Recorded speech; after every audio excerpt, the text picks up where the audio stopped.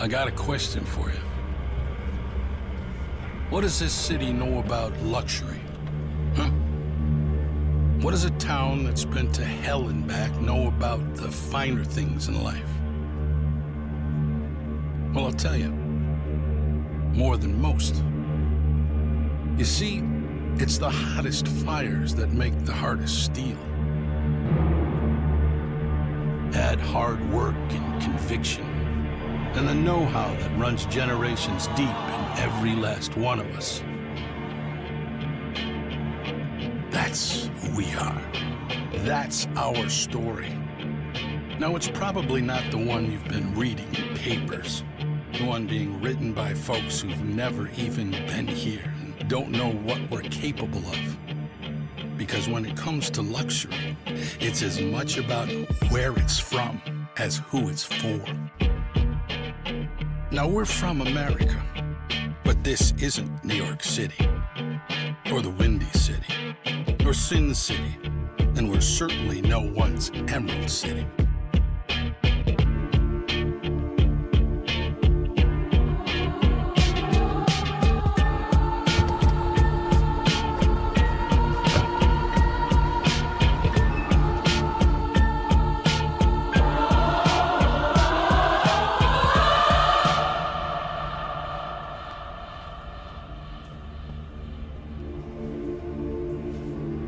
This is the Motor City, and this is what we do.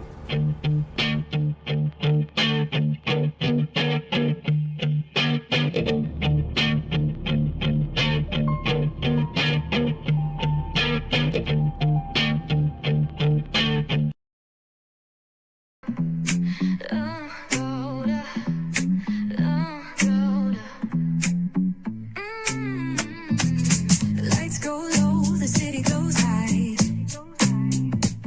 Stories untold under moonlit skies. Brave lonely, got the vibe, got the flow for the culture. Yeah, you already know. Turn it up, lean back, feel the breeze. Late night truths drifting through the trees. It's for the culture, by the culture. Brave lonely's got the soul to show ya. Breaking it down, lifting it higher. Feel the rhythm, spark the fire. Headlines flip with a soulful twist. Behind the scenes where the magic sits. It's the heartbeat of the now and the then, where the story starts and never ends. Tune in, lean and feel the groove. Every moment, a vibe you can't lose. It's for the culture, by the culture. Brave lonely's got the soul to show ya. Breaking it down, lifting it higher. Feel the rhythm, spark the fire.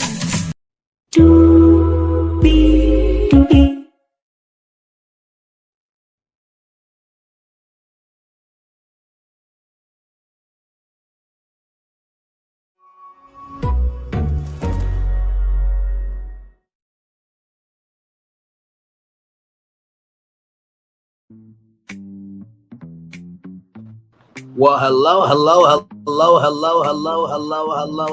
to you. Shout out to the 14 people that just came through. Thank you so much for coming through. 9 people here now. Welcome in, everybody. It's time to talk about some Ray to Love, season 11, episode 7. We're gaining closer. We're getting rather closer and closer to the end, and hopefully gaining some new relationships. Gigi, what are you thinking about this episode? Because, child, my Lord, we in it now. And by the way, everybody, I have some intel. There's a content creator that got an interview with Darius's ex. No joke. We got that for you live tonight. So higher is waiting. Lower is available, but either way, we got to go on tour. Yes, indeed, we do. Let me take down that kind of intro there. Good evening, everybody. Welcome in. Gigi, how you feeling? All right, my mic wasn't working, but feeling good. Hello, everybody. Welcome in. Thanks for joining us. And yeah, you hit it on the head. This episode definitely was a lot. It's so much to talk about, which keeps bringing us to our point that we make every episode because anybody who has followed the Ready to Love, um, you know, brand and branch, you have seen the development of the show. You've seen the development from the first season till now, but you also seen the mishap that we had last season and how much it was. I don't want to say it was torture to watch, but it was torture to watch, you know? And it just seemed like, honestly, I almost was worried for the Ready to Love, brand, just because of last season and how bad it was. I got worried, but there were a lot of strikes that were happening in the entertainment industry during that time as well. So that could have been something to do with it. Don't know. But this season, every episode, it's going harder and harder and harder. We've not been let down yet. Not one time. There has, and sometimes even usually when the season is good, you still have like the episodes you're like, oh man, that one wasn't as good, like the last one, or we hope for the next one's better. But with this season, they've brought it. So I'm excited, and we are more than halfway there, and soon we will be seeing who's going to leave with someone and who's going to stay alone. Yep. Absolutely. By the way, shout out to the 19 people that were just here. We saw y'all. Glad to have y'all come through. Thank you so much. And then 13 now Hey, people. Jay. Hey, Jaguar. Good to see you here. Glad to have you here. Q will be here in a little bit as well. Like I said, a lot to discuss here upon this evening. So, plus not only that, we got also the one, the only, the official Nikki News. Much love to you as well. Glad to have you here as well. Nikki, what's up, boo? Absolutely. Glad to have you here. And like I said, we also got Miss that Dolly interview out. Say that again? No, I'm saying to Miss Dolly. Yes, absolutely. But that's a good one. The interview with Darius's ex. Really looking forward to that. And it's about it's under an hour, but it's from somebody who's been in our chat before, I believe, just Rhonda 01. And here's the thing, I want to say this, right? Shout out to her because she's got 529 subscribers and got interviewed with the ex of Darius. So shout out to just Rhonda. You know what I mean? Because honestly, to tell you the truth, how many times have we on our show and many other shows, we always think, the bigger the better. But also too, like, to have only 529 subscribers and get an interview to a person that a lot of people are having questions about, good on you. You know what I mean? So yeah, definitely shout out to her, because we have expressed that a lot. Like, a lot of times, especially people who are viewing, they feel like content creators, you can only be a good content creators if you have a certain amount of followers or subscribers, and that's really not even the case, because we've proven that wrong, even especially in our earlier stages. First starting out, we had a lot of interviews and still have, get interviews with cast members from the shows. And shit, Braylon, hell, when we first started out, we didn't have, that many subscribers, but we were still getting those interviews. You know what I'm saying? So, it really is all on the person and your talents and how you are able to provide certain information to get that feedback. Absolutely. But shout out to her. Okay, because listen, that's what it's about. That's what content creating is about. She created content where there was a need for it.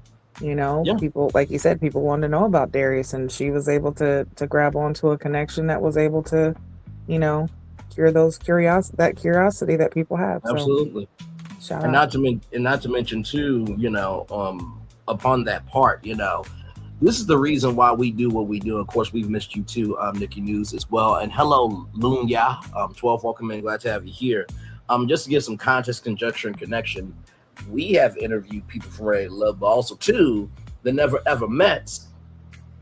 Just to take a side note, but still be on the same note about OWN. Yours truly, Brandon Lee, was the first person to break out the Never Ever Mets on YouTube. And then everybody wanted to fall away when it was the DV situation and kept it going and interviewed Millie, Josh, Aaron H. and Diamond. And, you know, Gigi has also interviewed Josh as well, along with me. And like I said, at that time, I think we were still at 3,000 subscribers, right? But also, too, I've told y'all this before. I was supposed to interview Taronda Jones before the whole big shaboozy, in the words of Nickelodeon, went off. Like I said, just because we don't say everything we do behind the scenes don't mean we ain't working. You know what I mean? So, but also, too, you got to be proud of where you are. And Gigi, I wanted to show you this real quick because you've been along for the ride and Nikki News as well. We are Hello to you, Lanaya. I think that's Lanaya 12. Yes. We have been getting closer and closer and closer. I'm just going to show the number. Okay. 20,000 away, ladies and gentlemen. Okay. Just let that breathe for a minute. A lot of work. We'll definitely be there by the end of the year. You will be there. So yes, indeed, it will be a grand old time on our channel. Okay, but just wanted to let y'all know, keep going. Okay, because there was no way in hell I could have ever thought of that. And let me just say this: all the views to get to that number, majority of it has been because of other content. I'm gonna say it 2 more times. Majority of those views has been because of other content. It has been because of other content. I did say my 5 statements, and that last bonus statement was this was going to prove who's a real content creator, who ain't a real content creator. Like in our anthem, just because we're not seen by everybody doesn't mean we're not being seen by who needs to see us. Amen, somebody. Amen. All right, y'all. Amen. Let's get to the beginning. Amen. Let's get to the beginning, doing what we do. We start off with the Gentleman's Lounge. And nephew Tommy just so damn silly. My African brother in Christ. Yes. Yes, Bello, you are looking good, brother. Yes, indeed. Where are you going after this? Because I need to get some fashion sense from you, my man. Shout out to South Africa, by the way. Nephew Tommy really did have an accent.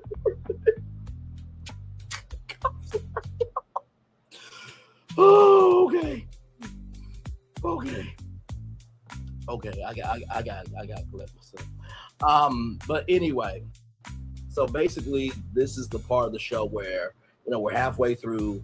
It's time to meet your exes. You got to introduce your past to your potential future, and y'all, they had the get ready, and I'm like, oh, they brought the get ready music. They are throwing down this season.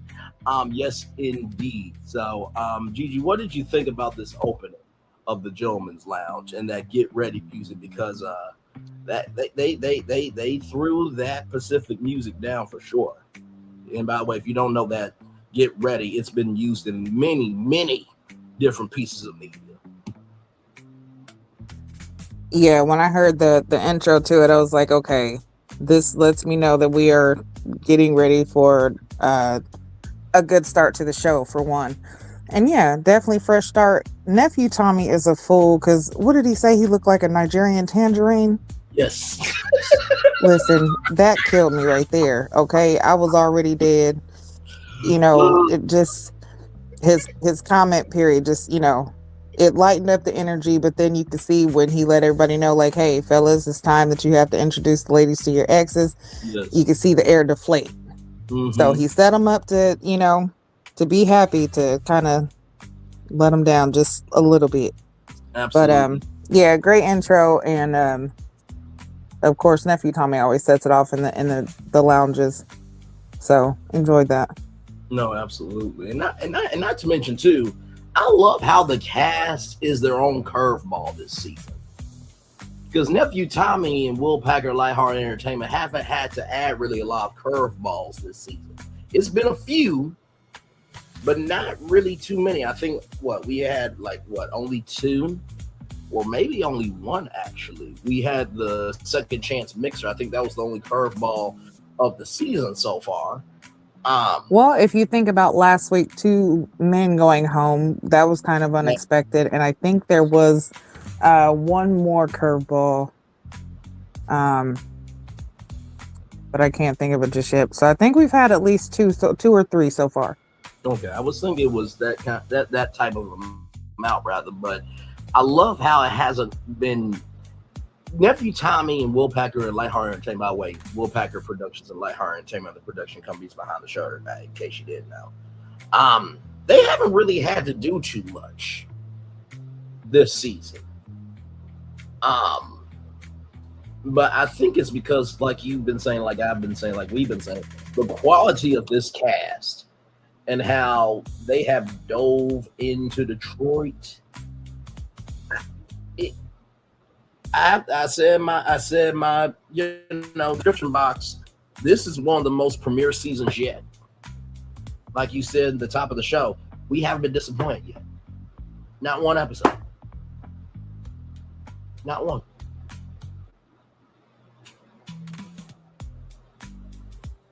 Sorry, say that again. It cut out.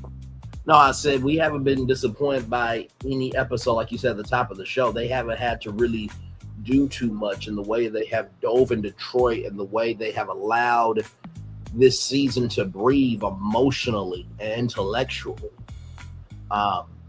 Really is a joy.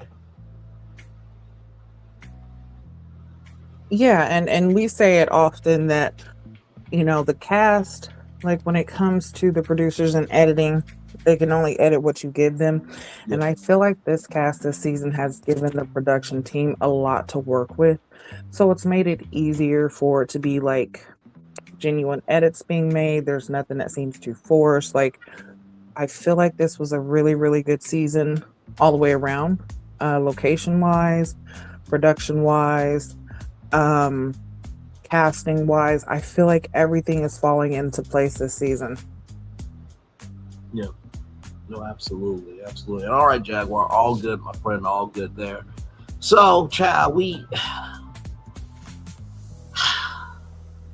I think Gigi's going to be quite surprised about what I have to say about this person right here. In just a minute, so basically after the Get Ready music, we meet Carday's ex, whose name is Day. But Day has a night soul, okay? Day has a night soul. Day has a night soul, ladies and gentlemen. So as we can all see here, there is Dominique right here, Cardom right there, Enchante, and also Shannon. And so, not Joy Child.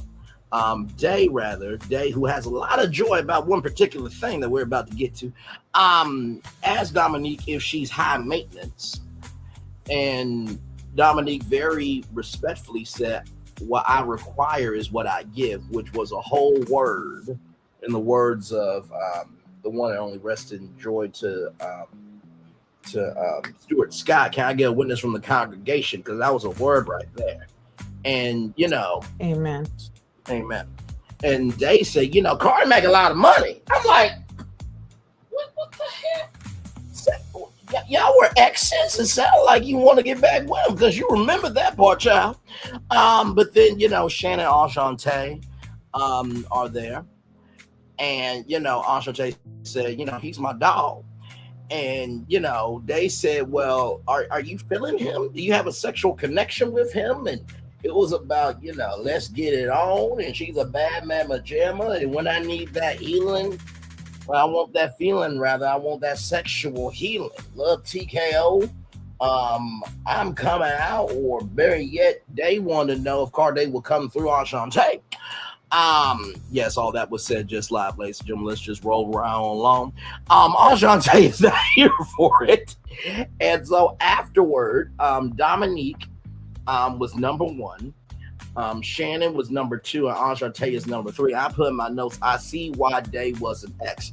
As a member of the Thickalicious Church of God, Full Gospel Baptist Church, Church of God in Christ Church, Day, you doing too damn much. Like you know, I saw the walk. It was cute, but child, like I like my woman to not only, you know, handle her curves, but handle the curves of her mindset and how she moves, because you just came out like Cane Corso. You didn't give a fuck about anybody's clothes. You didn't give a fuck about anybody's makeup. You didn't care if anybody was sharp or not. You just lost your rabbit ass mind. And normally I would go for somebody like you. Like, the look was good, the glasses were good, although it kind of, I don't know if this white part looked like the granny glasses where it's like, baby, come over here and tell me what's wrong, because it seems like you ain't all right with yourself. But besides that, if you would just been normal, I might have a little crush on you, but that was a lot.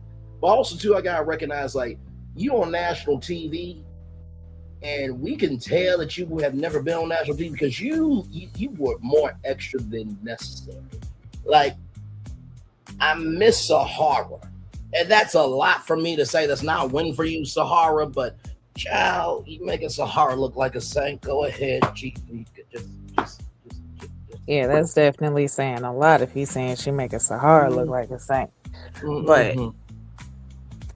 But really, so yeah, one, she absolutely was doing too much. Okay, there was a lot that was unnecessary. Now, it seemed as though her Ashante saying that, you know, saying, hey, that's my dog, or whatever, that was a trigger, because that's what kind of triggered the whole thing. Because once she said that, it seemed like that's when the back and forth started happening. Right. And then, you know, the whole sex thing came out, which I can see where Day was going, or where she was trying to get to. And I can see how it can be uncomfortable. Yeah. But also, let's just be real. One, everybody's sitting around is grown. Okay. You either already have kids or you want kids. Yep. Trust you're old enough to know what sex is. Yep. So for there to be like such that uncomfortability, like, okay, so I understand, but then also in the same token, it's like, what's wrong with that conversation? Okay. I understand you might want to do a one-on-one with that person if that's what it's going to be. But I feel like also that's a part of dating, and that's a part of an understanding that should be spoken about, right? Because you want to know, okay, so you can be physically attracted to someone and mentally attracted and things like that, but then if that other attraction is not there, you're wasting time. Right. So a part of getting to know that person is getting to know what they like, or getting to know if you know, you can connect in that sense, you know. So I can see that conversation being important and actually being something that should be talked about. Should it have came up how it did? No. The back and forth, very unnecessary. There was so many other ways that could have came out more respectfully. I mean, love languages is a great opening, you know, to discover things, you know. But yeah, and also, like, that is also another way for the ladies to find out about Corday. You know what I'm saying? Or Cardi, I mean. Like, everybody, I don't know why I keep calling him Corday, but everybody find out about Cardi. You know, like, it's like, okay, well, he's a very sexual man. He likes this, you know, which most men aren't, but as a woman, wouldn't you want to know that? Because if you're not that way, okay, well, I probably shouldn't put myself in a situation to deal with someone like that if you know that that's not how you are. Right. You know, so I could see the conversation being a problem just because of how it was presented. Again, message could have been delivered differently, but the messenger who delivered it is a little bit tacky doing it. You know what I'm saying?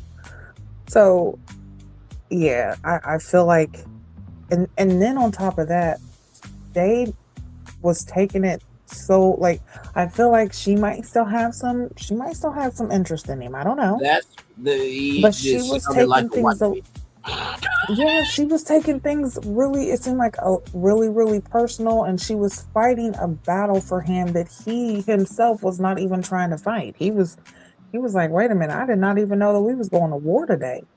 right. Why did nobody put this on the agenda? Like, wait a minute. And he's, trying to stand up, trying to say things, trying to, get his words in, and it just was not happening. And I Right. agree with you. I see why she's an ex. Okay, because if this is how it was in the relationship, then yeah.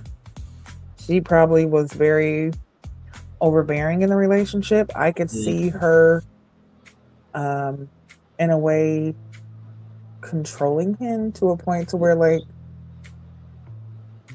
I don't know, like he would shut down. You know what I'm saying? It's her way or no way type. I could see it. Yep. But yeah, yeah, she definitely turned the situation into something that it shouldn't have been and did not even need to be, which could have made Cardi look bad. So, her being this ex, like there's so many different ways that could have went. Yeah, and then with Enchante, I do kind of get what she meant by what she could have stood up for me a little bit more. But Enchante, you just saw what we just saw. Like, I'm gonna give Cardi some love, grace, and space up. Like, wait, I just asked you to get to know him. I just, I asked for, just a tennis match back and forth. This is not the U.S. Open. We're just serving back and forth and drinking some cucumber water in between the set, like, or the sets rather. That's all I wanted. I asked for a casual tennis match, not for fast baseballs at a batting cage. You know what I mean? So I'll just tell you, I give Cardi a little love, grace, and space, because even I'm a talker, but Gigi and Q and Solana, I think everybody else here knows me of. I at least have enough social skills, and I know how to mentally breathe to match the energy of the room. You know what I mean? So I felt for Carla. Yeah, that was definitely troubling. Yeah. Let's say I'm glad that he got out of that situation though, because man. Same. Child, can you imagine if they come back around to Detroit and she a cast member on the next season? No, listen here. Listen, I was about to say, look, if that happens, I'm not watching. But then the other part of me was like, no, you gonna tune in because I want to see how that explodes. I want to see that train wreck. Now wait a minute. Now here's how we'll really know if Gigi's really honest. Would you rather be Day's producer on that season, or would you rather deal with me live hosting the Ready to Love live reunion special on it? I know I'm not there. That is. Yeah, that's a tough one.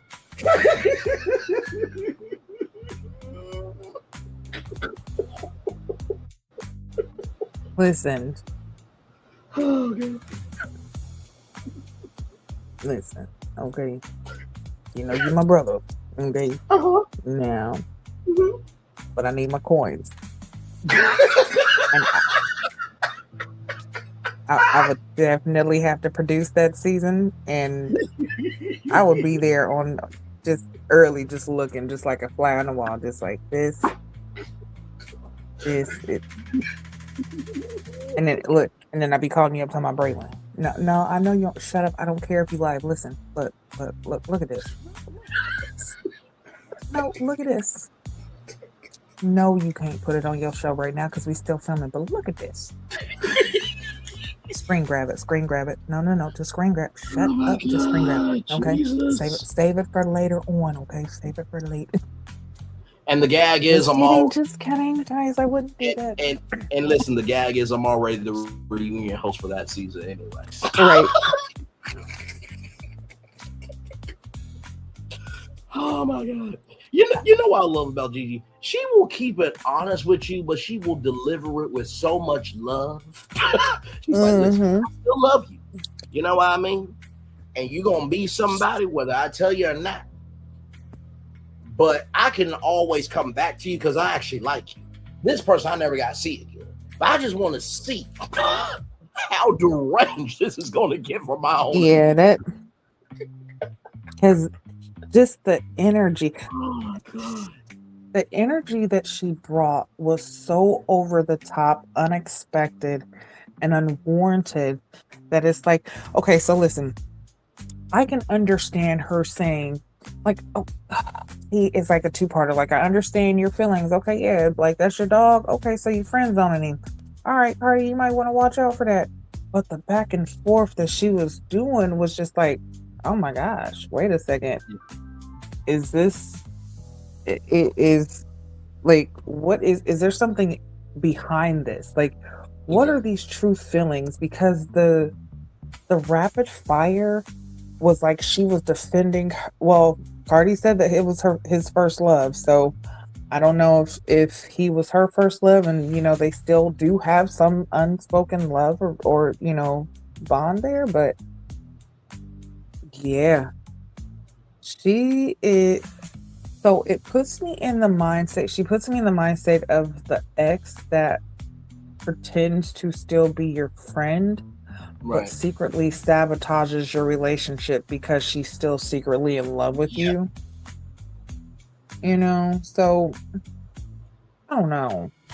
Y'all tell me if y'all seen it or not, but that's just what it gives me. Just because, I mean, it was so crazy, just like how it was just like happening. So, you know what I'm saying? The back and forth. Like I said, there are ways that if you wanted that conversation to come out, or if you wanted there to be an understanding of who he was, and you want to get an understanding of the ladies, there's ways to have those conversations maturely.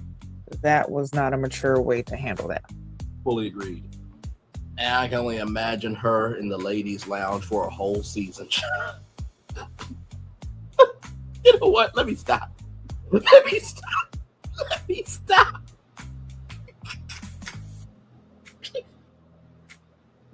Can you imagine nephew Tommy chilling with Day in the ladies' lounge? Oh my goodness, no. And hold on, let's quick shout out to, was it WSQKH? I didn't know who that was. Yeah, honey. Listen, shout out to you, okay? Shout out to everybody who was in the chat. Shout out to everybody who's here, who was here, who's gone. Shout out to everybody who's in the bushes, who's actually, responding. But we want to know what y'all thought about this. Amen. Cardi X situation. If in a situation like this is what I want to know. In a situation like this, what qualifications do you use to determine which ex you bring? Like, do you is it the last ex you had? Was it the one that you were the most friendliest with? Is it the one that you feel like, is actually going to do justice for you? Like, I really want to know, what do they think when determining which ex to bring? Well, to use the words of a bishop who said, "Close the doors." I want an ex who saw the best in me when everyone else around me can only see the worst in me. And I would hope to think that she could be my witness to understand the totality of who I am, but also saw within the totality that there are moments where I am layered, but I'm also grounded. And that, they could believe that there's an energy of, let me tell you something, this brother is so good. I had an energy of I never would have made it being with him. I'm sorry.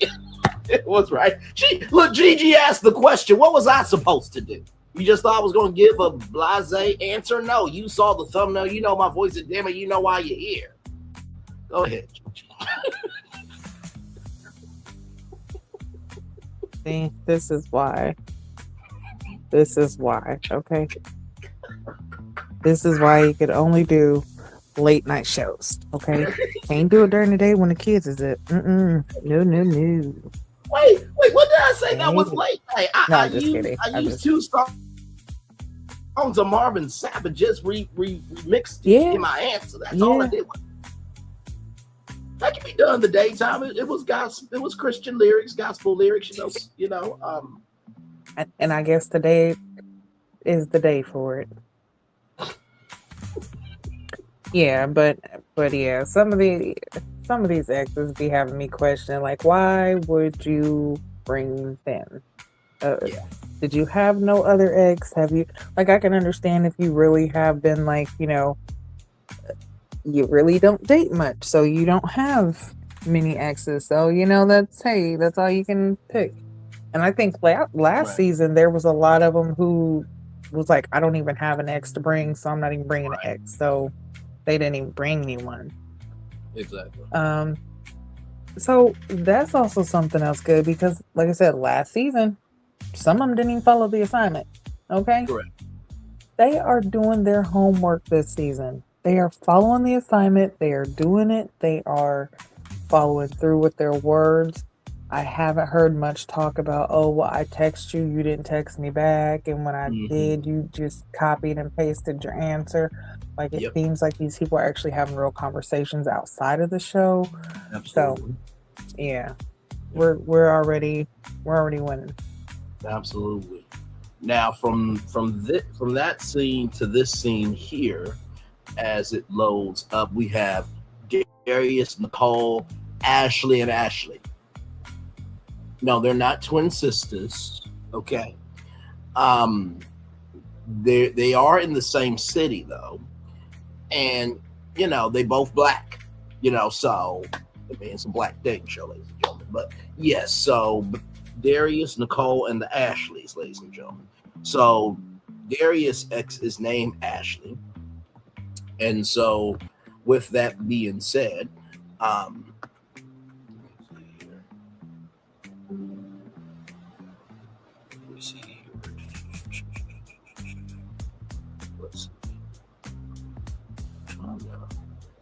okay, I got it.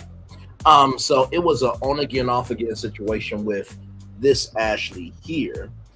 And, I'll say this. It seemed like this Ashley still has a thing for Darius, but it's an understanding of like, hey, I still want you to be you and live your life. I'd rather have an Ashley than a day. Okay, let's put it that way, because this Ashley was very cutesy, very mindful, very demure. So when it came to, first impressions, right? Nicole said, my first impression of Darius was he's not going to like me. And, Ashley said that she liked the look of Darius. And this Ashley here was speaking to Nicole of, you need to have some more confidence. And it wasn't like, oh, you ain't nothing important, special, or worthy. But it was the fact of Ashley could sense that Nicole had some uneasiness to her. And with that being said, as Ashley was leaving out, and this really ought to tell you everything, child, was Ashley got a fox, because during the first mixer, Ashley talked about furs and everything else. And so Ashley, was very surprised by it, but very blessed by it. And there were 2 kisses. And Ashley said that I think Ashley is good personality wise, and with Nicole, I don't know about. So I have to agree. I definitely see more with Ashley and Darius than Nicole and Darius. Not to say that Nicole won't find love, but it just seems like Nicole was great in the beginning, and it's like the process ran her instead of her running the process. What's your take on this? I can agree with that, and I actually think there is a slide of the fox fur that he got for Ashley. Yeah, But right. yeah, he has definitely shown his like for Ashley from the very beginning. We've seen it from the conversation. They have definitely been locked in. Mm-hmm. So it's not surprising to see them advance and, you know, move forward with getting to know each other. Nicole, on the other hand, seeing her one, let me just say, I don't know. Well, no, I'm not gonna say I don't know if it's because it was the last, but I was actually surprised to see her go on so many dates as top interest. Right. Like for Darius, I was kind of surprised to see that, and I was surprised to see it for I was kind of surprised to see it for Devon. Just slightly. But for her to even, be someone's interest on top and to be in that situation, but then come off so insecure and then not only was she insecure, but then she was also very aggressive and domineering. Like, Yes. so it was very shocking to see that behavior in her. But again, sometimes a person can either make you feel secure, they can make you feel insecure, regardless of if that's your internal self or not. Once you find that right person, they know how to balance out all of those insecurities and feelings that you have.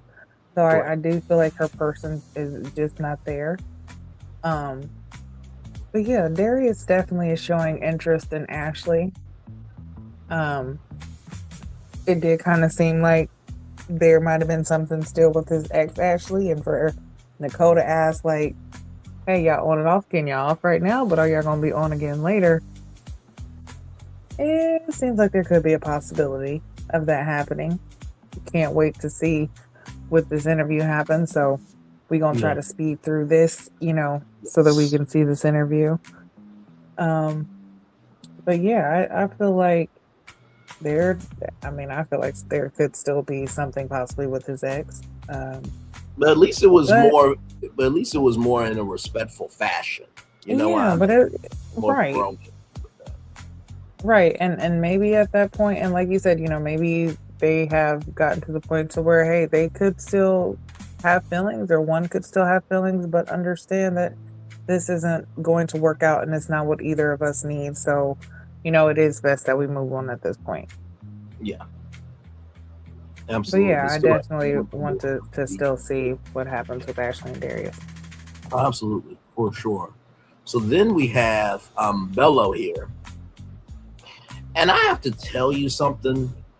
This ex right here is probably one of the most collected, down to earth, and ex that was an ex you actually want to potentially see back on TV. We're about to get into why here. So we got Bello, Dominique, and Enchante. Tara is Bello's ex, and they've known each other for 23 years. Let me say that number 2 more times. 23 years. 23 years.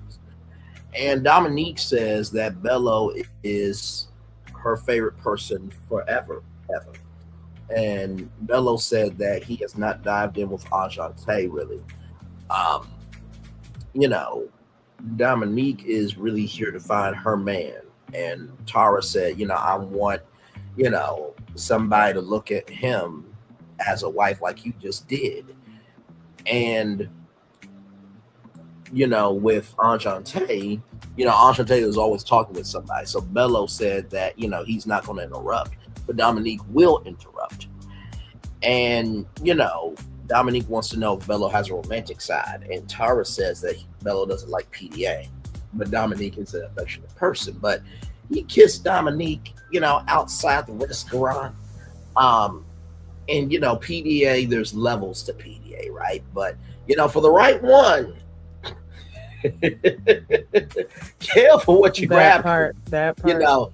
If your hand becomes a claw, listen, you become a prize too. Okay, it's equal opportunity with consent, everybody. Okay, listen, moving on. But a very important point to note on that.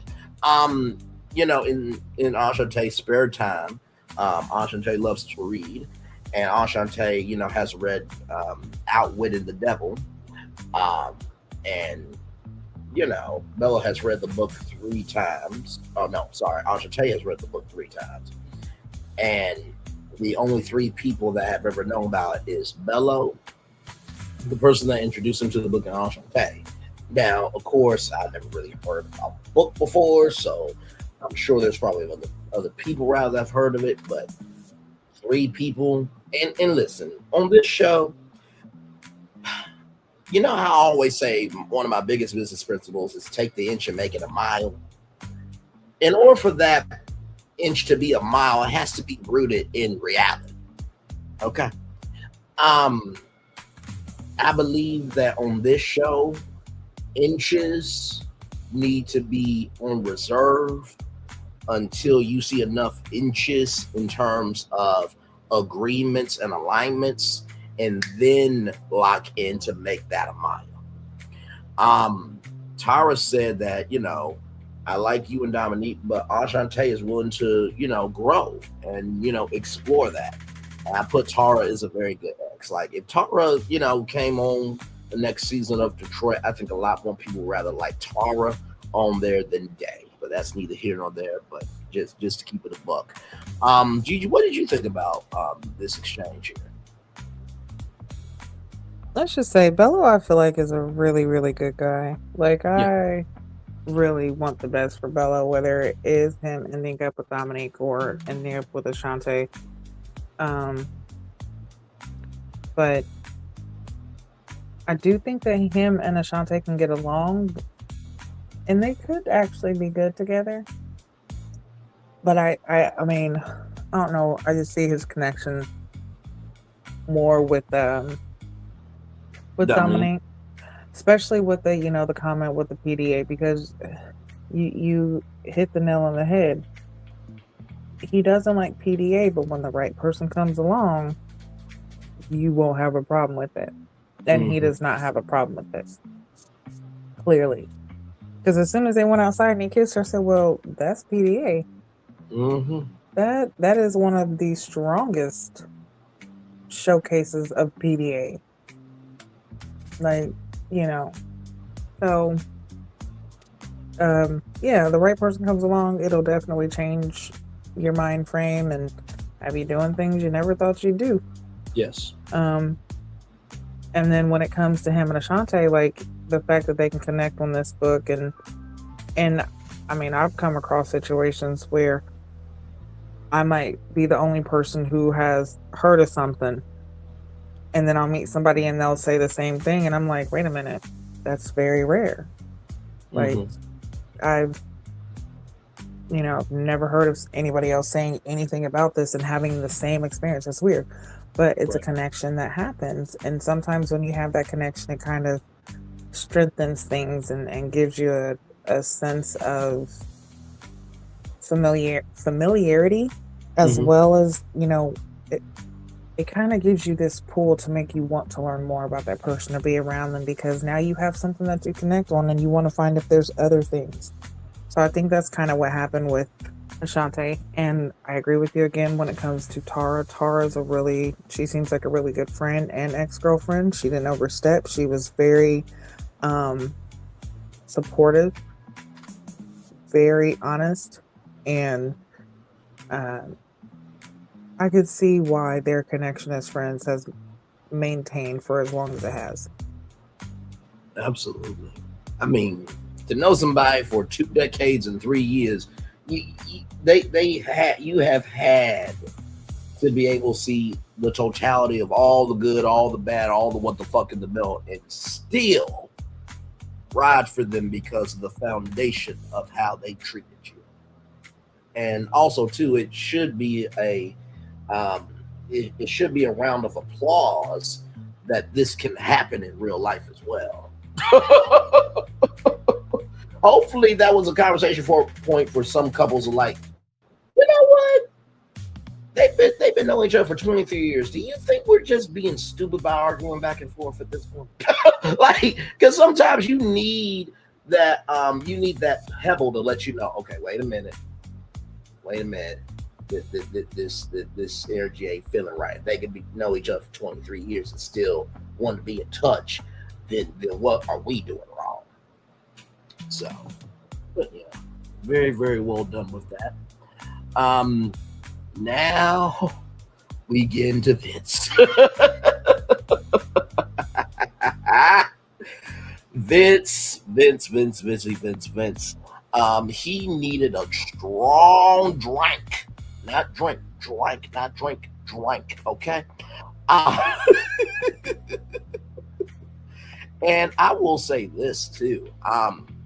When it came to Vince, he has Donna, Nicole, and Enchante. And I don't know what it is, but Donna has Shannon energy. It's just a little more grown, because I noticed that when they hugged, like, she brought him in. Like, not he rather, but she, grabbed his back with both hands and brought him in. I'm like, oh my, okay, well. Looks like you want to do some multiplication. That's where you implement your resources and go forth and multiply, ladies and gentlemen. Multiplication, ladies and gentlemen. Implementation, ladies and gentlemen. Yes, indeed. With that being said, this is Ebony. This is Ebony right here, right? So, Enchante and Vince have not gotten very deep. Enchante says that Vince is very passionate, likes to debate, and Vince was like, "Let me stop you right there, because I do believe that while yes, it can be true, there's also circumstances to that. But we're talking about the totality of me." And Donna had a wifey moment in her confessional. She was like, "Well, it does take two. You can stop." I'm like, oh, my. Donna has settled into her full grown ass self in this. Mm-hmm. Nicole is interested in Vince.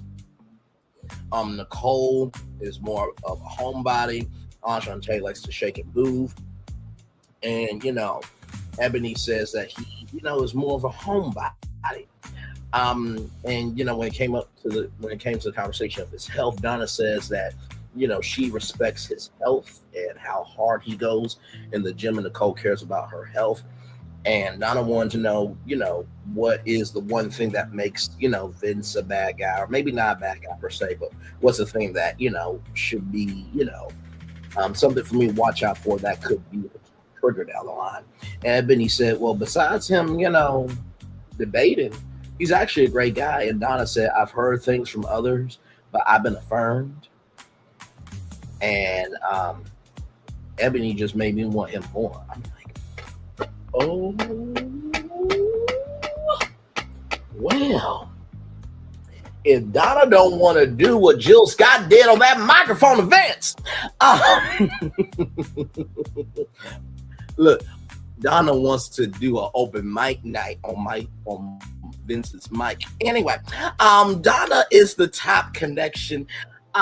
Gigi, over to you, beautiful. What did you think about this?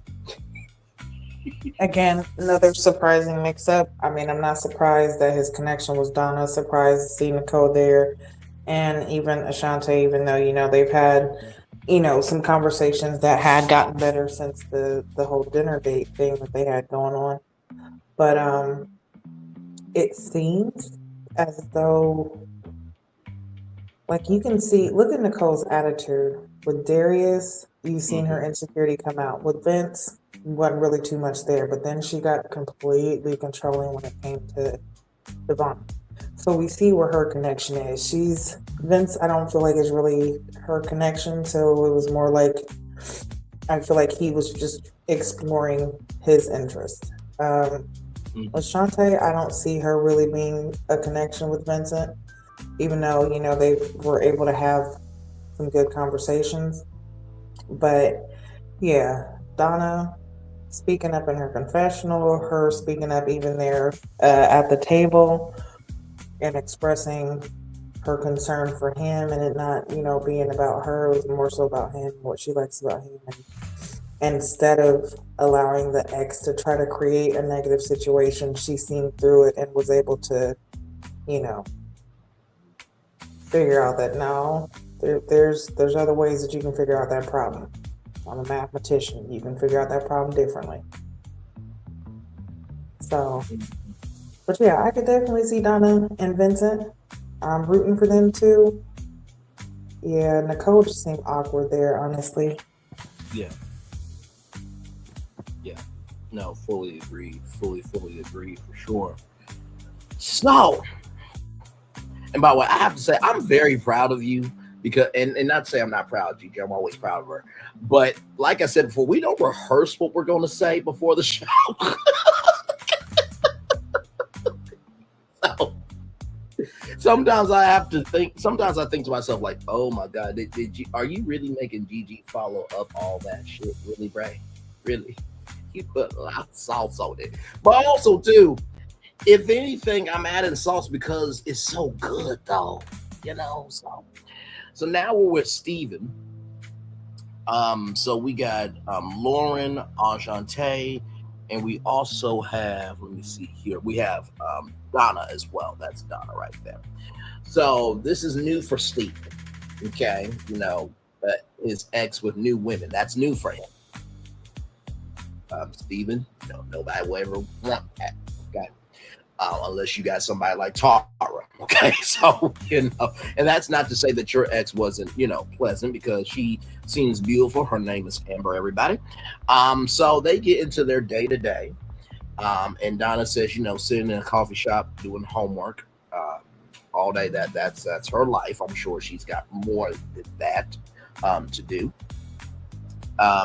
Enchante says, I like going out to new restaurants. I would like to see him come with, but that's really all Enchante gave. And Amber said, "Will you cook?" She's like, "Well, we may go out to a restaurant. I may not cook. I might go out." So I will say this to Enchante. It's weird because on the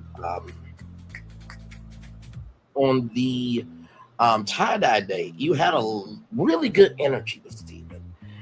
And then, for you to be in front of his ex and for you to, have this energy of being so blasé of like, well, we might go out, or I might not cook. Was there something that happened? Because it just seemed very lackadaisical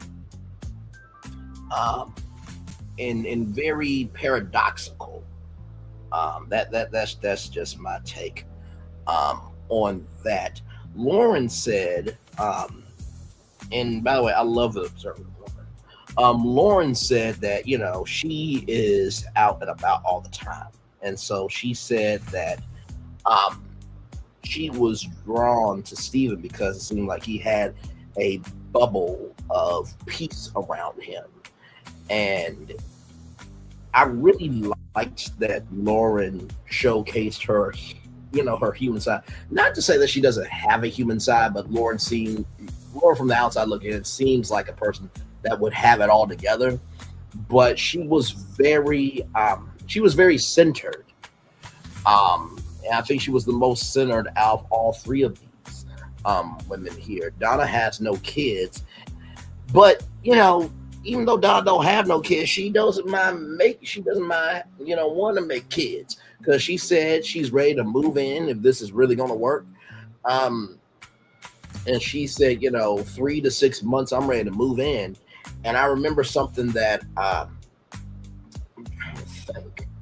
It was a couple last season that said, you know, I just wanted some time to breathe after everything. I can't remember the couple. I think Gigi probably will know the couple from last season in Philly. It was Khalil and um, Tay talking. I think that's what we were talking about when he was Yes. talking about. She was saying she wants to have kids, and he's saying he wants to enjoy his life after marriage. He wants to travel. He wants. Oh wait a minute, was it to- was it Kiara? I thought it was him and Tay that was talking. Okay. But is My that bad. what you're talking about? Is that what you're referring to, though? Is him I- talking I- about how he didn't want to have kids right soon? He wanted to travel, so that was like an issue because she wanted kids, but he didn't Yes. want kids right away. He wants to travel and just enjoy himself before having to. He wants. I know what you're talking he about now. wanted Yes, to enjoy his wife Yes, Khalil before and adding kids. Khalil and Tay, but no, I also mean, well, in addition to them, I meant the couple at the Philadelphia reunion. It was Kiara and my man. Jay.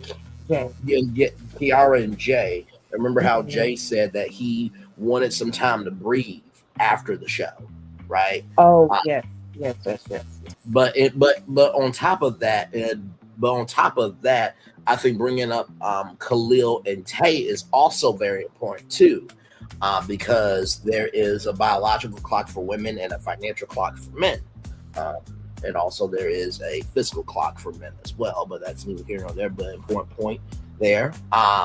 Amber said that Donna is fast, and if you didn't watch the episode, you might hear like, "Oh my God, Donna fast," but I got what Amber was saying. I think Gigi got what Amber was saying too.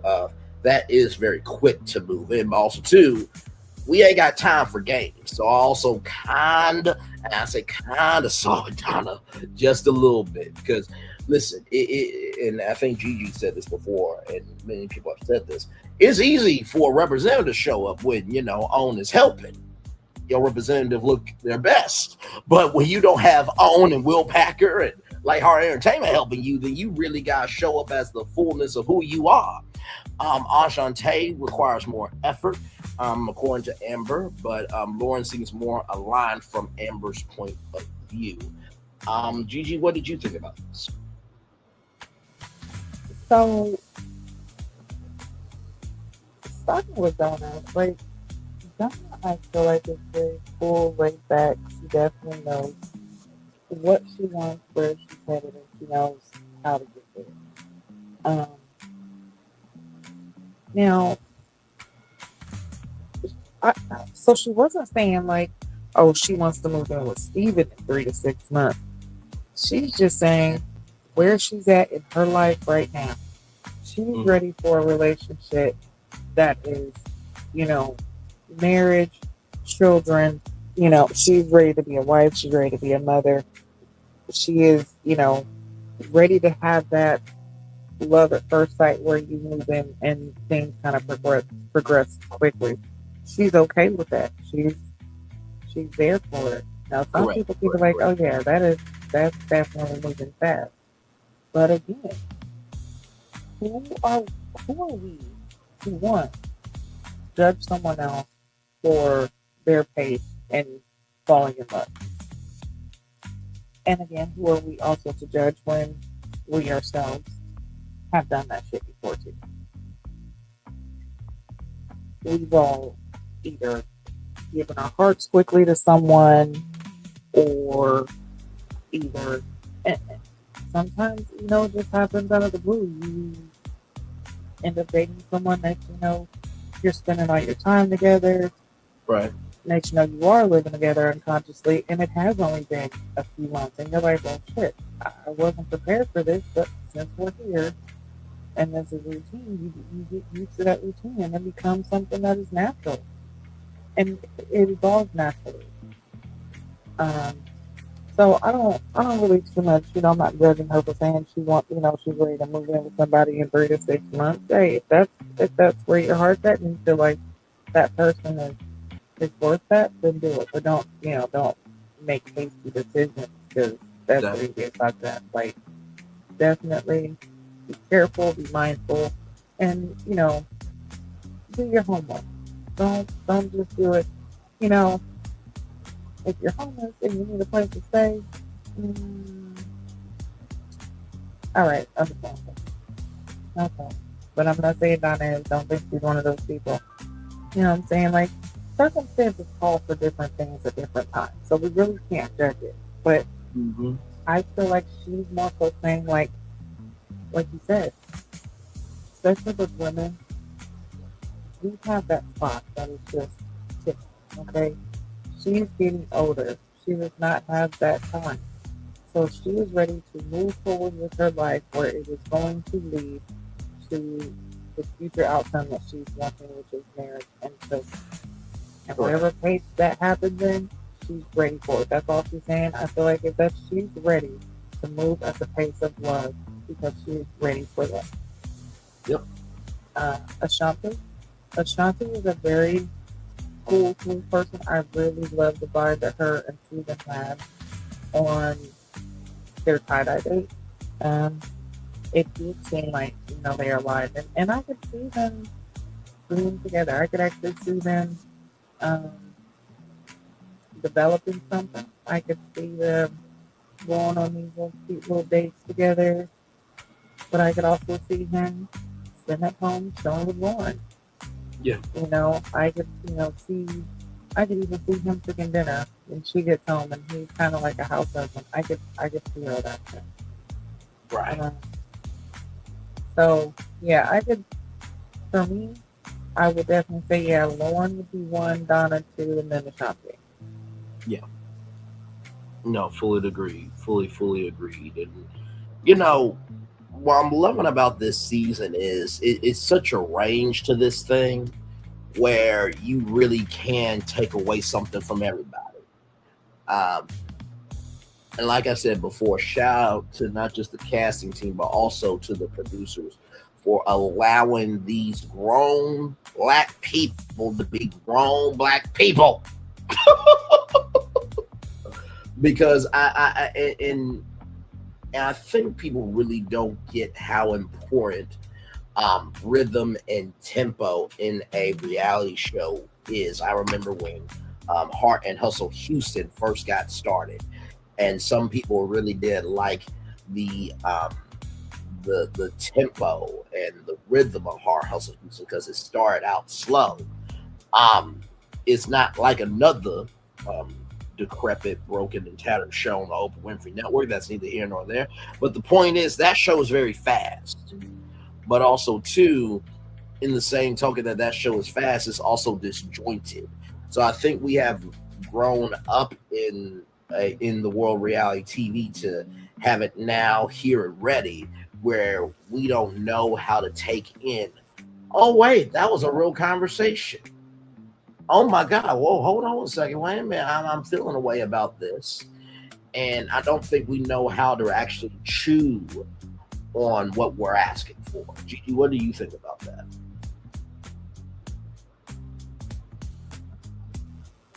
I agree. I agree. I think this season is definitely giving us more. I mean, it's giving us more overall, but it's also giving us more hope into what Black love can be developed into. We talked about this a lot, especially with this show, with the image that it is giving off, and how other seasons have kind of uh, stained the image a bit. But I feel like this season is picking up. Production season is doing a great job, but it's just like, said at the beginning of the show, like, and also like people said, casting. like the cast, production team, I feel like everything is working together so good right now that this is the outcome that you get. Yep. You know, and it makes me look forward to what are we gonna get from Chicago, because we're branching off from these other, big cities, and now we're going to the Midwest, which the Midwest holds a dear space in my heart, because I grew up in the Midwest. So Right. for them to go, you know, go that way and showcase the beauty of it, even though there's a lot of ugliness all around, but it's exciting to see. But this season, kudos, hats off to production, hats off to the casting crew, and everyone who is working behind the scenes to get this together how it is. So I feel like we have a lot of good. It's not even just picking random cast members to come in and develop things. A part of casting is actually seeing who could possibly match up in the end, and I feel like Yep. whoever was doing the matchup did a really great job. So Absolutely. No, absolutely. Whoever is on the team for this season, and keep them for the rest of. No, go ahead. Oh, I'm sorry, just thinking maybe. Oh no, absolutely. Whoever's on this team, keep them on this team for the rest of the season. And honestly, Gigi, if they want to do Ready to Love After the Journey docu-series, this would be the season to launch that motherfucking spinoff. It really would. I would love to follow the cast series for real. Yeah, because was it this season or last season that they started doing this diary cam? Because I don't. Maybe they did it in the previous seasons before we started doing the panel, but I can't recall them having diary cam. No, neither can I. So them doing this, I feel like it's definitely a great launch pad for so many other things for the show. Yeah. Yeah. And honestly, of course, Ready to Love After the Journey is the title, but Ready to Love After the Journey Detroit. And believe me, I would, and Gigi knows this, when I review a show, I have to find out three things about it. What's the show about? What can I relate to? And finally, what my audience can relate to. And if I feel on any one of those pulses, if I can find the soul of the show, or if I can see what my audience can see what the soul of the show is, and I can hold on to that, invest in that, and stump the yard with that, I'll review it all the way through. So if y'all actually listen, we've been given a lot of game. Gave y'all whole Ready to Love plan to child Gigi, you're not gonna believe this, but I was in ChatGPT. I made a Ready to Love con. ChatGPT gave me the whole rundown. Do you hear me? Y'all could really set off this multiverse this season. And if y'all really do Ready to Love After the Journey Detroit with this cast, I will genuinely review it. I know Gigi and I will definitely review it, Q as well, and Slime. But if y'all did that spinoff this season, I will review it. We will review it without question. And I'm not just saying this just content on my channel and our channel, because we always do content regardless. But sincerely, this is the cast to do it with. Go ahead, Gigi. Yeah, no, sorry not to cut you off. I was just saying, the spinoff, and even doing a Ready to Love fan favorite, where we bring back the fan favorites, 20 of the fan favorites from previous seasons, and put them in the house and let them retry for love. Whether you were eliminated before or whatever the case is, but you get your pick, come back and try again.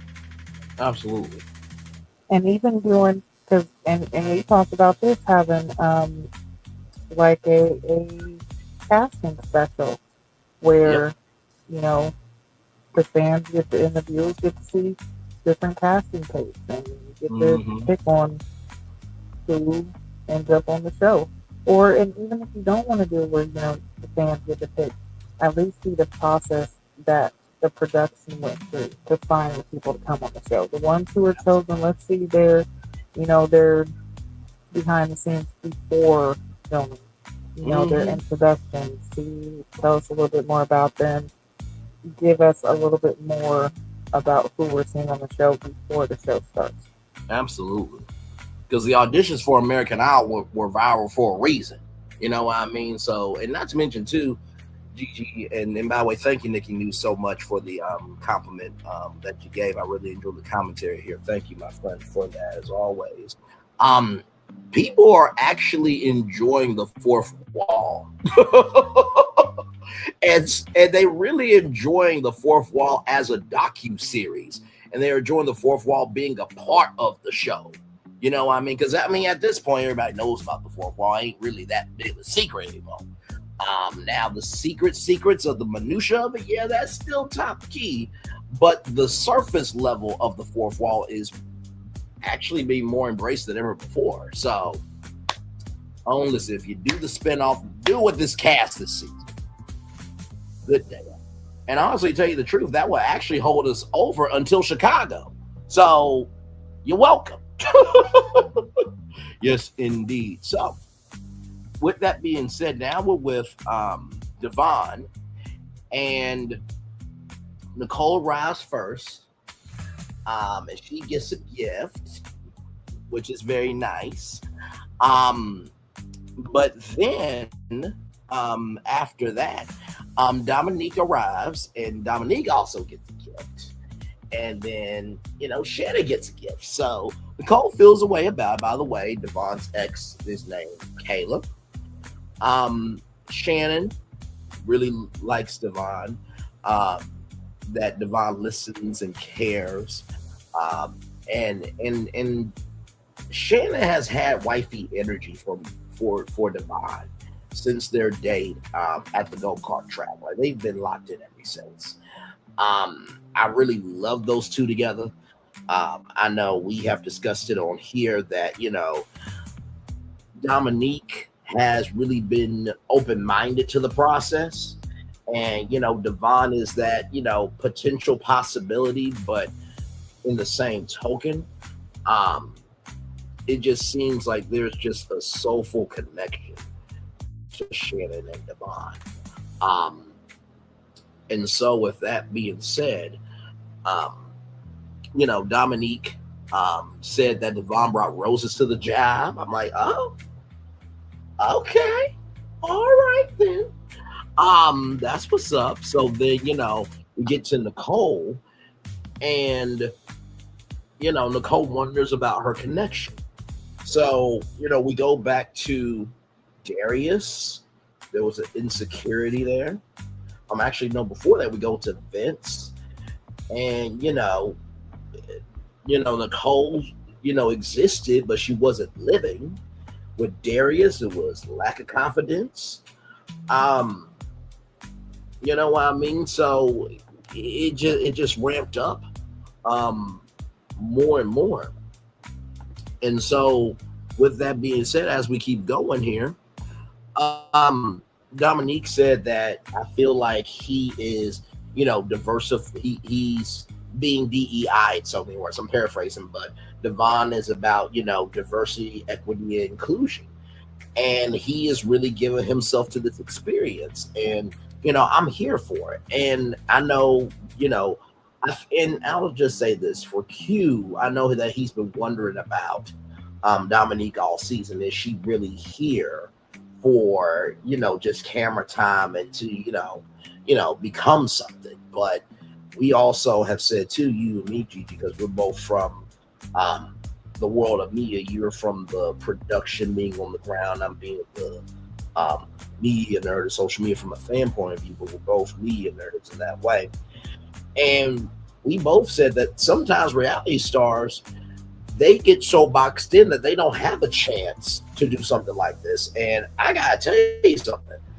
I feel like Dominique's DMs were already lit before the show, but they're going to be lit her after, because she has been nothing but loving, kind, and gracious. And of course, you can only, the editors can only work with what you give them, but she has really been her full self with this season, and she's got every right to be a little bit of a Janelle, but she's more of a refined Janelle. And that's not to say Janelle's not refined, because she married somebody that we all did expect she would. She looked like she married a regular person, but hey, sometimes that regular 9-to-5 person be Simone, said she didn't want a 9-to-5, but now her ass is going broke and trying to find a way to make $1.15. But with Dominique, she really does seem to be about the soul and not just the persona. But then we get to Nicole, who says, and I quote, "I don't want you talking to nobody else." And I'm just like, girl, like really? And even Dominic was like, "Well, we sitting here, right?" And she had kind of a Jerry voice from Tom and Jerry, but I say that in the most cutest way possible. And it seemed like, Dominique was gonna nuck if you buck, not physically, but mentally with Monique. And after all that, Kayla said that Shannon is the top of her choice for Kayla. No word on Dominique, but I will say this: I think that Kayla probably had more good things to say about Dominique than Nicole. With all that being said, Gigi, what's your take on this? Yeah, this was wild. Okay, because everybody sat down. Everybody's, first off, Nicole coming in, her talking about her connection with Devon. We know that she has liked Devon. And, her feeling like, hey, he's my top connection. And, me and him are good ladies. It'll let me know where I'm at. Her feeling like, even though he's her top, she should be his. She was sadly mistaken, because when Shannon walked in and he gave Shannon a gift, she was pissed. And she even said that she was pissed because she felt like he should only be giving her gifts and having all her attention on him. And before she even, got to the point of her possessiveness, that right there showed. And that's why I said, like, you've seen the levels of where she was with her interest, because with Darius, she showed an insecurity, which aesthetically you could see. Darius could definitely make certain women intimidated, especially if you don't feel like you're on his level, because the way he carries himself. So if you don't have that confidence, of course you're going to be insecure. With Vincent, she wasn't really too much into him, so she wasn't possessive nor insecure. She was just in the middle. She was comfortable. She was fine. And then with Devon, she was completely possessive and just over the top. And it was almost scary over the top, just because, when talking and Dominique expressing how Devon sent her pretty flowers because she knows that that's what she really likes, and you seen that jealousy on her face. And then also when Dominique was expressing how she really likes the fact that he is embracing the process and he is making his rounds to other women and trying to, put himself out there. She really accepts that tone shift, and Nicole was damn near scared. I was like, oh. Yeah. She seems so nice and sweet, but then that right there, I hate when she aggressively said, I hate seeing you talk to other women. And it was like, oh my. Yeah. Okay. I don't like it. Okay. Yeah. No. She would be the type that would show up at the hospital, because your grandma just, you know what I'm saying? And then she accusing you, talking about how you got a sugar mama. You're like, no, this is my grandma. Mm-hmm. You know what I'm saying? It's like, oh my God, wait a minute, calm down. But then Shannon just sitting there, and Shannon was shocked too, but she's sitting there cool, calm, like, because, her connection with Devon is definitely very strong. Yes. But yeah, I think that took everybody by surprise. Nicole kind of shut down all of it. Oh, absolutely. And not to mention too, like you said, with Shannon, and this is the thing that I really do love about people who are whole, and that's a statement that I've heard in dating here recently is I want you to come together whole, right? I love the fact that you beautifully stated this for this. Uh, Shannon heard what Dominique said in full and had no response, but respected Dominique. And I feel like Dominique Yeah, is that yeah. homegirl that, Dominique will hang out with Shannon and Shannon will hang out with Dominique. Oh yeah, and there would not be any jealousy or animosity. Like I feel like they could both live in their own selves comfortably and not feel like one has to overshadow the other. Mhm. But Absolutely. with Nicole, that would not be the case. No, not at all. And not to mention, too, Dominique really seems like she really will love just about anybody as long as you come to her correct. Like, Yeah, and yeah. and it, and it's wonderful that we also have, and I know we talked about this in the beginning, or at least I kind of hold it. At the beginning, they were talking about their careers and wanted to get to know the layers of them. But Dominique would hang out with Shannon and would be so interested in dilation and how you go about that. She'll be curious about Darius and be curious about Devon, and she's just open to good people being good people. And to find somebody like that as a friend or a lover is a rarity. Have you seen the world today? We're almost done with 2025, ladies and gentlemen. So I'm And not glad. to cut you off, Yes. with what you said, like even those people that you just named, I can even still see like Dominique, Shannon, Devon, Darius, even Donna. Um, Yeah. I could see them all being a group of friends and still hanging Yep. out. And even Bella. Like I could still see all of them hanging out, being cool, no jealousy, no animosity, just laughing, just kicking it, not having, um, like impure intentions. And you know what? I even just want to say them, all of them. I could see them having, no issues being around each other Yeah. outside of the camp. Absolutely. But again, Nicole's attitude showcases jealousy. And Yep. I feel like she would be the one that would have a problem because if she's around, if there's a group setting and there's a group of girls and there's a group of guys and she spots a guy that she likes, but that guy is not giving her attention and he's giving attention to other women, she's gonna be jealous. And Absolutely. it's gonna cause a problem. Like I don't see her being able to be in a city where she's comfortable like that. Absolutely. Without question. Without question. So we get to the gentleman's lounge here. Um, and with the gentleman's lounge, the positive vibes. For Bello, Dominique is still his top.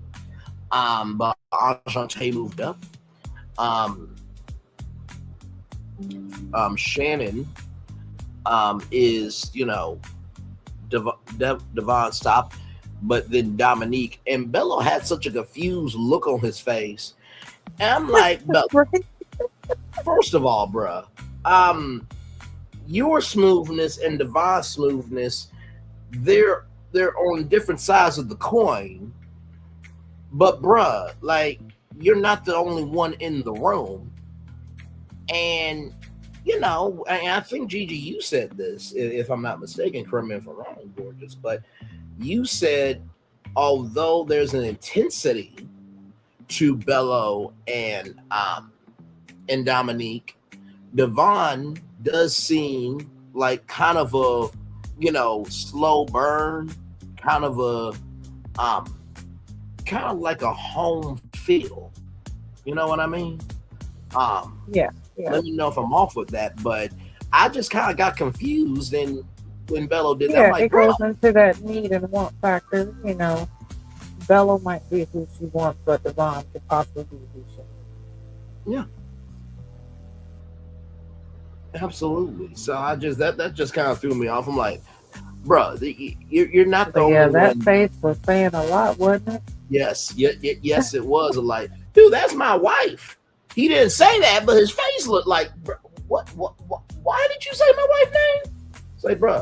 But let's be fair, because what was it at the mixer at the '70s mixer when the other guys had mentioned Dominique's name as their top? I think Cardi Mm-hmm. and Devon. He had that same expression. He Yep. was shocked, like, oh shit, wait, she has other connections? But she's my Mm-hmm. only connection. I don't have other connections. And I feel like that kind of triggered him into, okay, let me get to know Ashanti more. And that's Mm-hmm. why he's trying to move forward, because he is also seeing that, hey, Dominique is popular, okay? She has brains, beauty, and personality. You know, you really, you're winning. Mm-hmm. Although people can say, hey, well, there's definitely something there because, she's been divorced twice. Oh, well, Yep. there's still something. Doesn't take away from her being who she is. So, Yep. but, yeah. Absolutely. I saw that face and I was like, hello, come on now. Look, don't start having the cold tendencies, bro. Okay. Right. I hate hearing other names.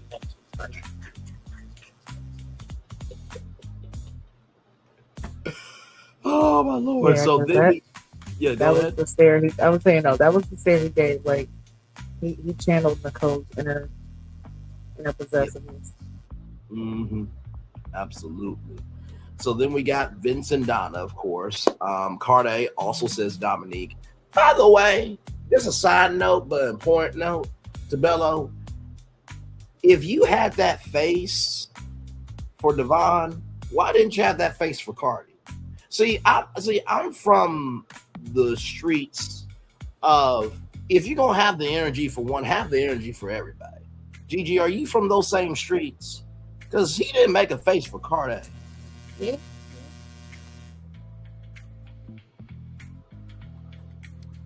Unless we just didn't see that face, but yeah. I just found that very interesting. You didn't make that face for Cardi, but Devon for some odd reason. Okay. For Darius, it was Ashley, and for Steven, it was Lauren.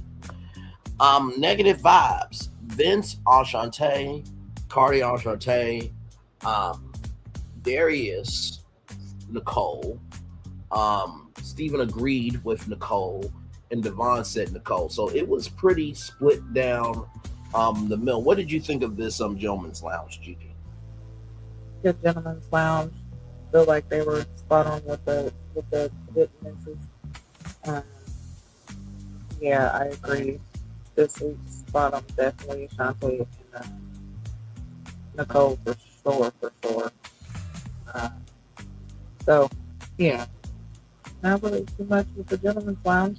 I mean, they were spot on, and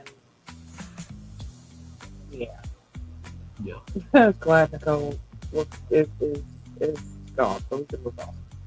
Yes, indeed. So, with that being said, Bello and Enchante are at this place, and I have seen this system before. It's actually kind of cool. So, if you ever been to Frizzoli's, they give you this little I'm sure they have this out basically at every restaurant. Well, not at every restaurant, but most restaurants, usually the sit-down restaurants, you'll get this little buzzer.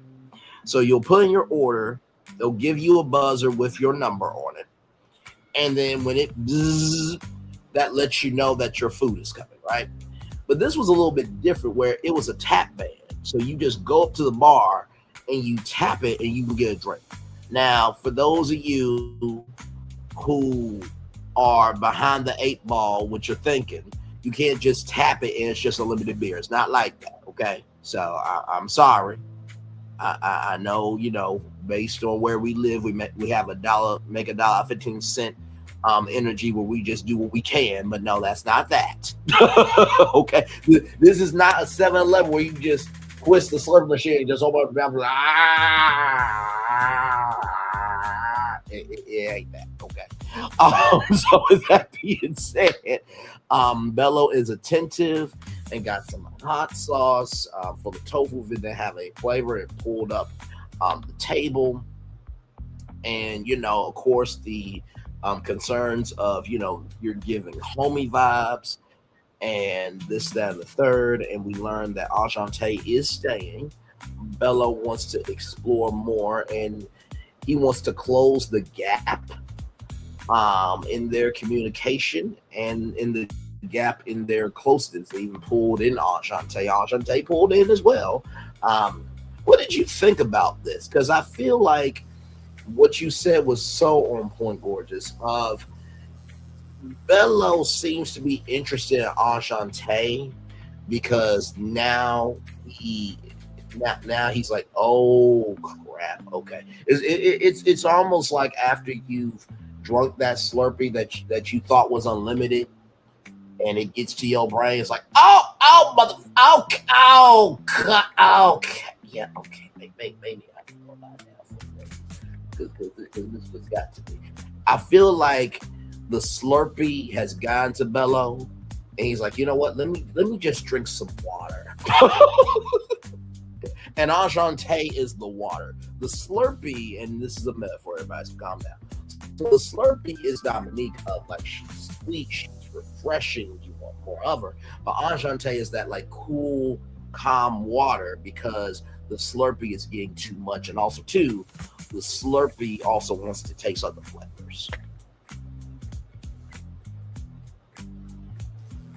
Yeah, so I like this meetup, and the fact that Bella was the one to do it with Ashante and was able to actually have like a better date, showcase himself more to her.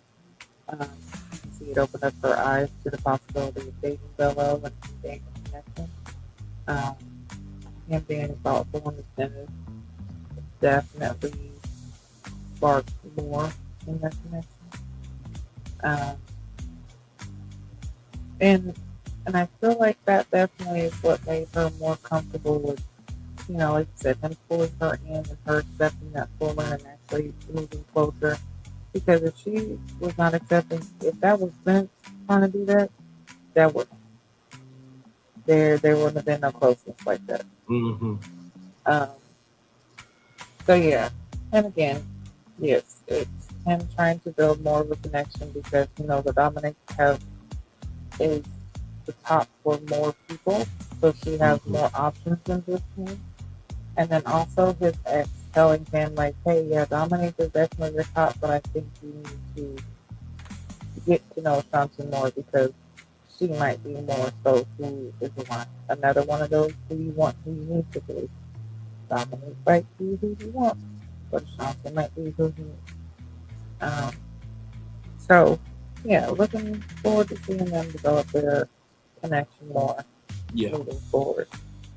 Absolutely. And the vacation has not happened yet, which for those of you who don't know what the vacation is where everybody who's left goes to this, house. And I think they're there, for like a weekend, Gigi, like Friday, Saturday, and Sunday. Yeah, it's like a weekend. Yeah. And that's where most of them get solidified, the connections, rather. And I'm pretty sure the vacation will happen not this week coming up, but the week after. Yeah. Absolutely. So then we get to Vince and Nicole. It's good to see each other. Insecurities were brought up. And, Vince was like, that's a huge thing of, if somebody talks to somebody, they feel like they're walking on eggshells. And Nicole said, you can do it, but I don't like it. And Nicole is eliminated.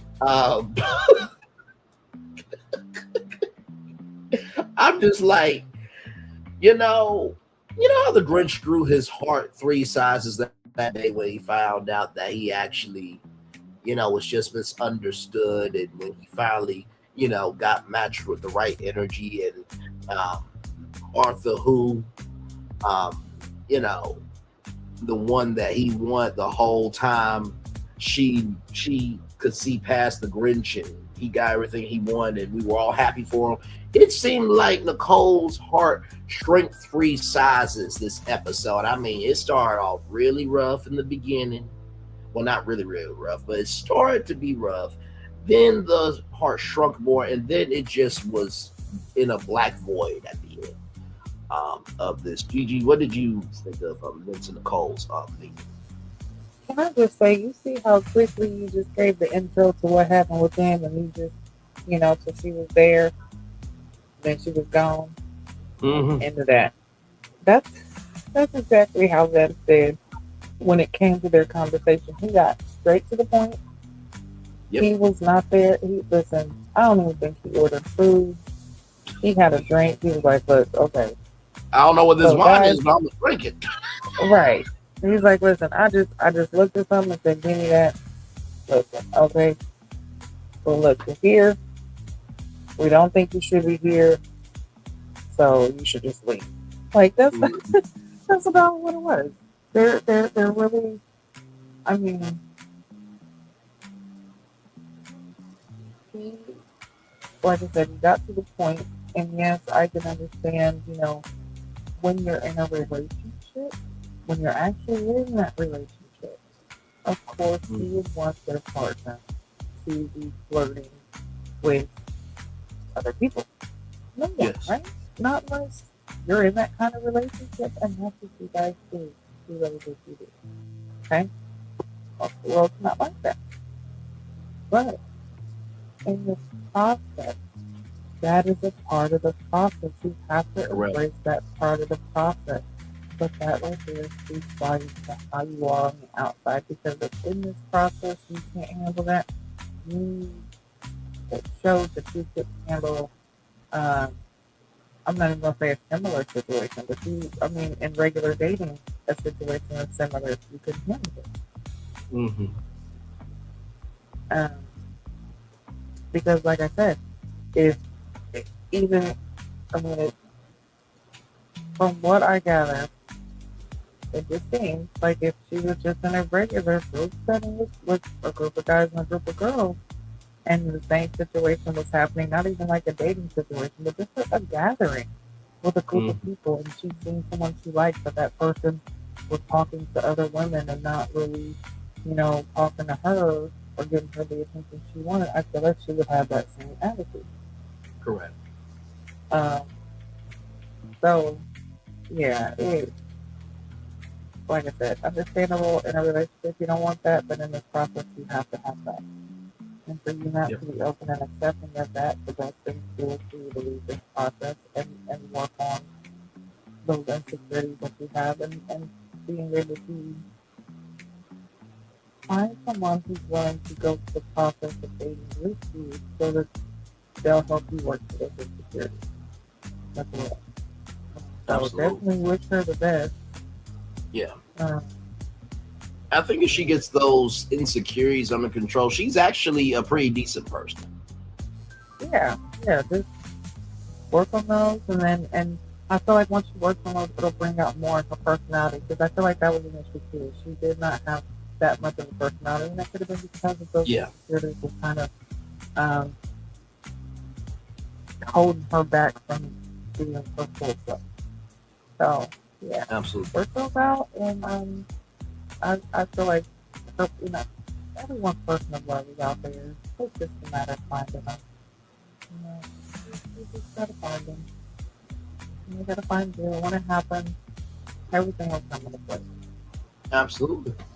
Absolutely indeed. So for the preview, the gentlemen have introduced their ladies to their exes, and now it's best friend time. Sometimes best friends are tough. That part. Sometimes best friends are tougher than the family. So we got Ashley and Darius, and then we get to see a Ray to Love alumni, Gigi Mercedes, who's been through the process before. And Devon says that he has 4 connections, and that's 4 out of 6, and Shannon's got a problem with it. We have to see how that plays out, but I have a feeling that Shannon is territorial, not like Nicole, but I think she's territorial because of the work that they've done off camera. It's like, okay, listen, you got 4 connections. Okay, we need to see where we are. And I feel like because Shannon and Devon have had that connection, he has the right to be at least a little bit territorial there. And then we're with Vince and Lauren, who the height conversation comes up of, are you actually 6'2", or did the doctor say 5.5 or 5'9.5? And then we got Devon Dominique, and Dominique was in her full grown ass energy of like, I need you to show up for me like I want to show up for you. What did you think of that preview? I'm like, child, this is one of the best. It's definitely going to be a good one. Can we just say that Shannon and Mercedes look like they could be sisters? Say that one more time. I said, was it me or did it look like Shannon and Mercedes could be sisters? Mm-hmm. It was Shannon and Mercedes that are friends, right? Yes. Okay, yeah. They look so much alike. I was like, oh gosh, no wonder why y'all are best friends. Mm-hmm. And yeah, I thought it was hilarious. So did the doctor say you were 6'2", and you really about 11? Like, what is that? And it's so funny, and I'm actually going to say it a little bit quietly because me and my husband had this conversation, and it was just so funny how that went. So it's kind of like a little subject. So, yeah. But yeah, I thought that was hilarious. And then, what was the last one? Devon and Dominique. Oh, yeah. I can't remember what Ashley and Darius talked about, but it seemed to just pass by, I guess. Yeah, I don't really. We'll just have to wait and see what happened with that. And when it comes to like, Devon and his 4 connection, it's like, yeah, by now in this process, but listen again, you would think like, yeah, by now you would dwindle those down, but by now this is a time when you're figuring out who you really have a connection with. Mm-hmm. So I guess at this point, yeah, him having 4 connections is kind of normal. He's figuring things out at this point. But yeah, now this is the time to really start honing in on what's happening, right? Where you want to be in this process. And then, yeah, the rest of, I'm just ready to see what happens. I look forward to the episode. When I see the previews, I just look forward to seeing what happens because I already know it's going to be something good. There's going to be some type of, I feel like there's going to be some type of bomb that drops. But yeah, I'm looking forward to next week. Absolutely. All right, y'all. Here it is here. Now, I have not watched this at all. I wanted to wait till we were all here together to watch it. This is Darius's ex. Now, for those of you who don't know, hold up, wait a minute. Is this supposed to be the one that was on, was it Facebook that was sending the messages? Mm-hmm. Clutch my post. What? Yeah. Oh, okay, so hold on. Before we say this is Darius's ex, okay, let's say allegedly, because he has said that they did not date, nor did they have any type of sexual contact or relationship like that. So, out of respect, we're going to say his alleged ex-girlfriend. Okay. So, yes, go ahead, proceed. But yes, this is the alleged ex. As you can see, she's a BBW. You can tell that that's there. Now I don't know if that's a real background or not. It looks like a very nice background. But Yeah, so this is just Rhonda, 0 and 1. We're gonna watch it here. I have not watched it, so this will be the first time that we're all watching it together. So with that, here we go, everybody. Yes, I haven't watched it in depth, but I've watched episodes. Okay, and well, clearly you have a bit of an attachment to this particular season. For those of you, like I'm just popping in here, so for those of you who don't know who this is, do you want to tell the people who you are, Nicole? Sure. My name is Nicole. I go by Nikki. And Hang on, I got pause it for 1 minute. Hey, Miss Parker. I'm sorry, I had to. She said she was Nikki. Oh, no, we're not gonna do the white version of the Parkers. Okay, we'll just roll on. Connection to the show is that my ex-husband, I believe that he was actually cast while we were still married. I was never told the name of the show, but Wait, hold on, stop when I it. started Pause. having some Pause. suspicions. Wait a minute, we're not pausing for the white Parkers, but we're gonna pause for that. Okay, go ahead. Hold on, because I don't know if I heard that right. Did you say that he was her ex-husband? Let's back it up real quick. Can you please back that up a little bit and replay that? Just let me make sure my volume is up, because I need to make sure I heard that correctly. Who this is? Do you want to tell the people who you are, Nicole? Sure. My name is Nicole. I go by Nikki. And my connection to the show is that my ex-husband, I believe that he was actually cast while we were still married. You heard that correct, Mundo. Oh.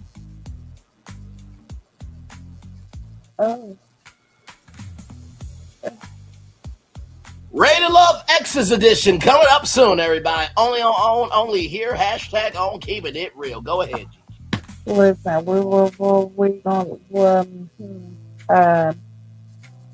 we might have to take that alleged out there now. Let's just continue. Okay, so this is Nikki, her ex-husband, who was her husband still at the time. Correct.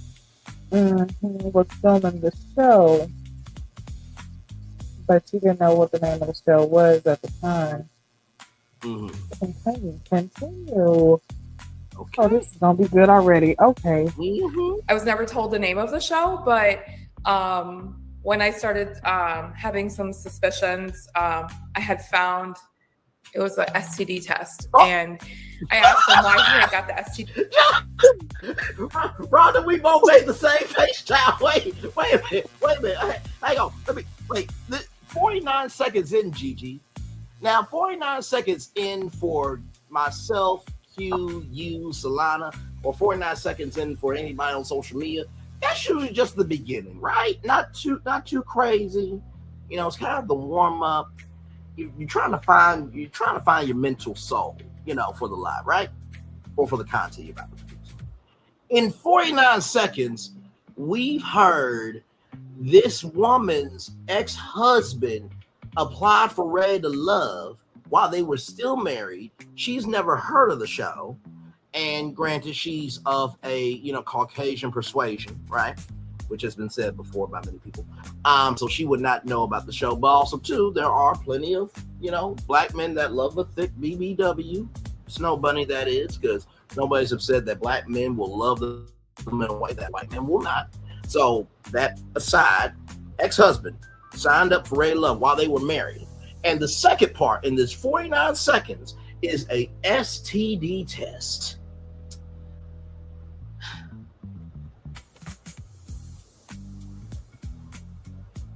Y'all make sure I didn't watch this before the show. Okay. So listen, when I said I just had to rewrap myself like a swaddled baby. Oh my goodness. My eyes are so dry because they have maintained being open for so long. I don't know how this has been possible. What? And like you said, 49 seconds in, oh my goodness. Heads up. Oh, you know what? All right, this is what night it's gonna be. Okay, okay. Yep. Can we go ahead and take that back to 45 seconds so we can begin at where she first started when she found the STD test, and we'll proceed Yep. further. We'll So go right. We'll go if we right. can get any further. All right. Yep. We're gonna go right back right here. And just Rhonda, I know this is your first big interview. By the way, just want to showcase the viewership. 2,500 views. Well done to you, gorgeous. And 101 likes now. 102 right there. Well deserved, by the way, on all that. You made the correct face. Did she not make the correct face, Gigi, when it came to that STT test? Listen, I don't know her face because my face was it's shocked. But I'm pretty sure she made the I know correct it did face. for you, but did she make at least the right face for the moment? Because, child, that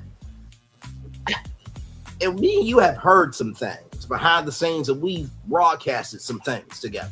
But I don't think we've ever made a face like that. Yeah, no, that is of that energy. oh yeah. Oh my goodness. I am still in shock. I think she had to sip her tea. I mean, yes. I think I would have spit out everything I had at that time. I would have definitely had to take a commercial break at that very moment and clean up my whole workstation. That is something.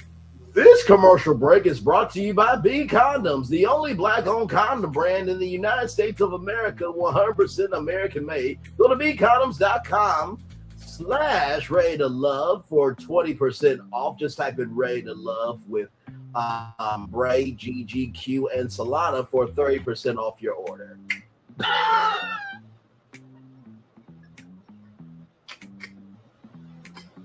All right, let's try to. Oh my God! Did y'all hear the smoothness of how that was a live read without anything in front of me? Because child, I just circumstances permitting, right? Of course, when you're a broadcaster like me and Gigi and Q and Solana and the rest of us are, you know how to handle anything. But child, even with circumstances permit, you can't really make a transition like that after that. But let's get back to this, child. Here we go.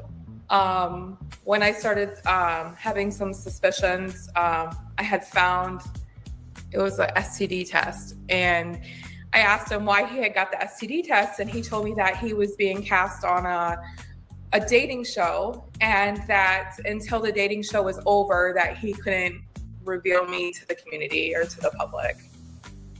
Oh, not a secret. All right. Are you from Detroit? I'm not.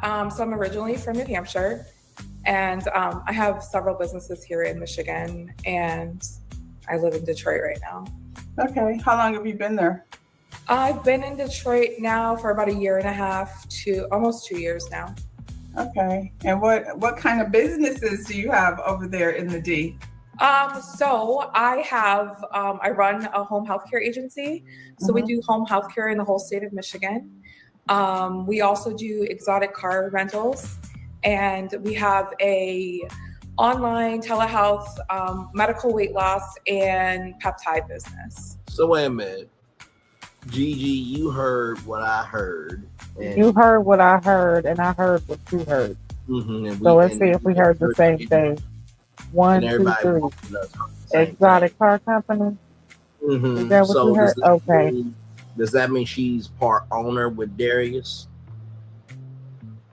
Or is she the real owner of it? Because, I mean, let's just keep it real. We already know when it comes to credit and loans and names and titles, and majority of the time it comes, in the name of the person that has the same color as the paper. Correct. So, is she really the owner, but she was, he's like co-owner? He's the co-owner?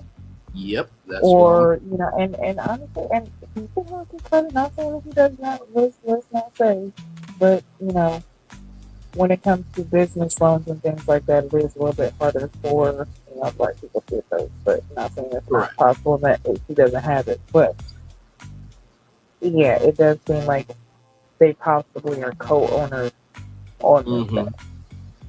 Correct. Okay. 1 minute, 48 seconds into the interview, ladies and gentlemen. Let's keep going. All right. How did you meet Darius?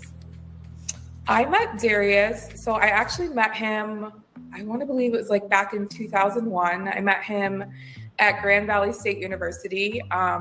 He said he was on the team. I met him at like a homecoming event.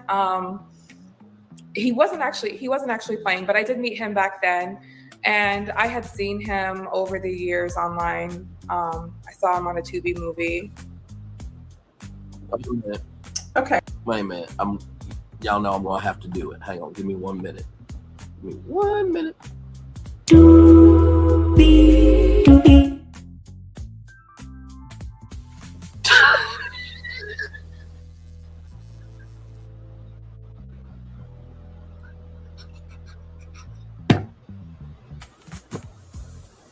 Don't you just love our damn show? I'm sorry. It was right there. What was I supposed to do? Okay. Back to it, y'all. Back to it. Okay, so you said he's your husband. When did that happen? A husband, ex-husband? He's not even considered my ex-husband because I had an annulment. So Darius and I linked back up. I want to say it was around November of 23. And from there, it was love bombing, dating. I want you to be my future wife. So this was over internet, like online, because he was in New Hampshire? In person. No, in Michigan, 2023 in Michigan. Okay. Yep. So I attended his birthday party. I believe it was beginning of November of 2023. He invited me out he told me it was his birthday event. When I got there, it was a party. I guess it was a party that he was hosting his birthday at. And we started dating shortly after that. But you've been in Detroit for a year. I've been in Michigan. Okay, you've been in Michigan. Yeah. Okay. So you say it's been a year in Detroit, but you were here about a year and a half in Detroit. I've been in Michigan for years, though. I've been in Michigan for over. Where at? I'm from Michigan. I'm from Flint. So where in Michigan? In the Lansing area. Okay, so that's not far. It's the same little circle of, Yeah. I would say Lansing. We used to go shopping sometimes in Lansing. So Lansing, Detroit, Flint, all right there. Yep. Together. Okay. So I knew nothing about what was going on over here. I didn't know until Darius put out a statement on everywhere. As far as like I said, I knew nothing about what was going on. I just know out of the blue there was a statement. So when did this conversation even start? How were you introduced to the Facebook page? Shout out to Lex Royale, because the Ready to Love Facebook page. Yeah. So I have been told that he was cast on the show. Leading up to it being released, I had some clips that were sent to me. Up a little bit over the years of experiences that I've had with him. But it just really triggered me. Some of the stuff I had seen and some of the stuff that he's recently done to me, it really triggered me. And I got to a point with my therapist that I was like, I'm just not keeping quiet anymore. I have somewhat of a close connection with some of his other past girlfriends. And then I have a speaking relationship with some of the other ones too, where, we've confided in each other on things that we've been through. And I just decided that I was going to speak up and tell my experience, because I seen that he had posted that he was an exotic car rental owner. It's not true. That he owns lofts. None of that is true. And that's all things that, some of it, like the exotic car rentals, I know it's not true because he was using my cars. And then the other stuff that he owns businesses and buildings and all this stuff, it's not true. My family and my friends were suspicious of him, and towards the end of our union, whatever you want to call it, they hired a private investigator, and we found out that he doesn't have money in the bank. He doesn't own buildings. He didn't even own the car or the house that he was actually living in. So wait a minute, he a Tommy? By the way, rest in peace to the great actor that played Tommy. He should still be here upon the earth. Gigi, where you at, mentally gorgeous? Not check the fur, Ashley. All right, listen, because it didn't look like a fox or a rabbit or nothing. He didn't went to Build-A-Bear and said, build me a fox fur collar. Don't put the stuffing in it. Just sew it up, lay it out, and sew it up. That's what I want you to do. No, don't worry about it. I got price tags in the car. I'll put my own price tag on it. I didn't know Build a Taxidermy was around as a spinoff brand of Build-A-Bear. You learn something new. No, it's build a fox fur collar. Build a fox fur collar is what it is. And for everybody who don't have the income, but yet still wants to live the life. And you can get on group discount on Groupon, $49.95 for the first 3 people. If you go, you know what this is making me think of? Wanda Smith and Cat Williams. If you go down to Lane Bryant, get a 2-pack of Newports for $19.99, throw in a free bra for you. Won't you come on down? Yeah. Oh my God. Come on down to Build-A-Bear Fox Fur Collar. Buy one and we'll throw in the bag for free. Child. And by the way, the actor is Thomas Michael Ford, who played Tommy. Shout out to him. Great actor. So yeah, but that is crazy. Hold on, we just called that out, didn't we? When we both realized, wait a minute.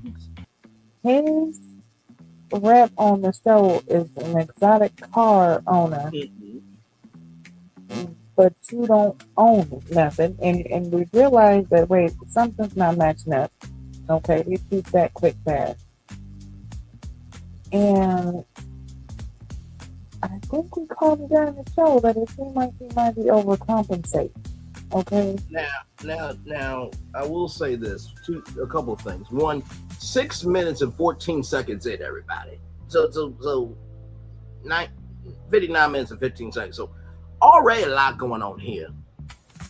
Number two, we haven't really seen a break in the routine, because remember, I think it was the Dallas Houston season, I believe, Gigi, where we got to see Chris on the job at his job site and Jessica came to the job site. So we haven't really seen anybody on the job. But number three, Carlos King, what you doing in this shit? Because you know you got Love and Marriage Detroit, okay? Marceau builds stuff. And apparently Marceau Martel owned the building. Was there any cross-contamination, pollination, or cross-fucking going on here? Because he don't own any buildings, Darius, okay? Now, I'm just being facetious when I say all this, ladies and gentlemen. But the point is, what the fuck is going on around here? Gigi, over to you. Listen, fake it to make it, and the name is Darius. Listen, I was not trying to say that he was broke and didn't have no money. She said it, okay? I was just saying that, it seems very odd that she would mention her business as being this exotic car rental company. And that's what he has put on as his job for the show. Correct. So now this is giving credibility to her statement. Yep. Because now it's like, okay, something there's got to be more to this story. So it seems like what she's saying is more true than anything. And listen, what'd you say? We got an hour and something on this, and we only 6 minutes in, and we didn't got this. Listen, I'm about to stop talking because I want to hear more. Because Let's keep it. it's making sense. Like things are adding up. Mm-hmm. And by the way, y'all, me and Gigi have not seen this before the show, nor Kiosk Live. They were here, and even Gigi said last week that she needed to hear some more. Here it is. Let's keep going. So you said you have a car rental business? I do. I have an actual registered limo company. It's a limo company. So you're the one that does the exotic cars. Limo company. Yes. Yes. So we also have someone that's in St. Clair Shores that we had met together. And he rents out cars as well. So we were sending people to him, or he was sending people to Referrals, us. ladies. So he would call and say, hey, I have this prom rental. Can you guys do this prom rental on this day and do this transport? So yeah, it was all done through me. I have seen that he posts pictures of my car sitting out there for rent. I've had people message me stating that he's collecting deposits for these cars and not following through. So to me, that's triggering. Like, that's underneath my name. That could negatively affect my company. Yep. How long did you date before you got married? Let's see, November, December, about 4 months. What? Well, that's fast. Very clearly, you don't get to know a person very well within 4 months' time. You know what? So it was very fast. My relationship with him was fast and intense in the beginning. Cool. And looking back at it, you know, I was at a vulnerable point in my life. I was more overweight than I am today. I had been through some really traumatic stuff in my past. And here comes Prince Charming, telling me what I want to hear, telling me great stuff about myself, love bombing me. And the only person I blame at this point, everyone's like, you didn't see the red flags? I didn't. I was blinded. And I blame myself. And that's She was also drinking that hot cocoa down her throat too, but that's neither here nor there. But listen, okay? She was the marshmallows and he was the cocoa, okay? I will say this, right? I do believe that in every person's life, you know, not everything that glitters is gold, and that's not just material things, but not everything in life is going to be golden at a certain point in time. And body dysmorphia is a real thing. Anorexia, body image. It's been more in recent years that society has finally recognized that healthy weight, happy weight, weight that actually is supposed to be, you know, purposefully there is a good thing. It's okay to be a size 20 and have a good workout regimen, a good, you know, and a good flow to what you want to do is accepted in society. So that's an important point. But yeah. Gigi, you got anything, or you want me to keep playing? I had a little mishap, so I kind of actually missed part of it. I heard some of it, but yeah, I heard her talk about the love bombing and, you know, not seeing the red flags at first, which, you know, especially being heavier set and, you know, white woman. You know, just, I'm not even gonna say white woman, just anybody. You know, you have certain insecurities when you're a certain weight. But yeah, I also feel like, listen, some people might get mad about this, but y'all know I gotta stick the truth. A lot of times, these white girls be going for these black dudes, all for the name of having a black dude, not caring if he's broke down or nothing, and they want to fix them because they feel like they can. And the moment some shit goes wrong, that you know, oh, I should have seen it, I should have known, I should have. Well, you did, girl, but you wanted to be fixer upper, and you thought that something was going to change. Okay, sorry. Okay, and it's just like girls. I mean, women in general will do it. Guys will do that too. But a lot of times, in a lot of these cases, when it comes to situations like this, you know, and she said they met like in the early 2000s, especially when you're younger like that. Oh my God, the mistakes we make and the shit we see but we don't want to see, all in the name of love, or all in the name of some good sex, or all in the name of some money, all in the, you know what I'm saying? We will be blinded to a lot of stuff, all in the name of the shit that's not right. Okay, so mistakes happen, but yeah, yeah, I want to see what else happens.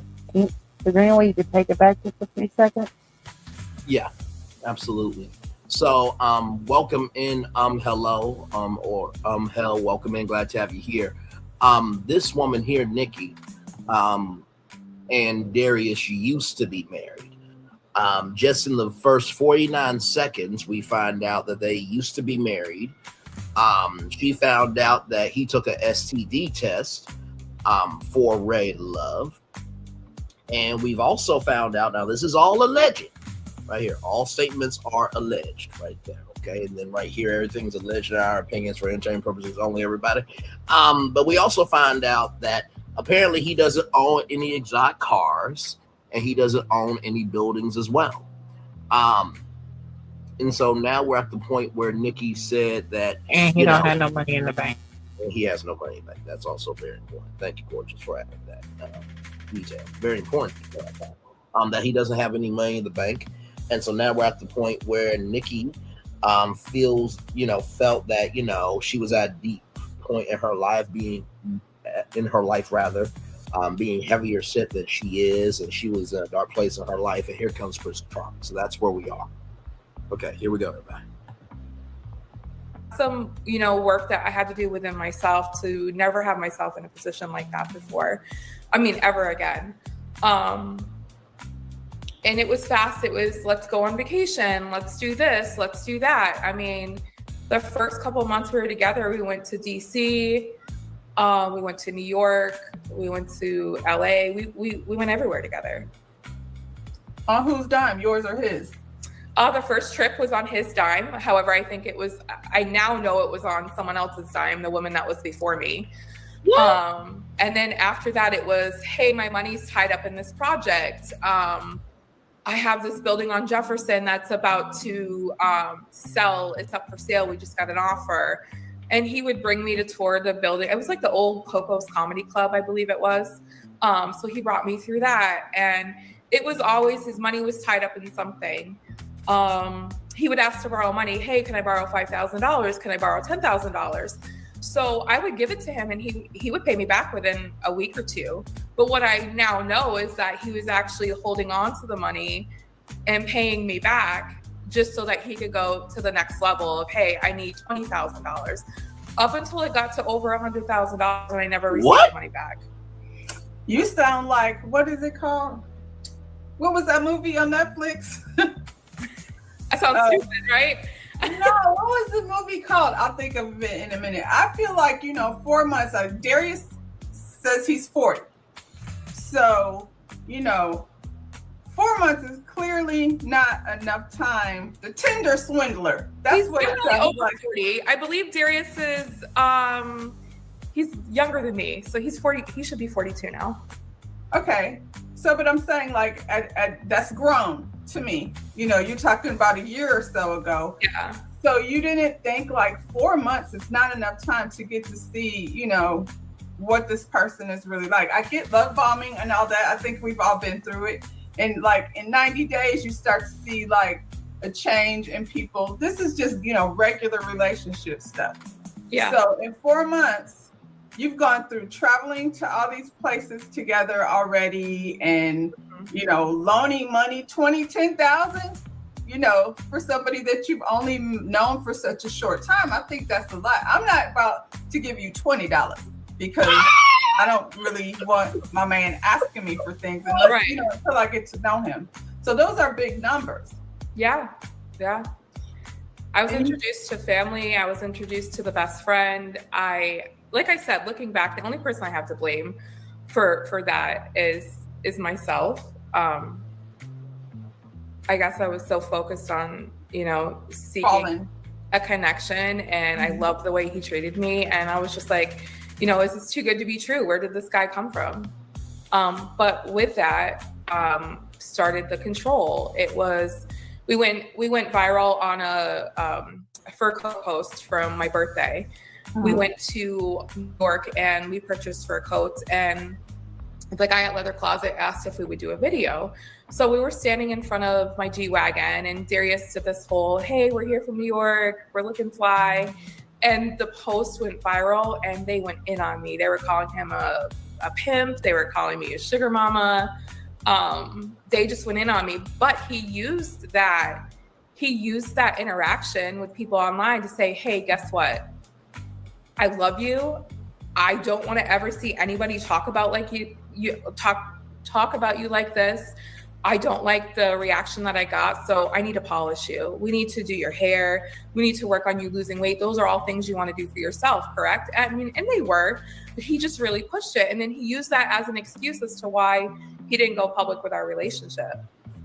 And he continuously used it. And then he just, he began to degrade me. Your hair's not perfect. This isn't perfect. This is all before or after you got married?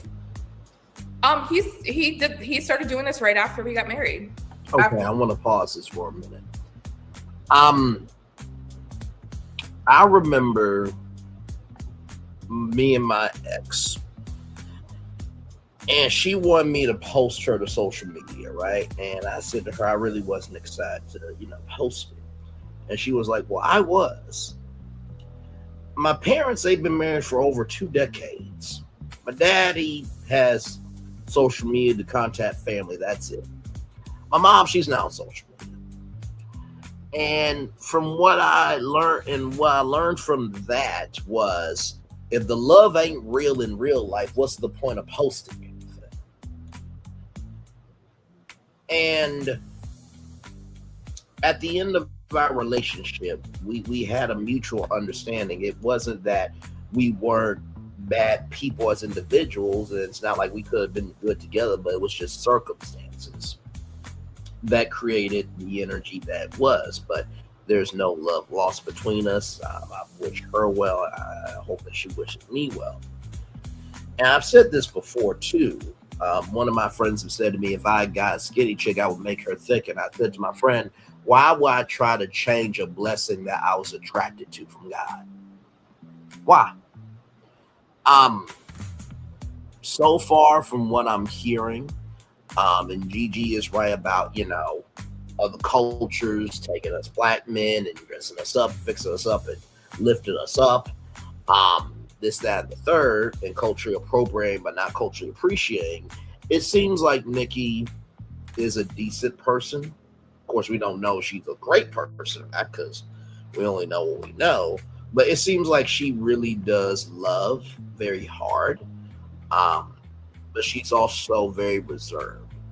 And I don't think that somebody like Nikki could come on just fake it, because me and Gigi have broken some stories together here where there was not a fifth quarter or half of the energy that Nikki was giving. Gigi, where are you at mentally with what we are? So where I'm at right now is just it's giving me so many different vibes, and right now Rhonda kind of hit because this is putting me in the mind frame of the Tinder swindler, and it reminds me. Okay, so the way she is describing it honestly makes me look at Darius as a con man. He is the type, and there are a lot of them that do this, and different races, but there's especially black men, some of them will go for the one. Especially con artists. I'm not putting no race, and I'm just saying con artists. They will go for weaker people. They go for people they can manipulate. So if he possibly saw her as a mark, especially if he was able to spend money on her from the beginning, from someone who was dating previously, this seems like a routine and an MO of his. He will play these women because of his looks and his charm. He'll play you, give you, love bomb you, control you, get your money, and then cheat you out of your stuff, move on. And that's what it's put me in the mind frame of. And that type of shit is scary. Because not only can you lose all of your stuff financially, but in some of them cases, if they get desperate enough, people lose their life. Facts. So, yeah, I'm definitely looking at Darius in a different light. Again, all of this is alleged, and Sure. we don't have full information, but she's actually putting out and saying things that can be verified, just like she's giving different moments of videos that could possibly be sought out and verified Correct. if they had a viral moment. So, it could be verified that, hey, they were seen together and this is what was said in the comments. So, yeah, this is some shocking stuff. I definitely want to, listen on and I really want to just listen and hear what she has to say, because this is getting really, really deep. I was not expecting it. Same. And like I said, at the beginning when I started, I was like, hey, this is alleged because Darius said he doesn't know her, da da da. But she's coming with some verifiable, some stuff that can be verified. So Absolutely. I don't know. I want to hear what she's got to say. Yeah. And by the way, just 12 minutes and 26 seconds in, I feel like just Rhonda is doing a great job of being great job. comforting, but also keeping it real with love. And we always talk about uncles and aunties and some nieces and nephews and just family members and friends that are family, because sometimes for some people, friends are more family than your own family. But there's always one, much the damn DEA or Uncle Joe, that just says that thing that you're like, did you really just say that out your mouth? But when you chew on, it's like, oh, you did need to say that. And I feel like just Rhonda is giving that in a way where it's holding Nikki's feet to the fire, but she's also not leaving Nikki in the fire either. Like, she's guiding her through this, and really, really fantastic job. See, that's the broadcaster, interviewer, the artist, breaking that down and drinking it in and embracing it mentally. So, all right, here we go, man. And Gigi, she's out in Cali where she's on sets, so it's even deeper for her to, be able to break down how somebody is as an artist and as a, mover and a shaker. But okay, let's keep going. After you got married. Mm-hmm. Okay. The first 4 months were great with him. Did you have a wedding? Oh, no, we did. No. We went off and we eloped. Where did you elope at? We went to Vegas.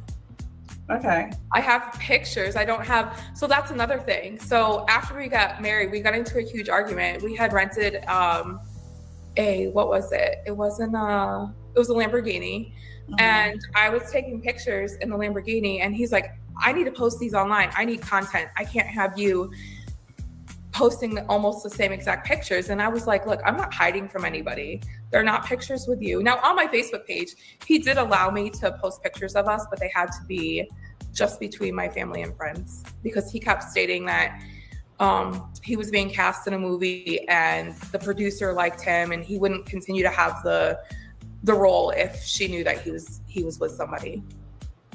And you were good. Gigi, have you, with that being said, and I'm pausing it because I want to ask Gigi this. With Gigi having been on many sets and being a director and gorgeous and gifted, everything in between that Gigi is, as long as somebody is qualified for the job, they can execute the job and they move with responsibility. Do you really give a fuck if they're in a relationship, or as long as they're responsible for what the fuck they do? Yeah, responsibility is the main key. And if you're able to, like you said, you're actually able to execute the assignment for them. I can give you lines and you can hit the mark every time. You can bring the, sorry, can you guys hear me? you can bring Yes, ma'am. out, um, what this character, what I'm trying to portray in this character. You can bring out maybe emotions that might not have been put in the script, but because you were able to channel this, like you were able to execute that. So that is more pressing than if you're single, married, like your status, honestly. And I'm gonna tell you, during the casting situation, they don't put if they're married or single a lot of the time. A lot of the time they don't. Sometimes they will. No, there are times where, I mean, if it's a big enough movie or something like that, or like certain things, you will see that. Okay, so what does happen is, I'm not saying that it doesn't, and it's not, they don't ask you if you are single or married, because sometimes, especially if you might have a scene where there's an exotic scene, or you're going to be kissing someone, or you're going to, you know what I'm saying? Sometimes they will ask you the questions like, if you are, would this affect, um, you know, if you had a role like this, do you feel like you could execute it as something that could affect your personal life? Because if a role affects your personal life, it can affect the role. So your personal life does go hand in hand with your role, but if you are bringing yourself in as single, and you're mingling and you're doing all this, and mm, a producer takes a liking to you in that way, especially in Hollywood, I'll trust and believe. Oh yeah, they like the single image because of what happens behind the door. Okay. Mm-hmm. But out of respect for your partner, you as a person, here comes your own self-integrity, okay? Because it wouldn't matter what job you have, whether you're a CEO or a custodian, okay? If you have someone that you love and you cherish, it would not matter who you're around. Mm-hmm. It should be known that you have this person, especially if you say you love this person. It should matter.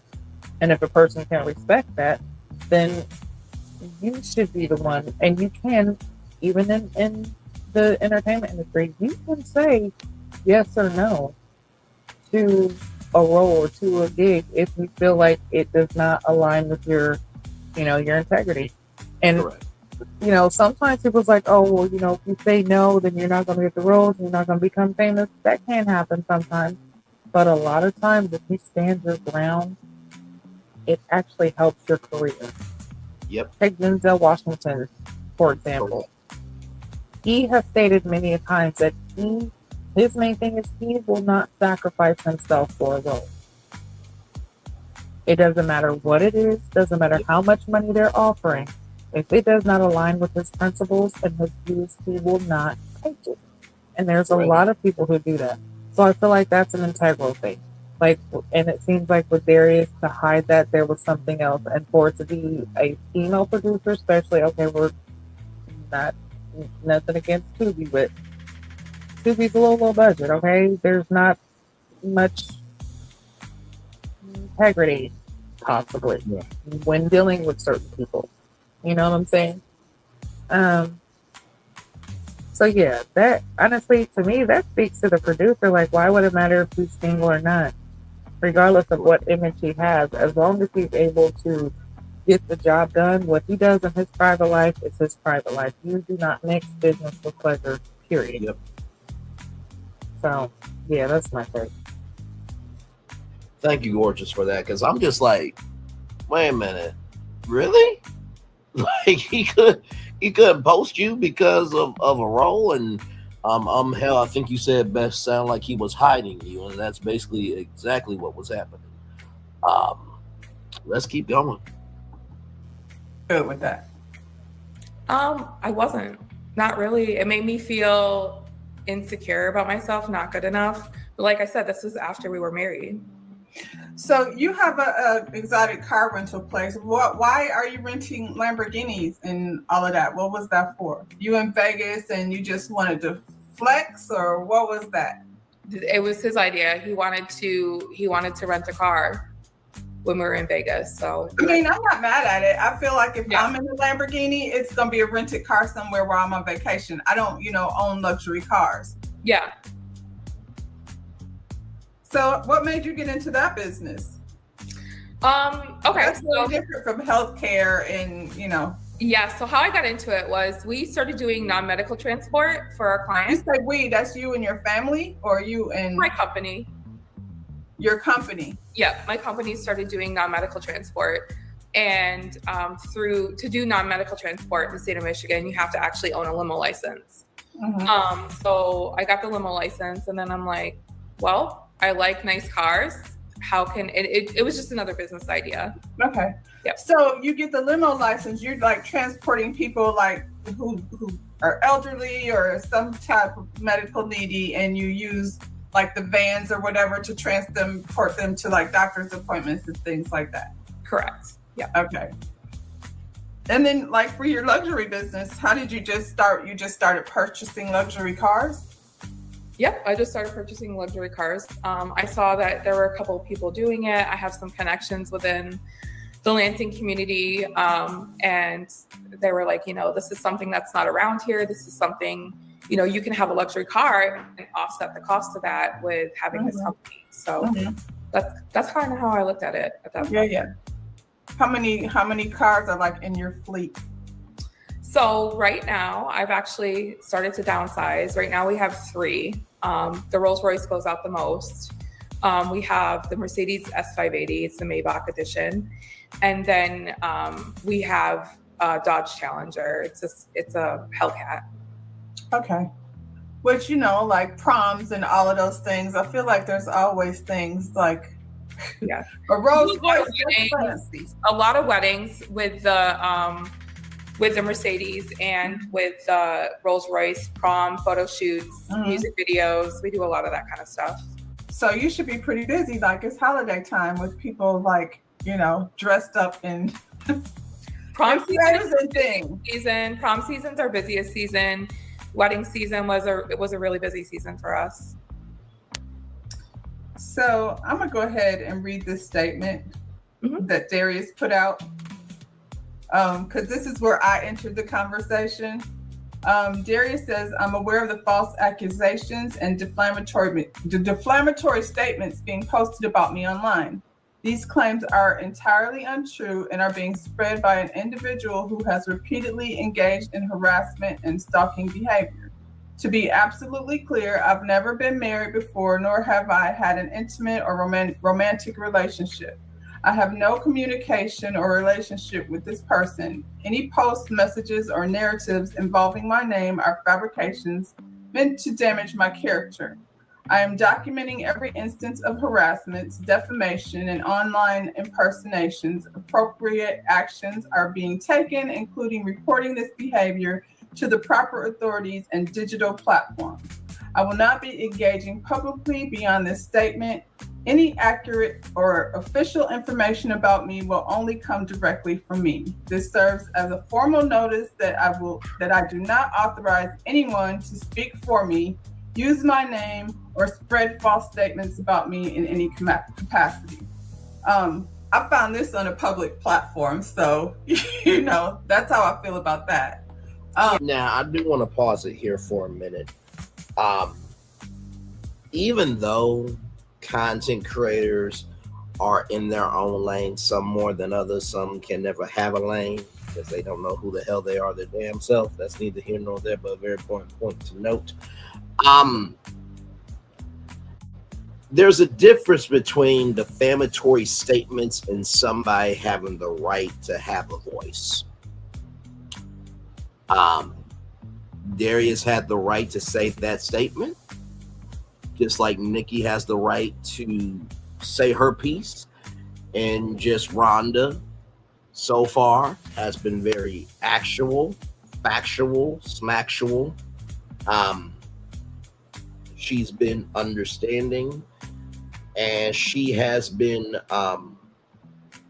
of a grown energy of understanding the magnitude of this, but also carrying this weight accordingly. So to Darius. You have every right to say that, but also two, you did go on national television, brother. And so you should not go after just Rhonda, 01 or Nikki, myself, Gigi, or anybody else who's talking about this, because this is public. And if you have done what you have done, right, if you really are about being the fullness of who you are, then there's nothing to worry about. But I just wanted to pause it here to give just Rhonda 01 some love, grace, space, understanding, and care from myself. And I know Gigi will agree because she's a content creator as well. Gigi, over to you. I just felt like I had to pause it just for Yeah. block. Yeah. This is so much, and you're right. Like, he has the right to come out and say, like, hey, these statements aren't true and they're false, just like she has the right to say that they are. But the fact is who has the proof? Because if she has proof and pictures and videos and stuff, and Darius, you're lying. And I mean, we all kind of seen that there was something going on with him from the beginning. There was something that we all just couldn't quite put our finger on, and now we know what it is. So, yeah. This is crazy, and I'm so upset right now because I'm gonna have to head out of here. And I wanted to see the rest of this, but I'm definitely going to catch our own replay because I do that quite often. Replay it afterwards. But yeah, this is interesting. This is very interesting. And we have said, like, normally around episode 4 or 5, that's when stuff starts coming out on social media about the cast members and what's really going on behind the scenes. And this is about time. So yeah. But sorry y'all, I gotta get out of here. Oh no, you're good. I will I'll finish it out, and I'll give you a good one. Yeah, like I already know this. Oh my gosh, this is so much. Yeah. Matter of fact, we might have to do a replay because I'm pretty sure that there'll be more to say about it next week. Yeah. But yeah, good night everybody. Much love. I will see everybody next week. Make sure you guys continue to watch, like, share, comment, subscribe. And y'all enjoy the rest of the show because I know it's going to be good. Raven's going to hold it down and do what he do best. Okay? And yes, you are right, Angel. Bring the receipts. Maybe we need them. But all right, y'all. I'm out of here. I'll see you next time. Later. All right. Love you. We'll talk soon. All right. Much love. Later. All right. Bye. All right, y'all. We're going to keep it going here. I'm trying too hard from the start. Are you saying Darius was trying too hard from the start? Or Nikki, if you can get some context, conjecture, and connection. We're going to keep it going here, like Gigi said, because I'm curious to see how the rest of this turns out. So here we go. I think where did this conversation start? Because by the time I found out about it, it was his, official statement. I think the most important thing that I can say that you can take out of that, and then I'll rewind a little bit, is one of his very last statements is that he does not, I can't remember exactly what you just said, but he doesn't authorize anybody to speak on his behalf. But he got a lot of people speaking on his behalf. And that's the thing. So here's the thing. I know this man like the back of my hand. That's his manipulation tactic. That's his way of trying to control the narrative and control the conversation. He has never spoke out against anything I've said because he doesn't want to be publicly connected to me because he wants to continue that narrative that he's never had a relationship with me. Never mind a marriage. This man denies ever having a dating relationship with me, boyfriend and girlfriend relationship. So that statement is him saying, nobody talk to this woman. I don't want anybody to engage with her. I don't authorize that. And that's just part of his manipulation and control that I dealt with the last 6 months that we were together, 5-6 months that we were together. How long has it been since you've been annulled? So about a year now. About a year.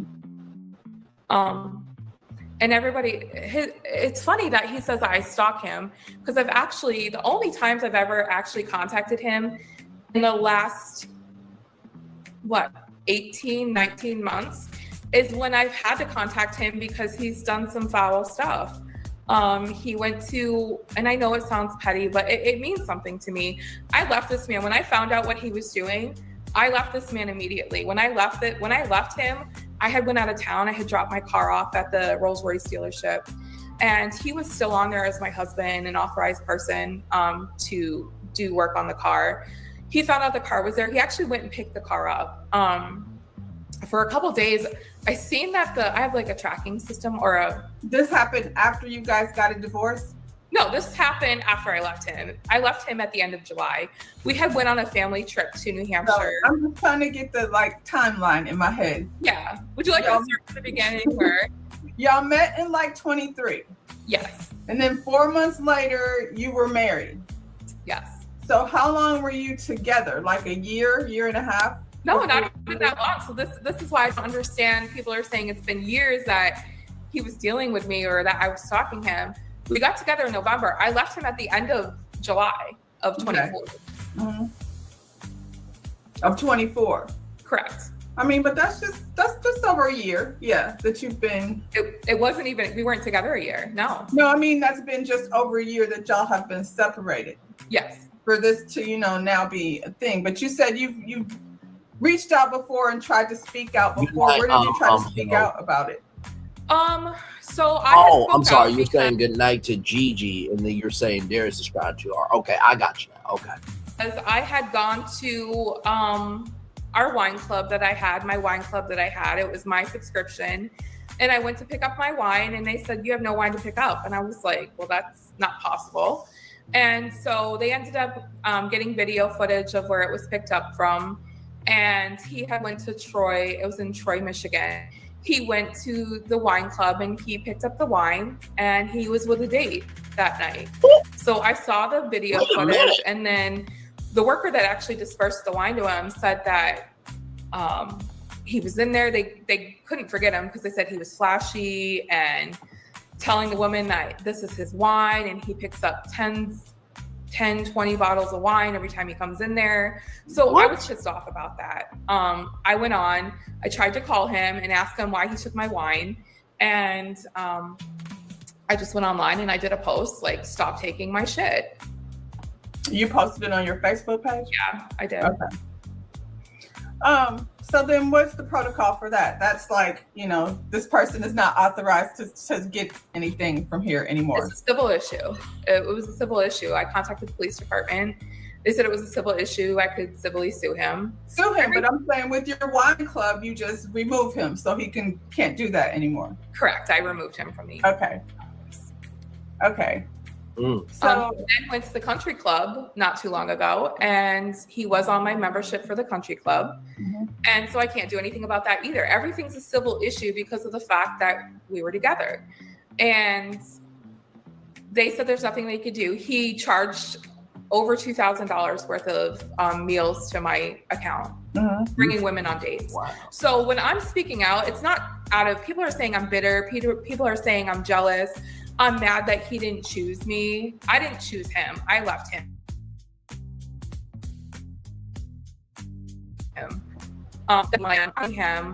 I spoke to several different people that were in relationships with him as well. And this is a pattern that he has. He seeks out successful women in the community.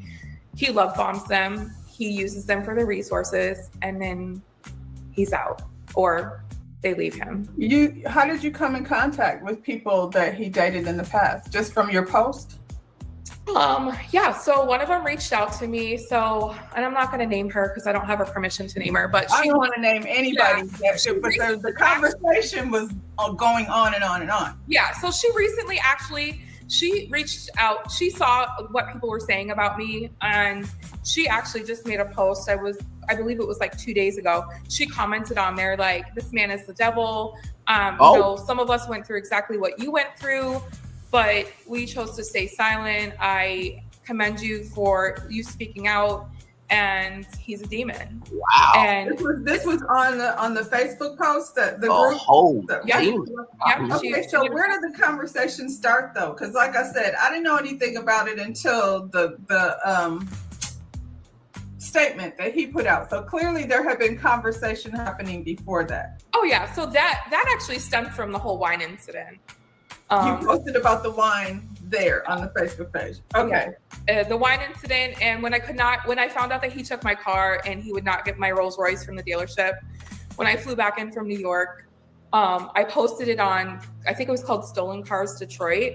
And within like 10 minutes, people told me where my car was at. He was made aware that I had posted it on there, and he dumped the car at a gas station in Warren. Told me the car was there. I had my friend bring me there to get the car. Whose car is this? The Mercedes? No, this was the Rolls Royce that he had taken to the dealership. You took the Rolls Royce, but you got the Rolls Royce back. I did get the Rolls Royce back, yes. Okay. So people had seen me posting about that, and I believe that's when that particular ex had reached out to me, and she told me a lot of stuff that she had been through. I told her what I had gone through first, and she said, "I believe you. I went through the same exact thing. Wow. And don't let anybody tell you any different about your journey. People are going to doubt you." A big thing is you're a white woman trying to bring down a Black king. That has definitely never been my motive for anything. And she said, people are not going to believe you simply because of that. And I think, I think that's why she spoke out. I can't really speak for her, but it's not just white women that he's done this to. He's done it to successful Black women in the community as well. And let me pause this here for a minute. I don't think Nikki is bitter. I'm going to repeat that 2 more times. I don't think Nikki is bitter.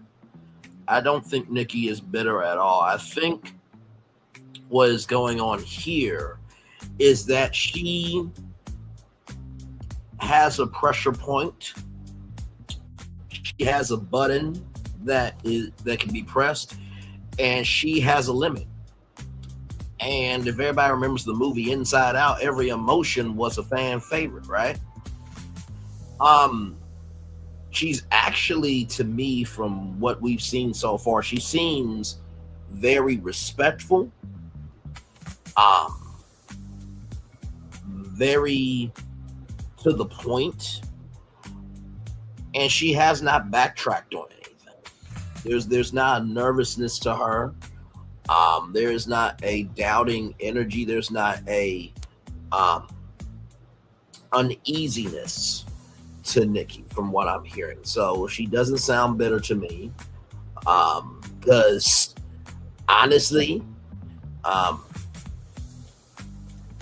what a person is not saying is potentially way worse than what a person is saying. Let me say that 2 more times. What a person is not saying is probably more damaging than what a person is saying. Let me say that 1 more time for the 1 more time. What a person is not saying is way more dangerous than what a person is saying. Let's keep going. Let me pause right quick because the whole white woman bringing down a Black king. We on the, I'm speaking for everybody, is about it. I don't know anybody, but I know the Facebook group is about the show.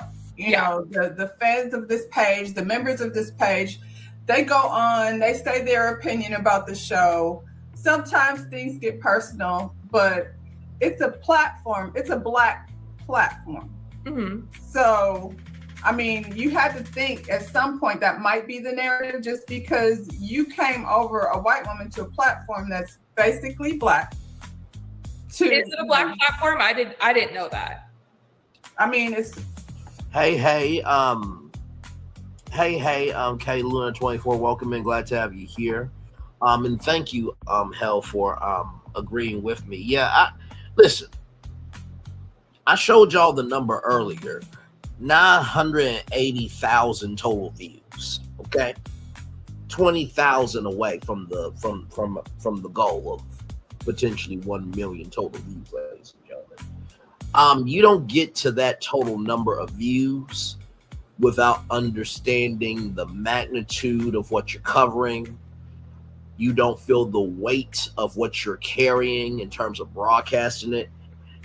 And you don't get to that number without understanding how to navigate the twists and turns of what you're engaging with.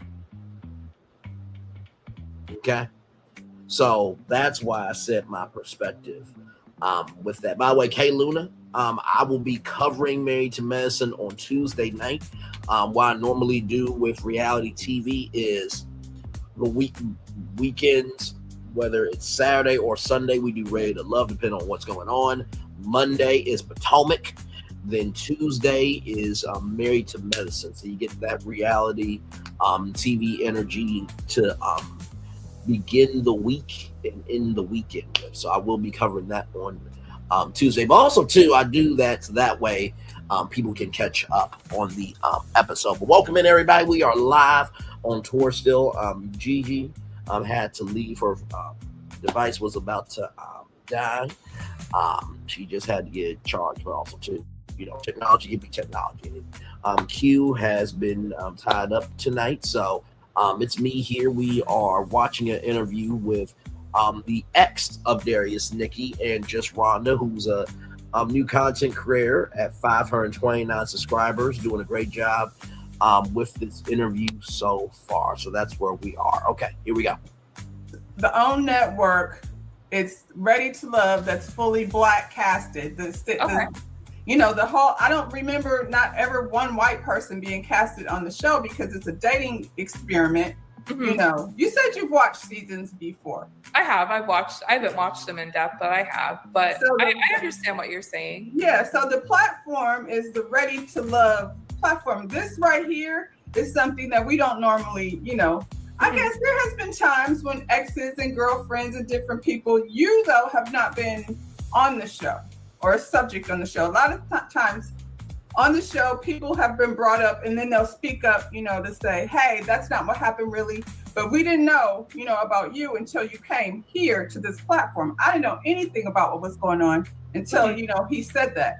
I don't know Darius. I've never spoken to Darius. I'm not here on behalf of anyone. I'm just like a viewer that watched the show. And I said, hey, I didn't know anything was going on. I'm lost. Now I have questions. Pretty much that was my comment under his post. And you came back with a lot. And I was like, holy moly. So what was really going on over here? Yeah.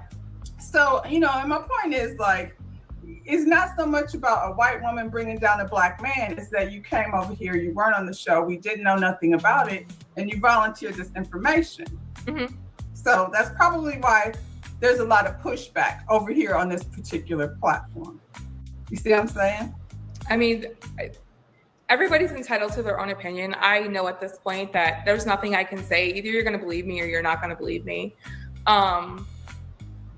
I think that other women speaking out might make me more believable as to what their experience was with him. I don't know why people people choose to speak out and not speak out. I was quiet about it in the beginning. I was quiet about what he did to me in the beginning. A lot of people are posting a screenshot of me saying I fell off my boat. I didn't fall off my boat. He punched me. I walked into the house one day. I got back early on a business trip, walked into the house, and he was underneath the covers on the couch with his so-called cousin. His cousin had been staying at the house. He said she was homeless. And he was under the covers. He was under the covers with Wait a minute, not you giving Tyler Perry Diary of a Mad Black Woman, or it was a Tyler Perry movie where the guy brought in this homeless woman and this, that, the third. And I will agree with just Rhonda. We've really never seen a white ex on Ready to Love. Not saying that it won't ever happen, right? But typically that's not the move, right? So I do get what just Rhonda is saying. But also too, in the same token, I really don't believe Nikki is trying to take down Darius to be hateful, spiteful, or mean, nor is she trying to take down the Ready to Love platform. far be it from me to give an opinion, but we're in the group chat and it is what it is, and this is the space we're in. So let's keep going. Cousin, and I came in the house and my child was with me. And I came into the house and I slammed my hand on the table and I'm like, I'm done. And when I slammed my hand on the table, there was like this little glass thing, a serving tray, and it broke. And he got so mad. I don't even know what happened to the cousin. I don't know if she ran out the door or what happened. I was just gonna say, where did the cousin go? I have no clue what happened to her. I don't know if she ran out the door. It happened. So I just know she wasn't there when everything else happened. And I was like, I'm over this. I've asked you before if there's anyone else. I don't know what's going on. There's just too much going on. I'm done. He's like, you can't leave me. And I was like, I can, and I'm going to. And he got mad about something. I think the lamp had fell over or something. He tripped over the cord for the lamp because he had like the lighting thing that you use to do live videos and stuff like that. He tripped over that cord. It knocked over the lamp. And then I was sitting on a couch with my daughter. I think that's a ring light, by the way, ladies and gentlemen, but let's keep going. That's where he punched me in my shoulder. And he claims that when he went to try to hit the couch, I flinched into him. First of all, when someone goes to hit you, you don't flinch into them, you flinch away. And he purposely hit me. My shoulder was in so much pain for months. And I did post online that I had fell off my boat because someone asked me what was wrong. I posted online, I fell off my boat. I didn't fall off my boat. Somebody asked you what was wrong, why? Because you couldn't move your arm or? Yeah. Okay. Yeah. And I knew that some people would see through what he did. And I posted it online. Wait, somebody asked you. What was that? What was wrong? Somebody online asked you what was wrong or somebody? No, I wasn't really dealing with this whole online thing at that point. Yeah. Okay. It was my close friends. Some of my closest friends. They asked what was wrong and you said you fell off your boat? Mm-hmm. Yeah. And you posted that? I posted it online, yeah.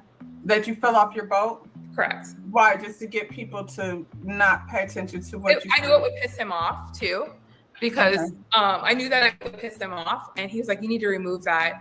And I'm not removing it. My friend seen through it. My friend, one of my best friends, my mentor, she's a medical doctor over a whole women's health program. Mm-hmm. My attorneys, they're like family to me. My business attorneys, their whole family is like family to me. And at a certain point, they started seeing through what his lies were and his fabrications were. And they contacted an attorney. And a private investigator. So your daughter was there? My daughter was there, yes. How old is your daughter? She's 9 years old now. She's almost 10. Oh, wow. Okay, so she's was old enough to know what was going on. Correct. And how long after that incident did you leave? I want to say about 2 months after that. I should have left that day. I believe I didn't talk to him for a couple weeks after that. And then he was like, apologizing. I didn't mean to do it. I meant to hit the couch. You flinched into me. And I still didn't leave at that point. It took me about 2 months after that to leave.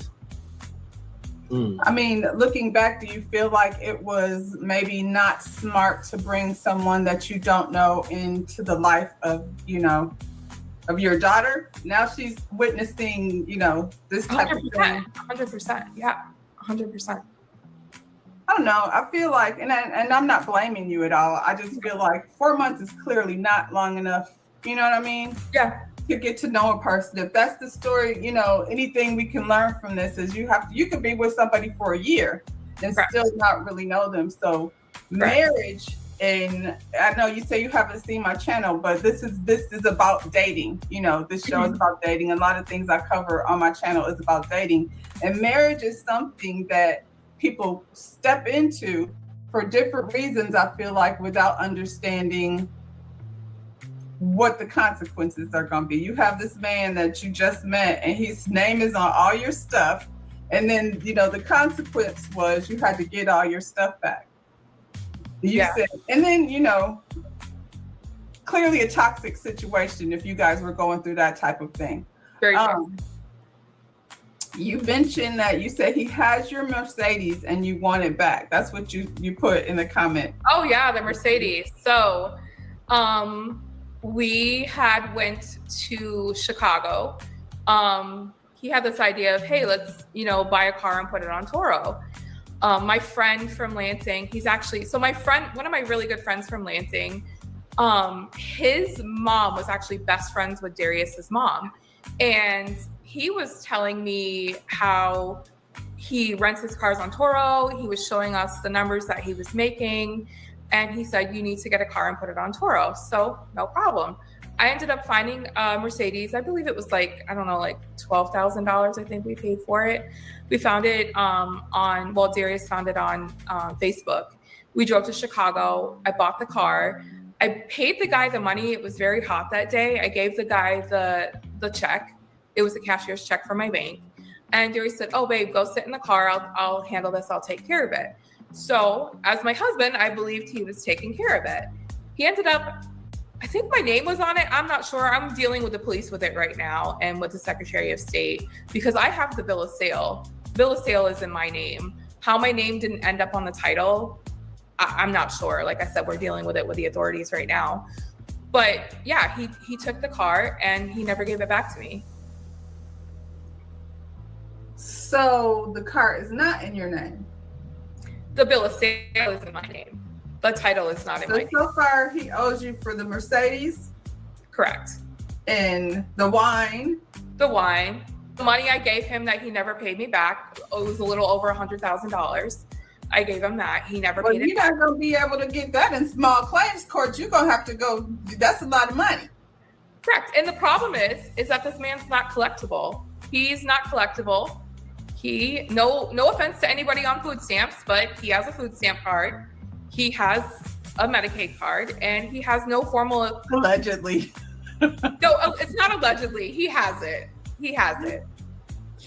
Because not only that, but they've contacted me because I don't know who said something to them. Nikki, just Rhonda is saying allegedly to cover her behind, so that's why she said allegedly. Oh, I'm loving the energy though. Let's keep going, everybody. But they contacted me for transactions that I made to him through Cash App, which totaled almost, I could show it on here. I believe it was like $37,000 during the time that he was collecting food stamps. I don't want that to come back on me because we were married. And so I was under investigation for that as well because they weren't in my name, but they were in his name. We were married and he did have income coming in at that point through me. So it sounds like you have a lot to I have a lot. There's so much to go that I haven't even mentioned. I have another case where me, him, and his friend, his best friend, who I'm very good friends with to this day. She no longer talks to him because at the end of the day, she was friends with him for 20 years. She doesn't condone how he treated me.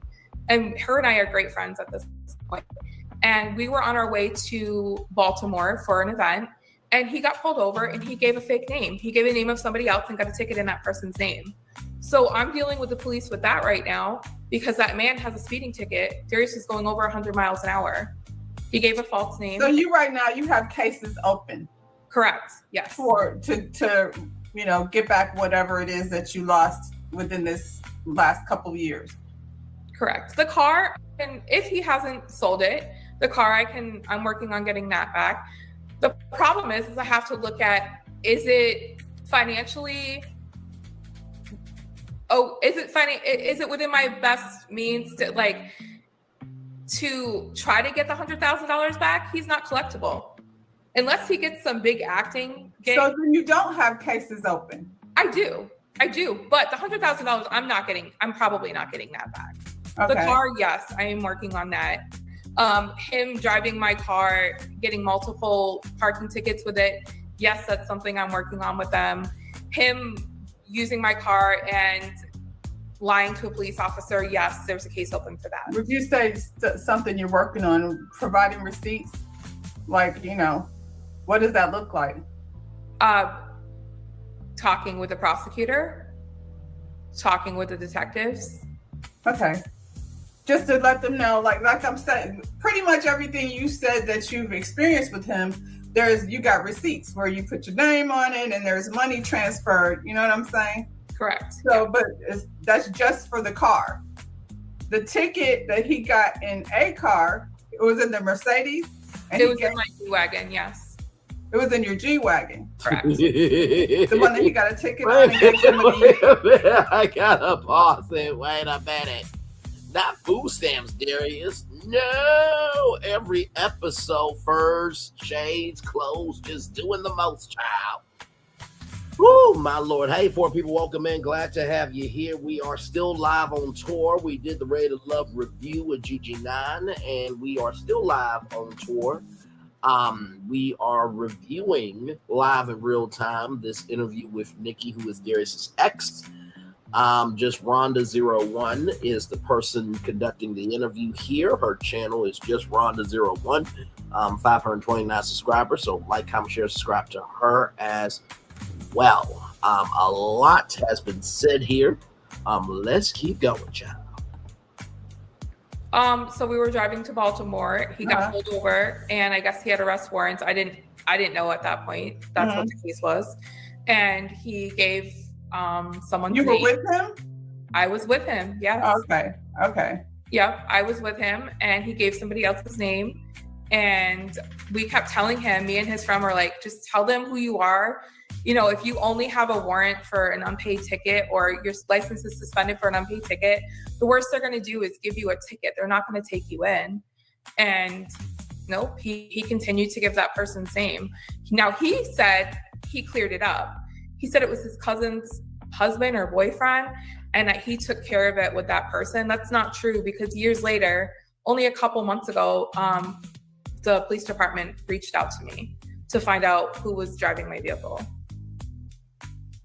And you gave his name? I did, yes. So, but then that's all there is to it with you as far as that's concerned. No, when it does go to court, I'll be called as a witness, and so won't his ex-best friend that was in the car with us. Well, it seems like he got a lot of going on. More than we realized, I guess. What outcome, do you want to have happen after all of this? Honestly, I'm successful. I'm educated. When I left him, I left him. I know that I probably need to work on some of my emotions and my reactions, because at the end of the day, only I can control how I react to a situation. But unless you've been in a relationship with someone who is controlling, manipulative, a narcissist, you don't really understand it. And I've had a lot of people judge me about, why did you deal with this? Why did you deal with that? I dealt with it. I take responsibility for it. The only person that can fix that is myself, and learning self-love for myself, going to therapy. And, it is what it is at this point. I want him to stop reaching. He'll reach out to my friends, ask for money. He reached out to my friend while she was at my house the other day. He knew that she was at my house. And he reached out to her, and she's like, look, you just need to stop calling. I don't reach out to this man at all. So for him to say I'm a stalker, I'm not. I need him to stop using my resources, stop stealing my wine or going to my country club and using my account. If he wouldn't have done all that, I would have stopped talking anymore. What? He can't use your account anymore. He can't, can he? He can't still go over there and use your account. No, he just did it a couple months ago with me not realizing that he was actually able to do that. So that's what I'm saying. He can't do that now, though. You've alerted the people that he's not allowed to do that. Correct. All right, Nikki News. So Much love to you, my friend. I think we're almost done. We're 41 minutes and 45 seconds in. Thank you. And I appreciate what you said earlier. With this comment here, I really enjoy the commentary here, because with everything that I've been through on YouTube, I think people, and this is just a side note, I think people see moments of me, but they don't get the opportunity, or take them back, they don't allow themselves the opportunity to see the totality of me, that I am a full person. And so I appreciate what Ray of Love has done, is doing, and does do for me, that people get to see and hear and get to be in a different headspace with me. And you actually do learn, oh wow, he actually does know something. Oh wait, he is humble. Oh wait, he is that smooth in his own way. So thank you. You know I'm going to give you a great show to finish it out, of course. So love you. Enjoy your beauty sleep, although you don't need it. And always love you to the moon and back. You know that. So thank you very much. All right, y'all. Let's keep going here. Longer an issue unless you want to, sue him for the money that, which you said he doesn't have. He has no money. He has no buildings. And I find it ironic that everyone lays the burden of proof on me. You need to show this, and I've showed several pictures. I don't know if everyone. People online that don't know him.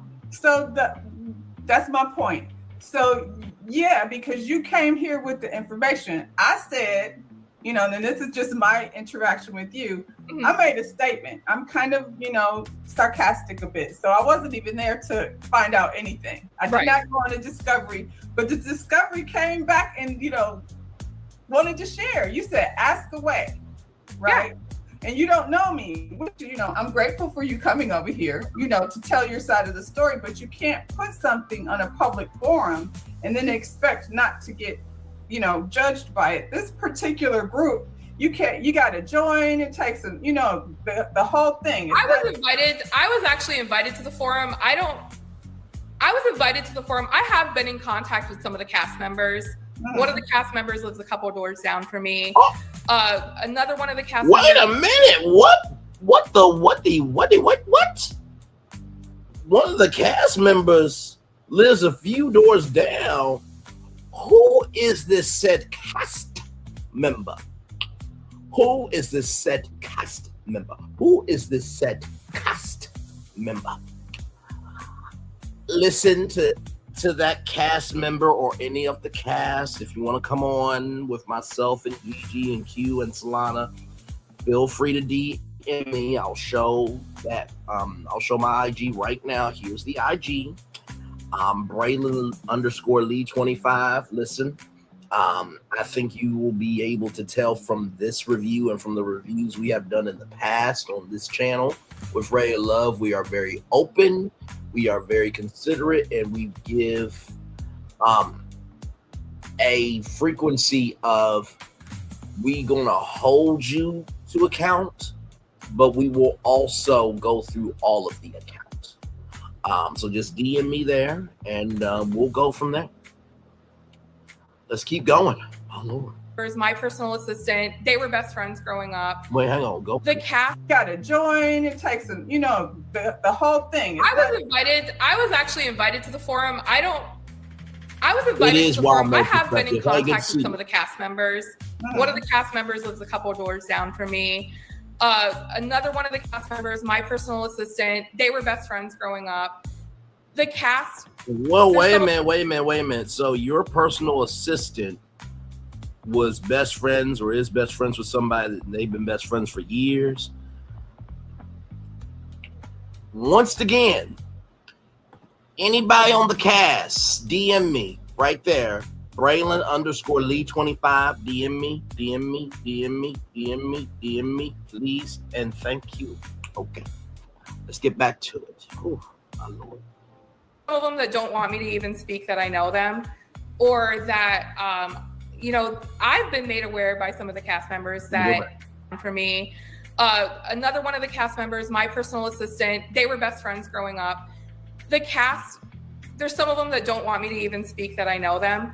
Whoa. Or that, I've been made aware by some of the cast members that they didn't even know what was going on before, but they're well aware of what he's done because other people have reached out to them and told them about me or told them about the other ex. She's a very successful business owner here in Detroit. Wow. I was invited to this platform by actually one of the cast members. Oh, wait a minute. Wait. There's too many ties here. Who invited her to the group?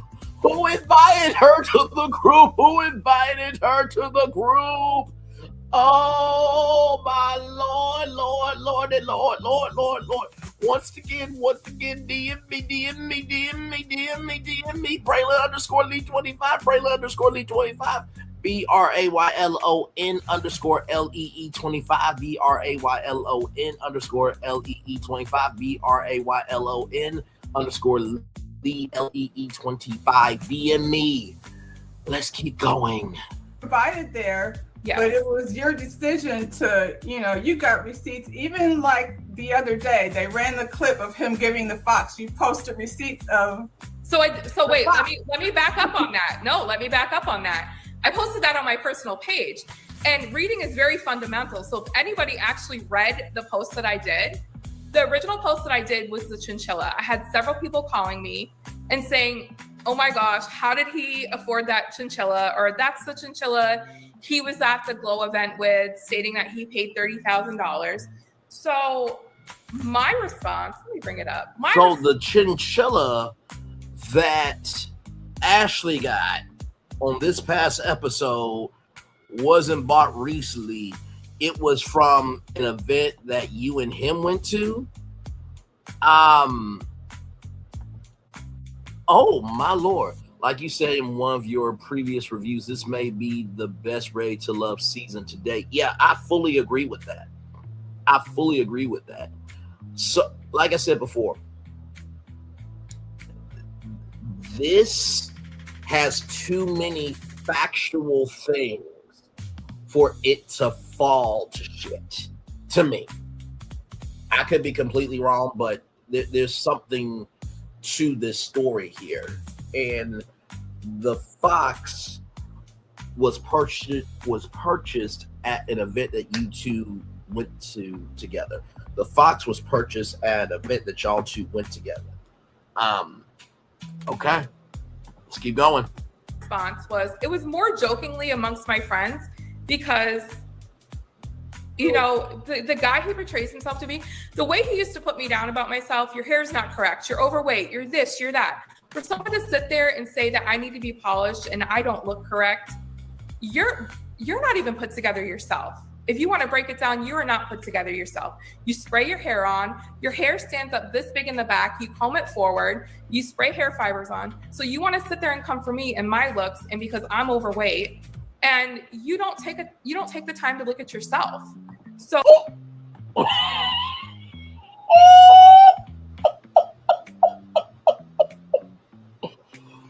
not spraying just for men on top of his head, and the hair stands up, and he brushes it down. Oh my God. Ooh, I need some cinnamon chamomile tea right now. I need some cinnamon chamomile lavender tea. I need some cinnamon chamomile lavender honey tea right now, because all this is piping hot. Let's keep going. So, and if anybody knows anything from Detroit, people kept saying, "Oh, that coat was so nice." You don't wear fake shit in Detroit. That's just something you don't do. Most people in Detroit would never be caught dead wearing a fake chinchilla rabbit coat. If you want to wear it, go ahead and wear it. But I'm not from Detroit. People have to understand the dynamic. I'm not from Detroit. I'm from Flint. It is just as cold in both places. I personally, I'm not mad at a fake fur. So I guess that just depends on where. Ask some actual Detroit people if they would be caught dead wearing that. I'm familiar with Detroit. I guess my point is like the going back and forth, the coat and all of that. It was posted on my page, and the way it was posted was, I never thought what I said was, everyone's asking me about the chinchilla coat. How did he get it? Guess what? It's not chinchilla, it's rabbit. And here's the link, or here's where I bought it from. Somebody cherry picked that off my page and put it onto you guys' platform, right along with the mink thing, or whatever it was, the fox that I had bought. You put it on your page, but I mean, at this point, the conversation is going. So are you done with it or not done with it? Is he done messing around with me? Is he done contacting me? I have nothing to lose from this. I'm successful, like I said. He's the one that I'm talking about you though. Like, you've been through this situation, this toxic relationship with this person who, you know, unfortunately, according to you, went through all your money, hundreds of thousands of dollars, stole cars from you, was abusive towards you. And it's kind of like, just from the perception that I'm getting, it's like the ball keeps rolling because you posting and posting. If you want to be done with it, you are in another relationship. Yeah. Oh, I am, and guess what? He fully supports me. Well, I mean, that's a good thing that he supports you, but I feel like you were talking about your self-esteem and all the ways that he made you feel in the relationship, right? It just seems to me like if you can't get nothing out of it, aside from what you got going on with the police department and getting your personal stuff handled, why keep the ball rolling over here on a public platform when you can just put it behind you? Or why not speak? So I agree and disagree with just Rhonda. Like I said, she has done a fabulous job with this interview so far. But I will say this, right? If Darius is still contacting Nikki's family and friends and utilizing her resources still, you can be done with it, but that don't mean they gonna be done with it. You can be done with it, but that don't mean they're gonna be done with it. You can be done with it, but that don't mean they are going to be done with it. So I'm gonna push back just a little bit, not too much, but just a little bit on it. Let's keep going. Speak out against my abuse when this man is put on a show and the show failed to vet him correctly with domestic violence charges, PPOs against him. Why not speak out? I've been contacted. I have no regrets on speaking out. I guess that's my statement. Okay. I have no regrets on speaking out because why not say something? Why not have a voice in what he did to me? He wants to keep on saying this and that and doing this and that. If me speaking out prevents one person from having to go through the shit that I went through with this man, then I have no regrets. If he wants to continue to fuck with me, if he wants to continue to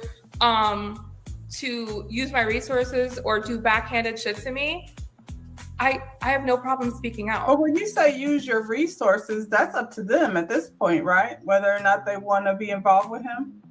I'm surely you've told them your story.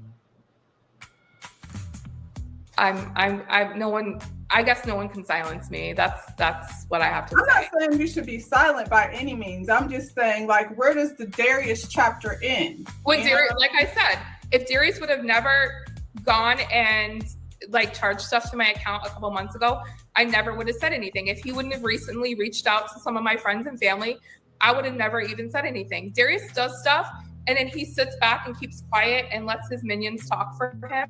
And I have no problem with what I have done, with how I've spoken out. A lot of people defending him, I should say, are not even from Detroit. They're not from Michigan. If you go on some actual, probably, I want to say about 4 months ago when I had posted about the wine, it was posted in a group, Sis, Are We Dating the Same Men? Or it was something called that. And not one person had anything nice to say about him on there. It was the same thing. He's manipulative. He uses women for money. He is abusive. He's controlling.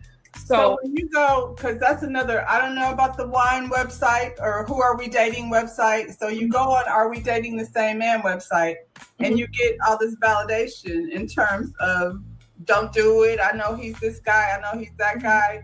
What does that make you feel like? I know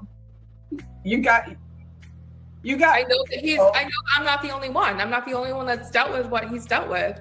I had one woman that recently just reached out to me 2 days ago that said, thank you for posting what you posted. I was actually dating him recently and something just didn't sit right with me, because what Darius does is he'll go on, the girl before me, she stole my house, she stole my mansion. I put all this work and all this money into this house. None of it was true. So he creates the story that the woman he was with before, or this person's stalking him. And so he creates these stories to try to get people to feel bad for him. So the woman had reached out to me and she said, don't listen to what anybody's saying. I was personally dating him. And thank you for speaking out, because it didn't sit right with me what he had been saying about you. And I did some research myself. He doesn't own what he says he owns. And she said, I don't talk to him anymore. I feel like anybody dating anyone should be doing that type of research. I feel like when you meet someone and they claim to have all these things, it's your job to find out if it's legit or not. That takes time. So these are not things that you can just see like in a day. A person has to show you who they are. Correct. But I feel like Darius is still very much like you've moved on. You've got another man, and you've got your daughter that you're raising over there. It seems to me like you let Darius and what happened to you take up a lot of your energy. And I'm not talking about handling the business. I'm talking about posting here and posting there. Are you going to spend, how long are you going to spend trying to warn everyone that Darius is not a good guy? It was a rainy day that day when I started commenting. I was triggered. I'm human. I have people saying that my husband should leave me now. I am remarried now. That my husband should leave me now. And you're remarried? We are. Yeah, I am. Okay. So how long did you know him before you married him? I've known him for 20 years. Okay. So he's somebody that's been in your life, and he's somebody that's been in my life. We were friends for years, and what was his take on Darius when you were married to Darius? What was that? I said, what was his take on Darius? Did he know Darius? Did he know? He actually did know Darius. And as a friend, he just said, be careful in the beginning. And, I feel like he took on a project with me that he didn't have to take on, but he loves me for who I am. He supports me in everything that I do. We've grown together. We've done a lot of things together. He's super supportive of me. So I do have moments where, he's seen what I had posted. His sister's on my post on the post on my Facebook, and everybody's supportive of me. They know what I've been through. I'm on my journey of healing. I'm not perfect. I have moments where, I probably do the most and do more than I should. But like I said, if you've never been in a relationship with someone that's done what he did to me, everyone's journey is different. And one of the other girls I had spoke with, she said, there's nothing wrong. She said, it took me 2 years to get over what he did to me. And so people can say what they want to say about me. At the end of the day, half of those women can't stand in the same room with me. They don't have what I have. They're not successful like I am. And that's just my take on it. I'm not perfect. No one's going to agree with everything that I do. And I don't expect everyone to agree with what I do. Well, you're right. Now you have, a new life, like I said, a new husband, and you don't know me. I want to say first, thank you for coming over here and, sharing your experience, of course, with me. And I don't know if I had any advice, even though I know you're not asking me for advice.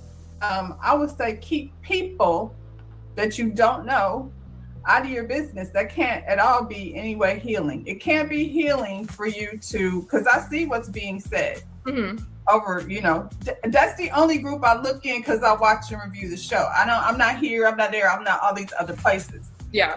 Like I said, wouldn't have said anything. It would have been left at that had you not spoke directly to me. Leave the people out, because we the viewers of Ready to Love, that's why we're here. The rest of it, I don't know, that maybe you touched somebody, maybe you didn't, but all the communication with the exes and the currents and who's saying what, I feel like that doesn't seem like a healthy thing. I feel like cast members, all of that stuff, I feel like you can't heal as long as you publicly got people, in your business, and then saying the things that they're saying. You can't hear the negative feedback if it's not there posted for everybody to see, because everybody's not going to agree. Everybody's not going to agree, but at the same time, like I said, everybody's healing journey is different. So that's like almost saying that domestic violence advocates and they should just go heal in silence and not go to events and speak out and not. That's not what I said. That's not what I said. I think that's definitely healing. Is that something that you're doing? 100%, yes. Yeah. I said in Facebook pages, like what I'm seeing is a post about chinchilla coats and wine boxes. You know what I'm saying? And I think it was brought over by somebody else to that platform. And I respect. I mean, but you were in the platform too. Aside from where it started, like I see like a lot of going back and forth. There's women in there posting text messages and all kind of craziness. And I just don't, me personally, I don't know that that's the best thing for you to get over it. It seems like it just is a thing that's keeping the fire going, keeping it going, keeping it going. That's just my opinion. Yeah. Like, you know, speaking, you know, as an advocate for domestic violence or any of those things, those are people who've been through it. That's not people with an opinion about a TV show. And I don't see anybody, honestly, that thinks Darius is the greatest guy. His reviews are not great over there either. Yeah. It's just, you know, a conversation about business that, you know, we didn't know nothing about. You brought it there. Aside from what happened, you know, with the coach, you know what I'm saying? You brought it there. So, you know, you opened the door for all this criticism. I don't know that that's... Well, let me pause it here because I know we're almost done. But here's the thing, right? Apparently, Rhonda said that Darius does reviews. I have not seen Darius's reviews. I think the only person we brought up was Lauren, and we brought Lauren up for the fact that Jaguar Actual talked about, you know, talked about Christina, although I called her Daphne, and that Lauren said Miss GoFundMe, right? Well, Jaguar Actual said Miss GoFundMe, but then Lauren said that they actually made a GoFundMe allegedly for Christina. So we brought up Lauren's YouTube channel just to showcase her YouTube channel because it was within the context, connection of the after show review that we were doing. And Lauren had a great, you know, a great setup on her YouTube channel. But also, too, she's been doing this thing for a while before she got to Ready to Love, right? So I get what just Jonda is saying. At some point in time, you do have to, you know when to hold them and know when to fold them, know when to walk away and run, counting your money sitting at the table, in the words of Kenny Rogers, right? But on the same token, I do believe that Nikki is working through her life being consumed by other people. I think that is a process. And I don't think just Jonda is trying to rag on her at all. I think just Rhonda rather has been very respectful, considerate, and caring in this interview. Holding, Nikki's feet to the fire a little bit, just like anybody should do in an interview. But I think just Jonda was just saying, recognize that there's more to your life now. And don't hold on to this after you let it go. I think that was her overall message there. Let's finish it out here.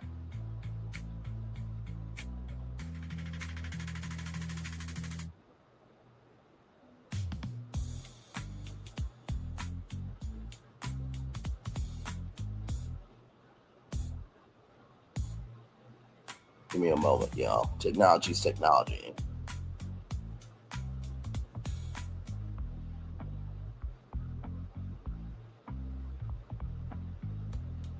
Come on.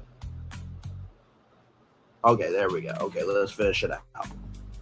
That's the best thing. Oh, I'm 100% aware of that, but there's more stuff I could say, but I won't. But it's not like it's not like I haven't been in contact with people from production. It's not like I haven't been in contact with leaders of that page that have told me to speak and say something. I think there's a lot more that goes into it. Now, like I said, I'm not perfect. Should I have said half of the stuff I said? No, I was pissed off.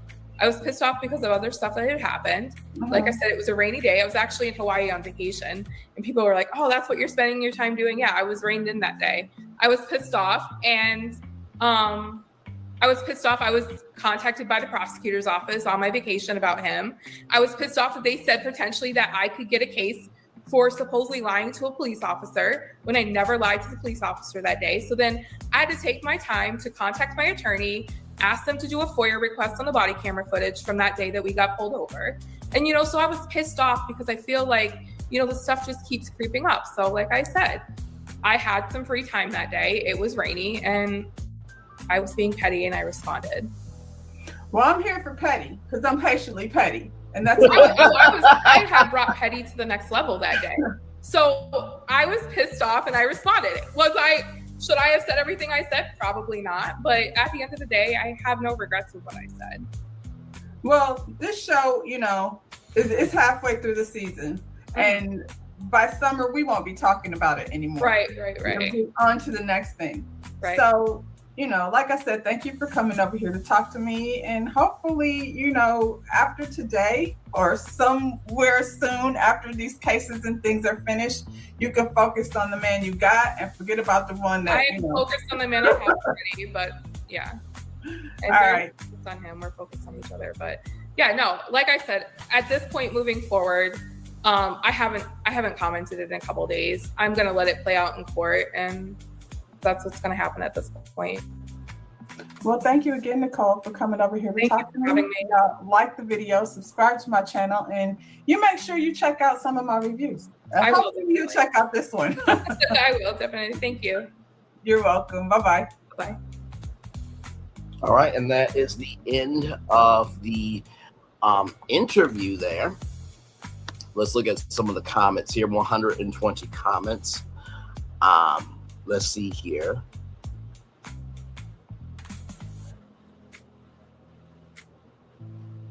Wow. Okay, then. Nikki, thank you for sharing. This person here says, Nikki, please take this to a real platform. This lady must be starring off as she lacked empathy and etiquette. She was biased and judgmental. This was not a good interview. All I've done, all I heard was you defending yourself. You use your voice to help other women if you choose to do so. Don't stay silent. When you are done, your healing is done. When you are ready, not when someone else tells you it's time. Ready. Love is for all viewers. There's no color just because the cast is black. All races can view. That's like saying white people shouldn't comment on the Housewives when you have a white male who controls Bravo. Sad. And as a black woman, I hate that you have to sit through such a horrible interview. Let's see here. Hats off to you. Keep speaking out until you are tired. Wow. Okay. Whoo, child. Good day. Okay.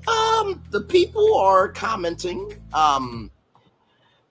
This is the thing, right? I feel that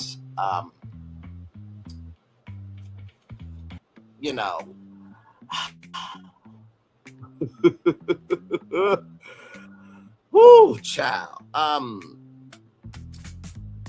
I get where that person is coming from with that comment, right? I do get where that person's coming from.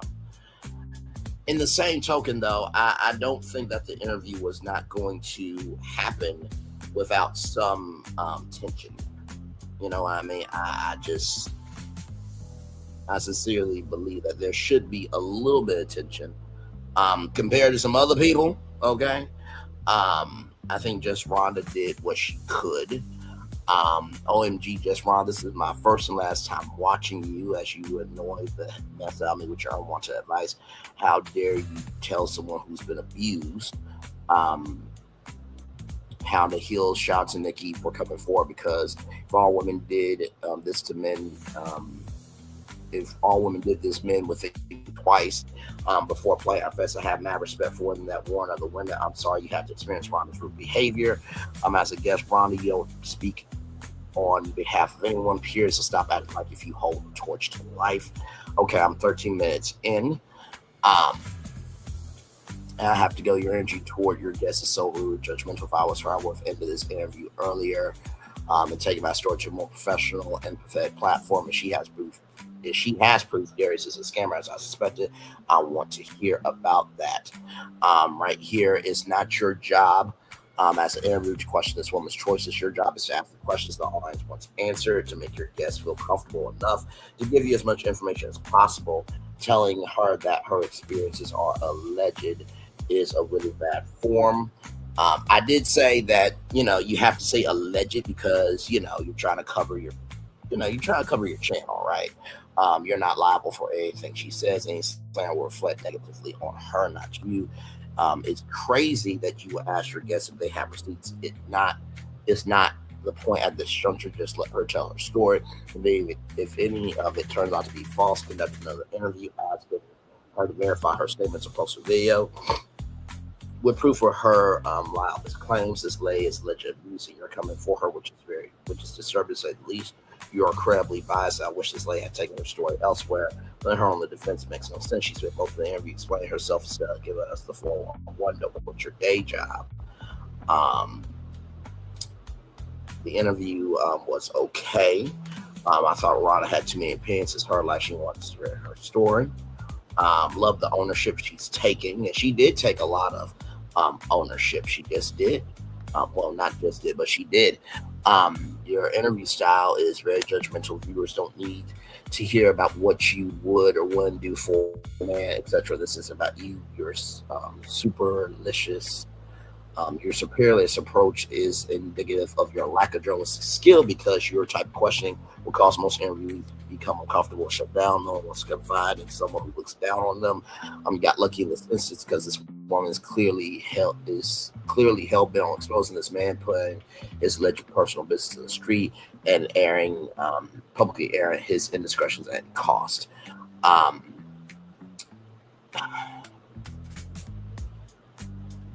Well, I don't think that Nikki is personally hell-bent on exposing Darius. When she said what she said about, a cast member,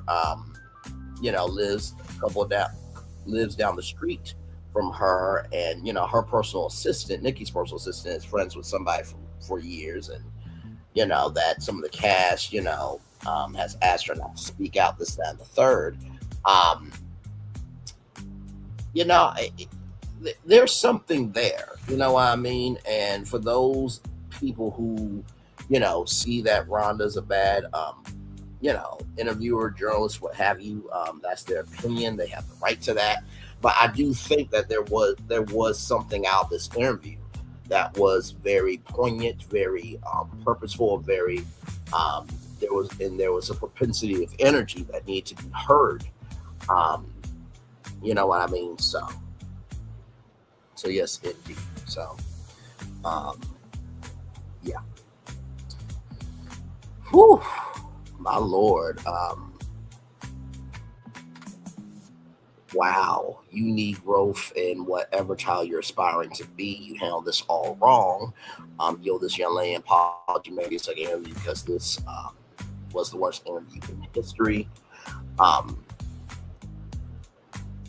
10 minutes in this interview is all over the place. It's best to ask questions in chronological order for clarity. Then you mentioned some Facebook group about the blue and their statement with no clarification. I only watch the show. I don't keep up with these people on social media. Excuse me. It's a good idea to fill in the gaps for your audience. Also, while we're going back to the married to 4 months thing, she can't change it.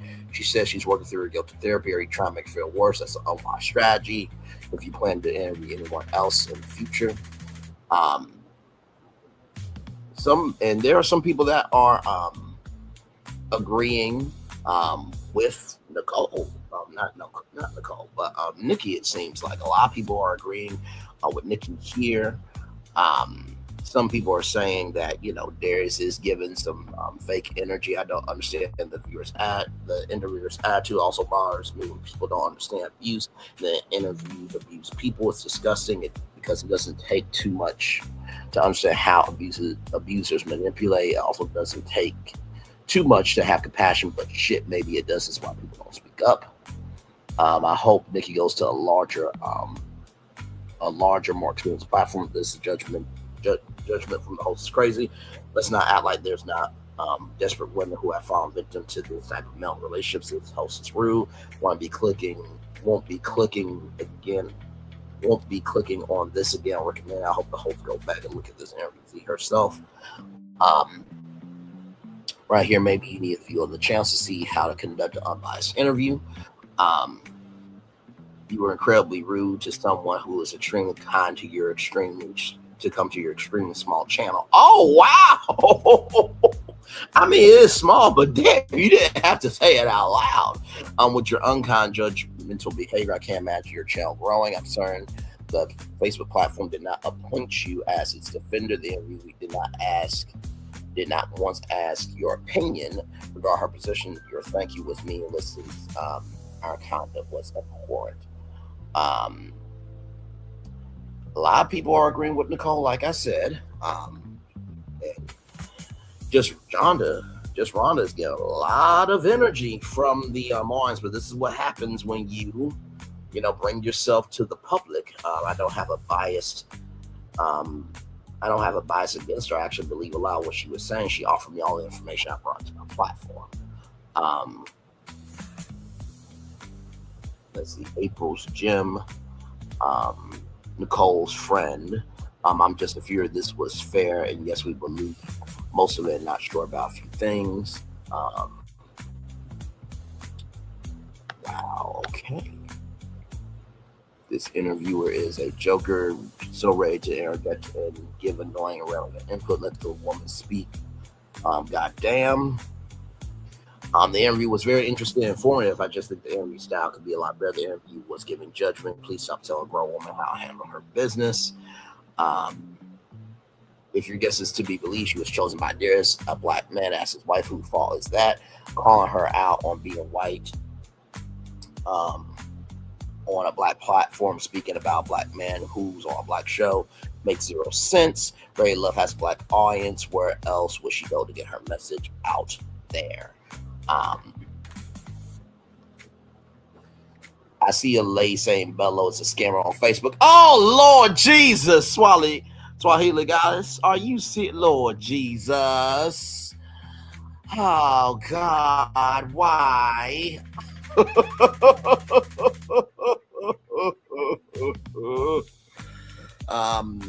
Just Rhonda, everyone makes a mistake. Just doesn't mean you forget what happened. She should let people know and share her story. As a woman, you should support. I'm sure you haven't been perfect in your dang selection. This day, they really are going in. This show isn't just for African American people. White people watch black shows and should be able to comment.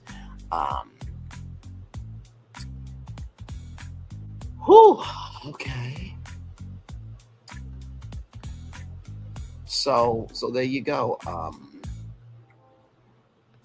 This person says you did an excellent job exposing some of the holes in her story. So I will say this comment section is majority agreeing with Nikki, and a lot of them are saying that Rhonda didn't do a good job. I will say that Rhonda did what she could. I thought she did a good job for an interview on this size of a channel. You know what I mean? I would think maybe myself and Gigi would do an interview like this because we have experience with this. You know what I mean? But that doesn't mean that we don't support other people, who are trying to come up, in the world and trying to make it do what it do. You know what I mean? So let me refresh this one more time.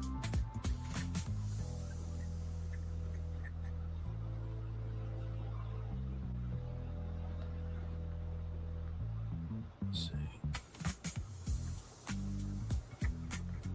I don't know why this is not loading here for me, because I want to see what the comments were as well. But anyway, child, a lot going on here.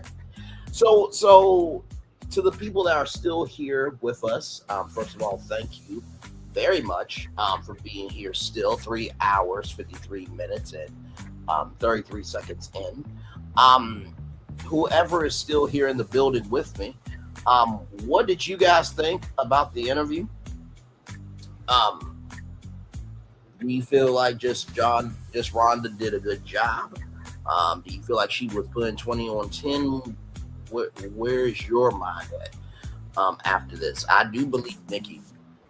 I sincerely do. This story doesn't just seem to be out the blue for no damn reason. And I do think that with Darius, just be honest about it, man. I think that's the best thing I can tell you is just to be sincere, open, and true about what happened, man. I think that's the best thing that you can do. So I tried to go to my my phone here, and it's not giving me that energy either. So with the let's see the comments. So yeah, Mo perspective. Hell. Anybody that is here, 4 people are here with us now. Thank you all so much. With that, I appreciate y'all. Let me know what you're thinking in the comment section in the live chat. Like I said, it was important to, let the interview play out for what it is. You know what I mean? And make it do what it do. So yeah. 5 people in the building now. Thank you so much for being here. Appreciate y'all. Yes, indeed. So yeah, y'all. That's it. That's everything. That is everything, y'all. Man, that was quite a lot.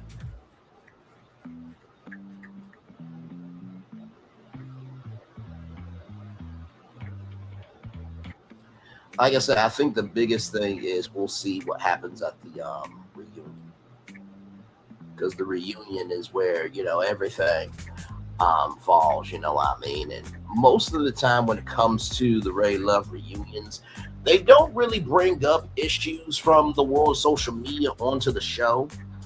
I understand why, and Gigi understands why that doesn't happen, because the show is the show. But I do think because of the DV allegations and the alleged, mental abuse of it all, I think that potentially this could be on the reunion. So we just will have to, wait and see. Either way, it is hot on these streets for sure, y'all. So yeah. Yeah. That's it. So.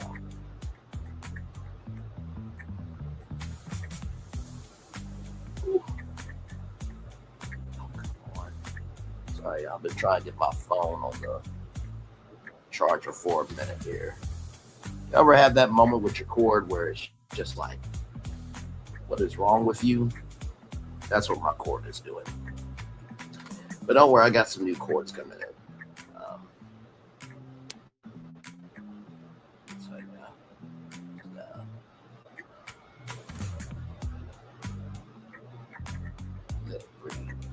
But anyway, so yeah, we'll take it up to the 4-hour mark, since we're almost there anyway.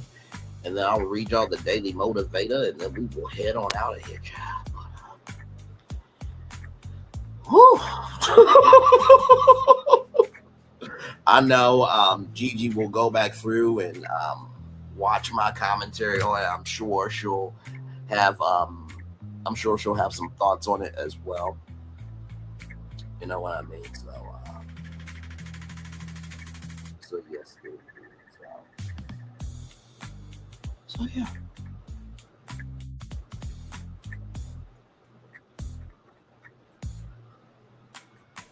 Good Lord Jesus.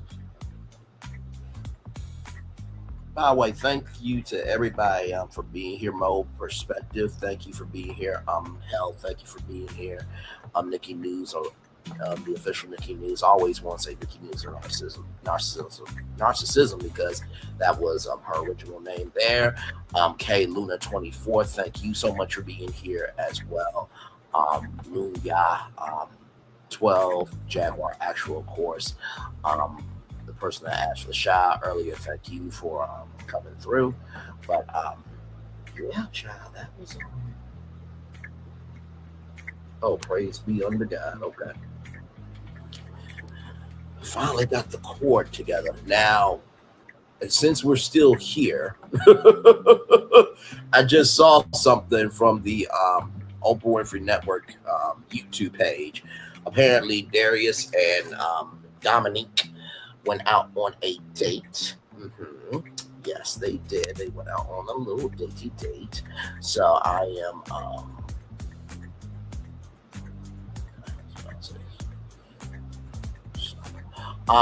let's see here. Let's see, where is it?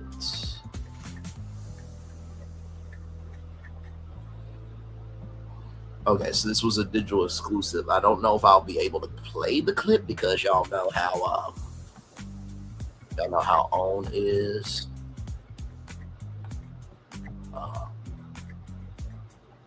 Okay, this is what I'm going to do. I'm going to play it, but I'm going to pause it at times. Okay, so that's what we'll do. Okay, that's what we'll do. All right, that's what we'll do here. Oh, don't at me. Okay, listen. Reviewing content.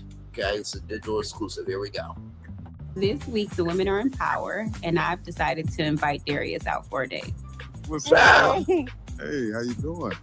Me and Darius have not had a date, but we do communicate often. So I'm excited to actually have some one-on-one time with him to see if there is a spark between him and I. Well, what's going on, baby? What's going on? Man, it's a whole fox. I decided to put this particular outfit on because I am meeting fashion queen herself, Dominique. I got to get fly too.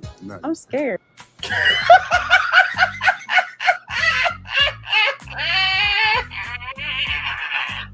She said, first of all, she said she's scared, but she still got a smile on her face. Stunning smile, Dominique. First of all, Dominique doesn't have to wear furs, child. You know what I mean? Oh God. Okay, let's keep going. Don't bite much. It was a whole fox. Like it had feet and eyeballs. How you doing? I'm good. How are you? I'm pretty good. I finally got my date with you. Finally. Going into this date, I'm hoping that Dominique lets me know what's on her mind. And hopefully we get to know each other a little bit more. Just a little bit. Better Smell amazing. Thank you, baby. It's like a sugar daddy cologne. Sugar daddy vibe. Old school. I even drove my stinking Lincoln today. Really? Now wait a minute, Sugar Daddy vibes. Hang on now. We just watched the whole interview, okay, with Nikki, and she being called a sugar mama, and you know sounded like a pimp. Okay, so let's keep going. I felt like Shaq or something. You're still in the mood for the 70s? That was very fun. You can't. Woo.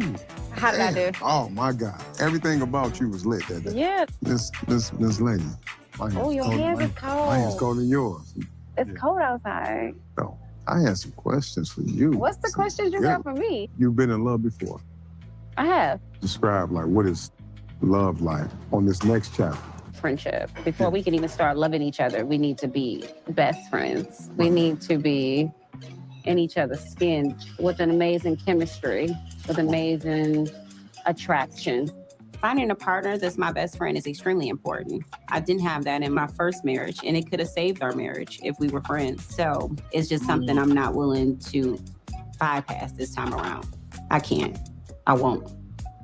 I ain't. The attraction has to be there.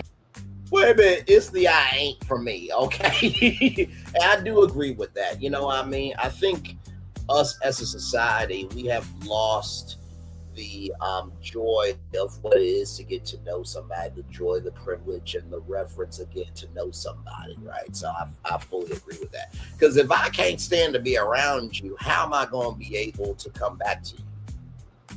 If I can't stand to be around you, right? Or if I can't stand to see you, then how can I stand to be around you? If I don't want to see you, then how can I stand to be around you? There, but physically and mentally and spiritually. I call it the Trinity. Yeah, we need to be evenly yoked. Equally yoked. So, yeah. You read my mind. I need that in my life. So what happened all this time? You know, I guess, been doing it the wrong way. Okay, have you ever been married? Never been married. Some things in my past just didn't work out. We wasn't equally yoked. Okay. So we started out, we hit the ground running. Yeah. Man, and when you do that, you fumble. We don't have to have the same views, but they need to coincide. Spiritually, mentally, physically, emotionally, I want everything to be aligned. Okay. You want to have that yokage. When you're in sync with your partner, man, what they have on the inside, their purity in their heart, oh man, you can't beat that. But we got God in common, we got fashion in common, and we got futuristic goals and common things that we discussed. Mm-hmm. So the alignment is definitely there. So I mean, it showed me that you are very aware. Yeah. And I like that. I appreciate that. Yeah. This is one of those things where you know what you know. If you know, you know. If it's real, it's real. Vibing with Dominique. She was... Okay, I'm going to be real with you. I really didn't sense a vibe here. I'm just going to be real with you, Darius. I think I would be a better choice for Dominique than your existence, brother. First of all, with Dominique, and we talked about this during the after show review. This is the chill out part of the show, everybody. We talked about this, about how Dominique just seems to really just love people. And like, you didn't really have to have the fox. You don't really have to have furs. I think everyone has a mental security blanket. Like it's that one thing that they have to hold on to feel like they're okay. And I feel like maybe the furs and the fashion, now we know that you care about your mom very much, and fashion came from your mom and stuff. But at this point, bro, like, this is 2025. Nobody's really wearing furs like that. But let's keep going. But I did sense a lot. Good company, good attention, very attractive. This was our first date. Looking forward to another. You ready to get out of here? I am. We have to do this again. I love that. Yeah, now I get to know you a little bit more. This date, it was a good time, and it did bring us closer together. We had never had any time where we shared just him and I, so it took him up a notch. Okay, the fox had hit me in the chest. He did. He like biting people. What did you learn about Darius on this date? I learned that Darius will put a whole fox on his neck and not be shaming. You can't be mad about that. Let's steal these drinks. Come on. Come on. Now you want to steal it. They don't see nothing. They gonna arrest us. I gotta get my purse. Okay, let's look at the comment section, child. I couldn't take the fox. Me either. It's a little too much every time you turn around. He uses the fur. So damn tacky. Oh my. She said had feet. I can't date another man so called but his looks. It gave me old school pimp vibes. He's way too extra. Doesn't seem genuine to get to know these. When he's performing for TV. Feels like he has a script that he uses with women. His dates all sound the same. No depth, no real connection. Saw the fox and ran straight to the comments. You ain't right, Allie. You ain't right. I can see him and Dominique being real good friends, like homeboy, homegirl. He's always on cue, no chemistry with anyone. Just let the flash speak for him, giving Gemini. If that is real, that's so gross. He wear a whole fox on his shoulder. If it's fake, then it's weird that he thinks it's fashionable.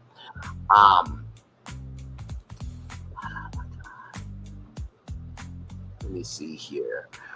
Why does this man insist on wearing dead animals around his neck? He's such a nerd. He missed his era of the 70s. Even then, he would not have fit in UGG. let's see here. I'm sure Darius is prejudged often. However, when he's interacting with others, it doesn't seem Darius is the prejudge becomes as an observation. I know he's limited. It's a show, hoping he's able to be vulnerable in his pursuit of real connections outside the show. So the Fox made that for people wore them as a status symbol for back in the day. I was talked into purchasing more asset investment, but I was so freaked out at the thought of where it is that I stored it in a relative attic, and I had seen the light of day since. Oh my God. I knew her face looked familiar. I remember her from Basketball Wives a few years ago. She was friends with Jennifer when Evelyn got her face about Jennifer. She told Evelyn keep the same energy you got with Jen with her. Even Evelyn was gagged. Shawnee and Malaysia had to get in between because they knew that she would beat Evelyn up real bad. She definitely stood on business with that colorist. I loved that. Shout out to her. I was wondering what happened with her. Yes, indeed. I'm calling Peter, not Peter. Make it last forever and ever. It seems like they're well matching their substance under the furs and words. You know what? You two, to the corner with you. To the fucking corner, not words and furs. I cannot.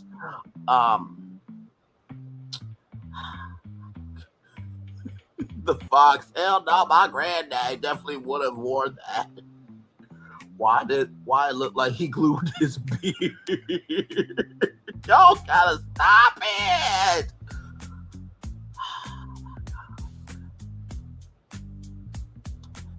Oh my God, I see nothing wrong with Darius. If that's his style, that's his damn style, that's his business. I love Dominique. She seems much older. Nothing wrong with that. Last question: how do you marry a man that isn't your best friend? Do women just say yes, get the ring, expect friendship to come later? Maybe. Fair point.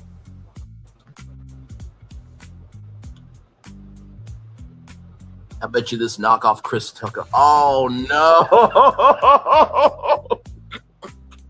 Not knockoff Chris Tucker. Oh my God! Isn't a whole lot that trying to impress people, and his hairline sprayed on because it seemed fake. See, real estate, he must be here to advertise his business. Sometimes they fake their real jobs for the show. He's in some exotic car business, something along those lines. He's in a few Tubi movies too. So, child, there is that. Wasn't that fun? A little bonus for you all. Okay, I think that's everything. Listen, I hope you guys had a wonderful, wonderful, wonderful, wonderful, wonderful time. Sincerely. And thank you all so much for being here. I sincerely love this show. I love, what we're able to do together with the show. And of course, I love Gigi and Q and Solana. Those are my people. And like I said, you do get to hear another side of Braylon. You do get to sense another energy with me. And most of all, you really do get to be in a different headspace with me. And I really enjoy it. I really, really do.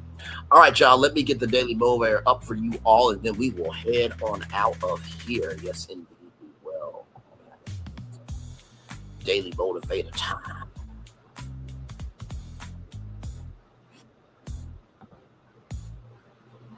Okay, so this was for Saturday, but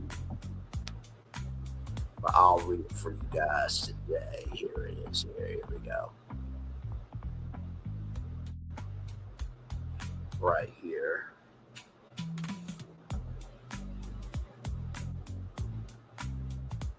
Not all of us have to possess earth-shaking talent. Just common sense and love will do Myrtle overall.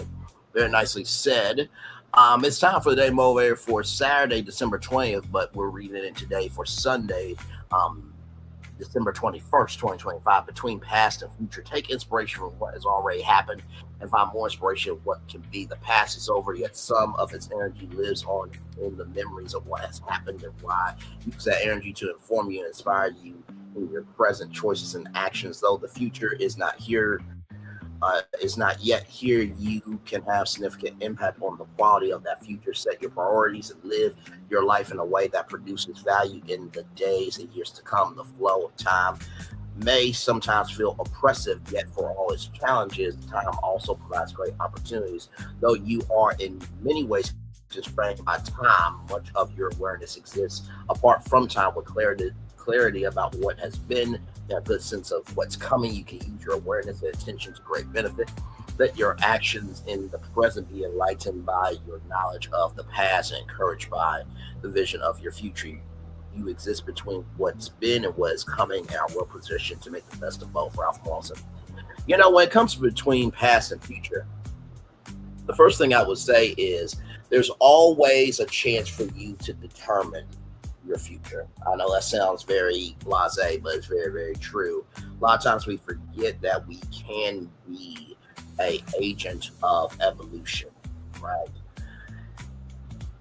And the reason why sometimes it's hard to be a change of agent of evolution is because of the work, right? So if you do the work, if you don't do the work, it will never come. The second thing I'll say here with past and future is this: recognize that just because you don't see somebody carrying the weight of their past doesn't mean that they're not feeling that energy, right? Everyone has a past. He or she who has to sin cast the first stone. Since you can't cast it, and since I can't cast it, we all need to shut the hell up talking.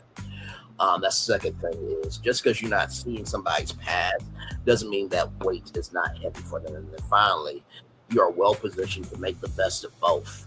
If you do not understand the fact that you had to go through what you had to go through in order to be where you are and understanding where you are to get to your future, unless you are in alignment, you will never get to the finish line. Unless you are in alignment, you will never get to the finish line. Unless you are in alignment, you'll never get to the finish line.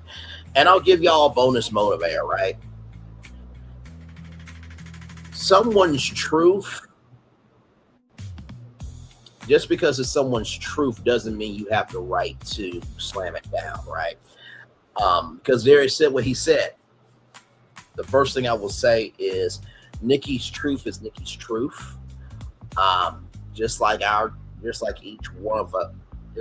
each and every single one of us, whatever our truth is what our truth is.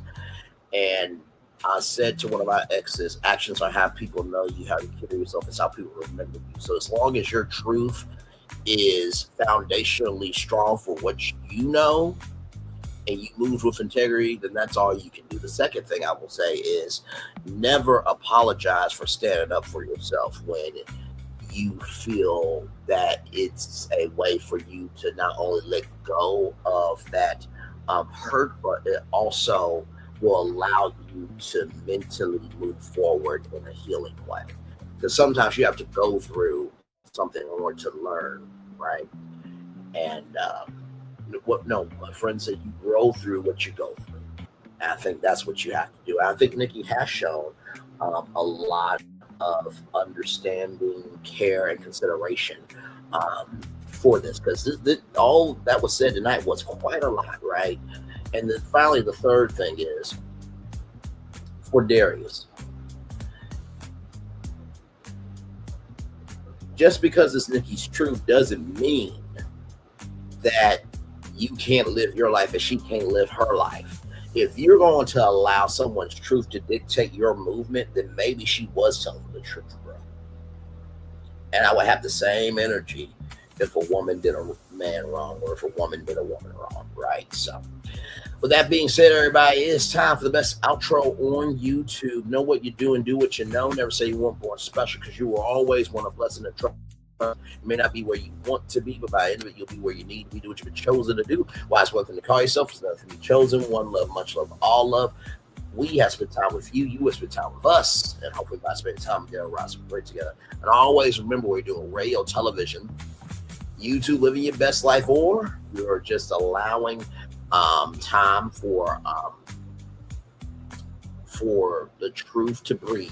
Make sure the replay is not just for you to watch it, not just for you to listen to it, but if you want to experience it again. We love you, we value, we embrace you all. Always remember, see love you gotta give it, or see love you gotta give it, or see love you gotta give it. Wherever obstacles you've overcome, wherever successes you have achieved upon this particular day, we are extremely proud of you, but no one else is proud of you. Proud of your damn self.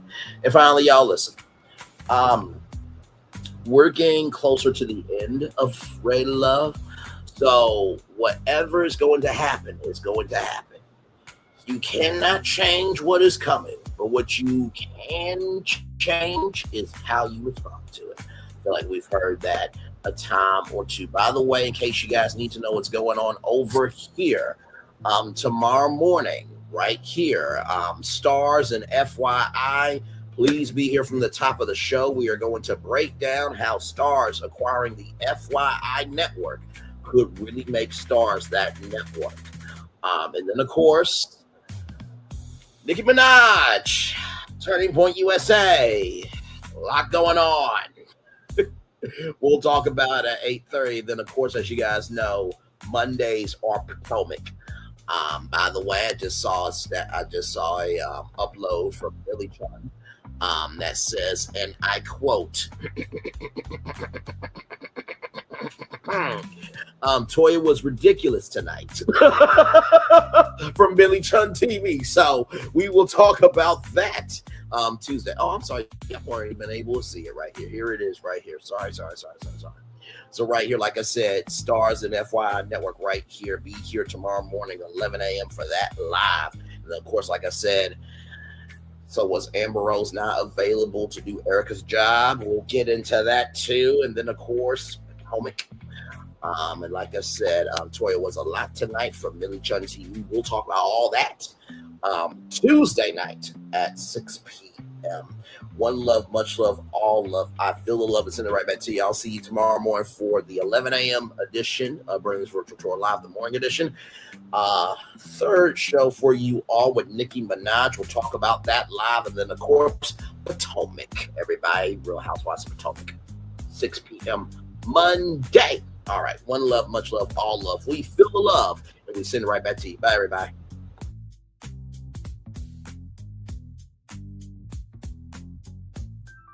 I thought I should tell you they've been talking about you. Yeah, they've been talking about you.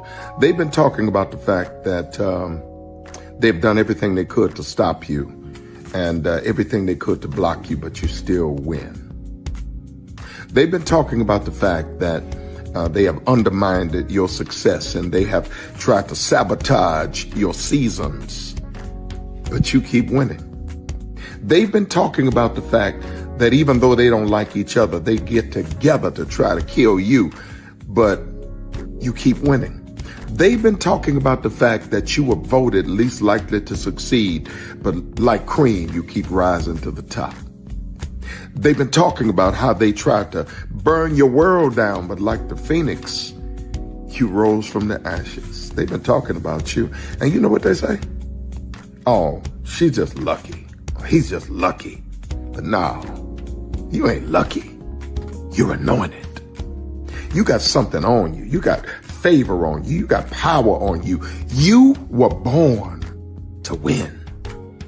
Now they can call it luck, but it's grace. They can call it luck, but it's favor. But whatever they call it, it doesn't matter, because you know what God calls you? Do you know what God calls you? A winner. I thought I should tell you they've been talking about you. Yeah, they've been talking about you. They've been talking about the fact that they've done everything they could to stop you and everything they could to block you, but you still win. They've been talking about the fact that they have undermined your success and they have tried to sabotage your seasons, but you keep winning. They've been talking about the fact that even though they don't like each other, they get together to try to kill you, but you keep winning. They've been talking about the fact that you were voted least likely to succeed, but like cream, you keep rising to the top. They've been talking about how they tried to burn your world down, but like the phoenix, you rose from the ashes. They've been talking about you. And you know what they say? Oh, she's just lucky. He's just lucky. But no, you ain't lucky. You're anointed. You got something on you. You got favor on you. You got power on you. You were born to win. Now they can call it luck, but it's grace. They can call it luck, but it's favor. But whatever they call it, it doesn't matter, Because you know what God calls you? Do you know what God calls you? A winner. I thought I should tell you they've been talking about you. Yeah, they've been talking about you. They've been talking about the fact that they've done everything they could to stop you and everything they could to block you, but you still win. They've been talking about the fact that they have undermined your success and they have tried to sabotage your seasons, but you keep winning. They've been talking about the fact that even though they don't like each other, they get together to try to kill you, but you keep winning. They've been talking about the fact that you were voted least likely to succeed, but like cream, you keep rising to the top.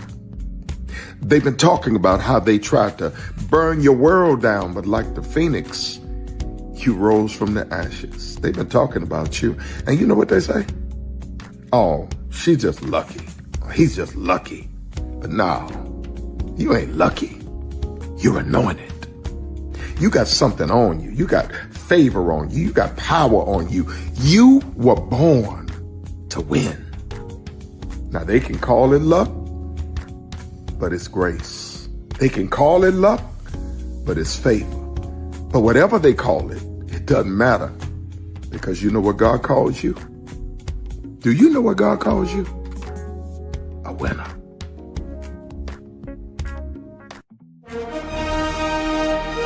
Prepare for a journey beyond imagination, beyond belief, beyond anything you've experienced before. Universal Epic Universe, a new theme park where you'll step through extraordinary portals to 5 immersive worlds.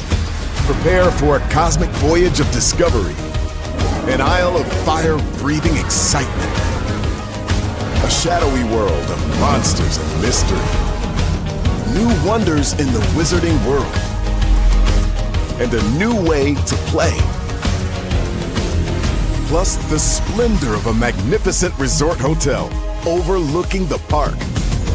It's all new excitement at Universal Orlando Resort. A week's worth of vacation thrills with 4 amazing theme parks, a variety of spectacular themed hotels, and incredible dining and entertainment. It's all at Universal Orlando Resort, where you'll find new adventures every day. Explore the astonishing worlds of Universal Epic Universe at Universal Orlando Resort. Because here's the thing, a good streamer can find other content. Because here's the thing, a good streamer can find other content. Because here's the thing, a good streamer can find other content. Because here's the thing, a good streamer can find other content. Because here's the thing, a good streamer can find other content. Because here's the thing, a good streamer can find other content. Because here's the thing, a good streamer can find other content. Because here's the thing, a good streamer can find other content. Because here's the thing, a good streamer can find other content. Because here's the thing, a good streamer can find other content. Child Relevant over there doing his thing, minding his GD business, staying out of trouble, trying to get the folks some positive stuff to talk about, besides lying all the damn time. Child Relevant over there doing his thing, minding his GD business, staying out of trouble, trying to get the folks some positive stuff to talk about, besides lying all the damn time. Child Relevant over there doing his thing, minding his GD business, staying out of trouble, trying to get the folks some positive stuff to talk about, besides lying all the damn time. Child Relevant over there doing his thing, minding his GD business, staying out of trouble, trying to get the folks some positive stuff to talk about, besides lying all the damn time. Child Relevant over there doing his thing, minding his GD business, staying out of trouble, trying to get the folks some positive stuff to talk about, besides lying all the damn time. Child Relevant over there doing his thing, minding his GD business, staying out of trouble, trying to get the folks some positive stuff to talk about, Besides lying all the damn time.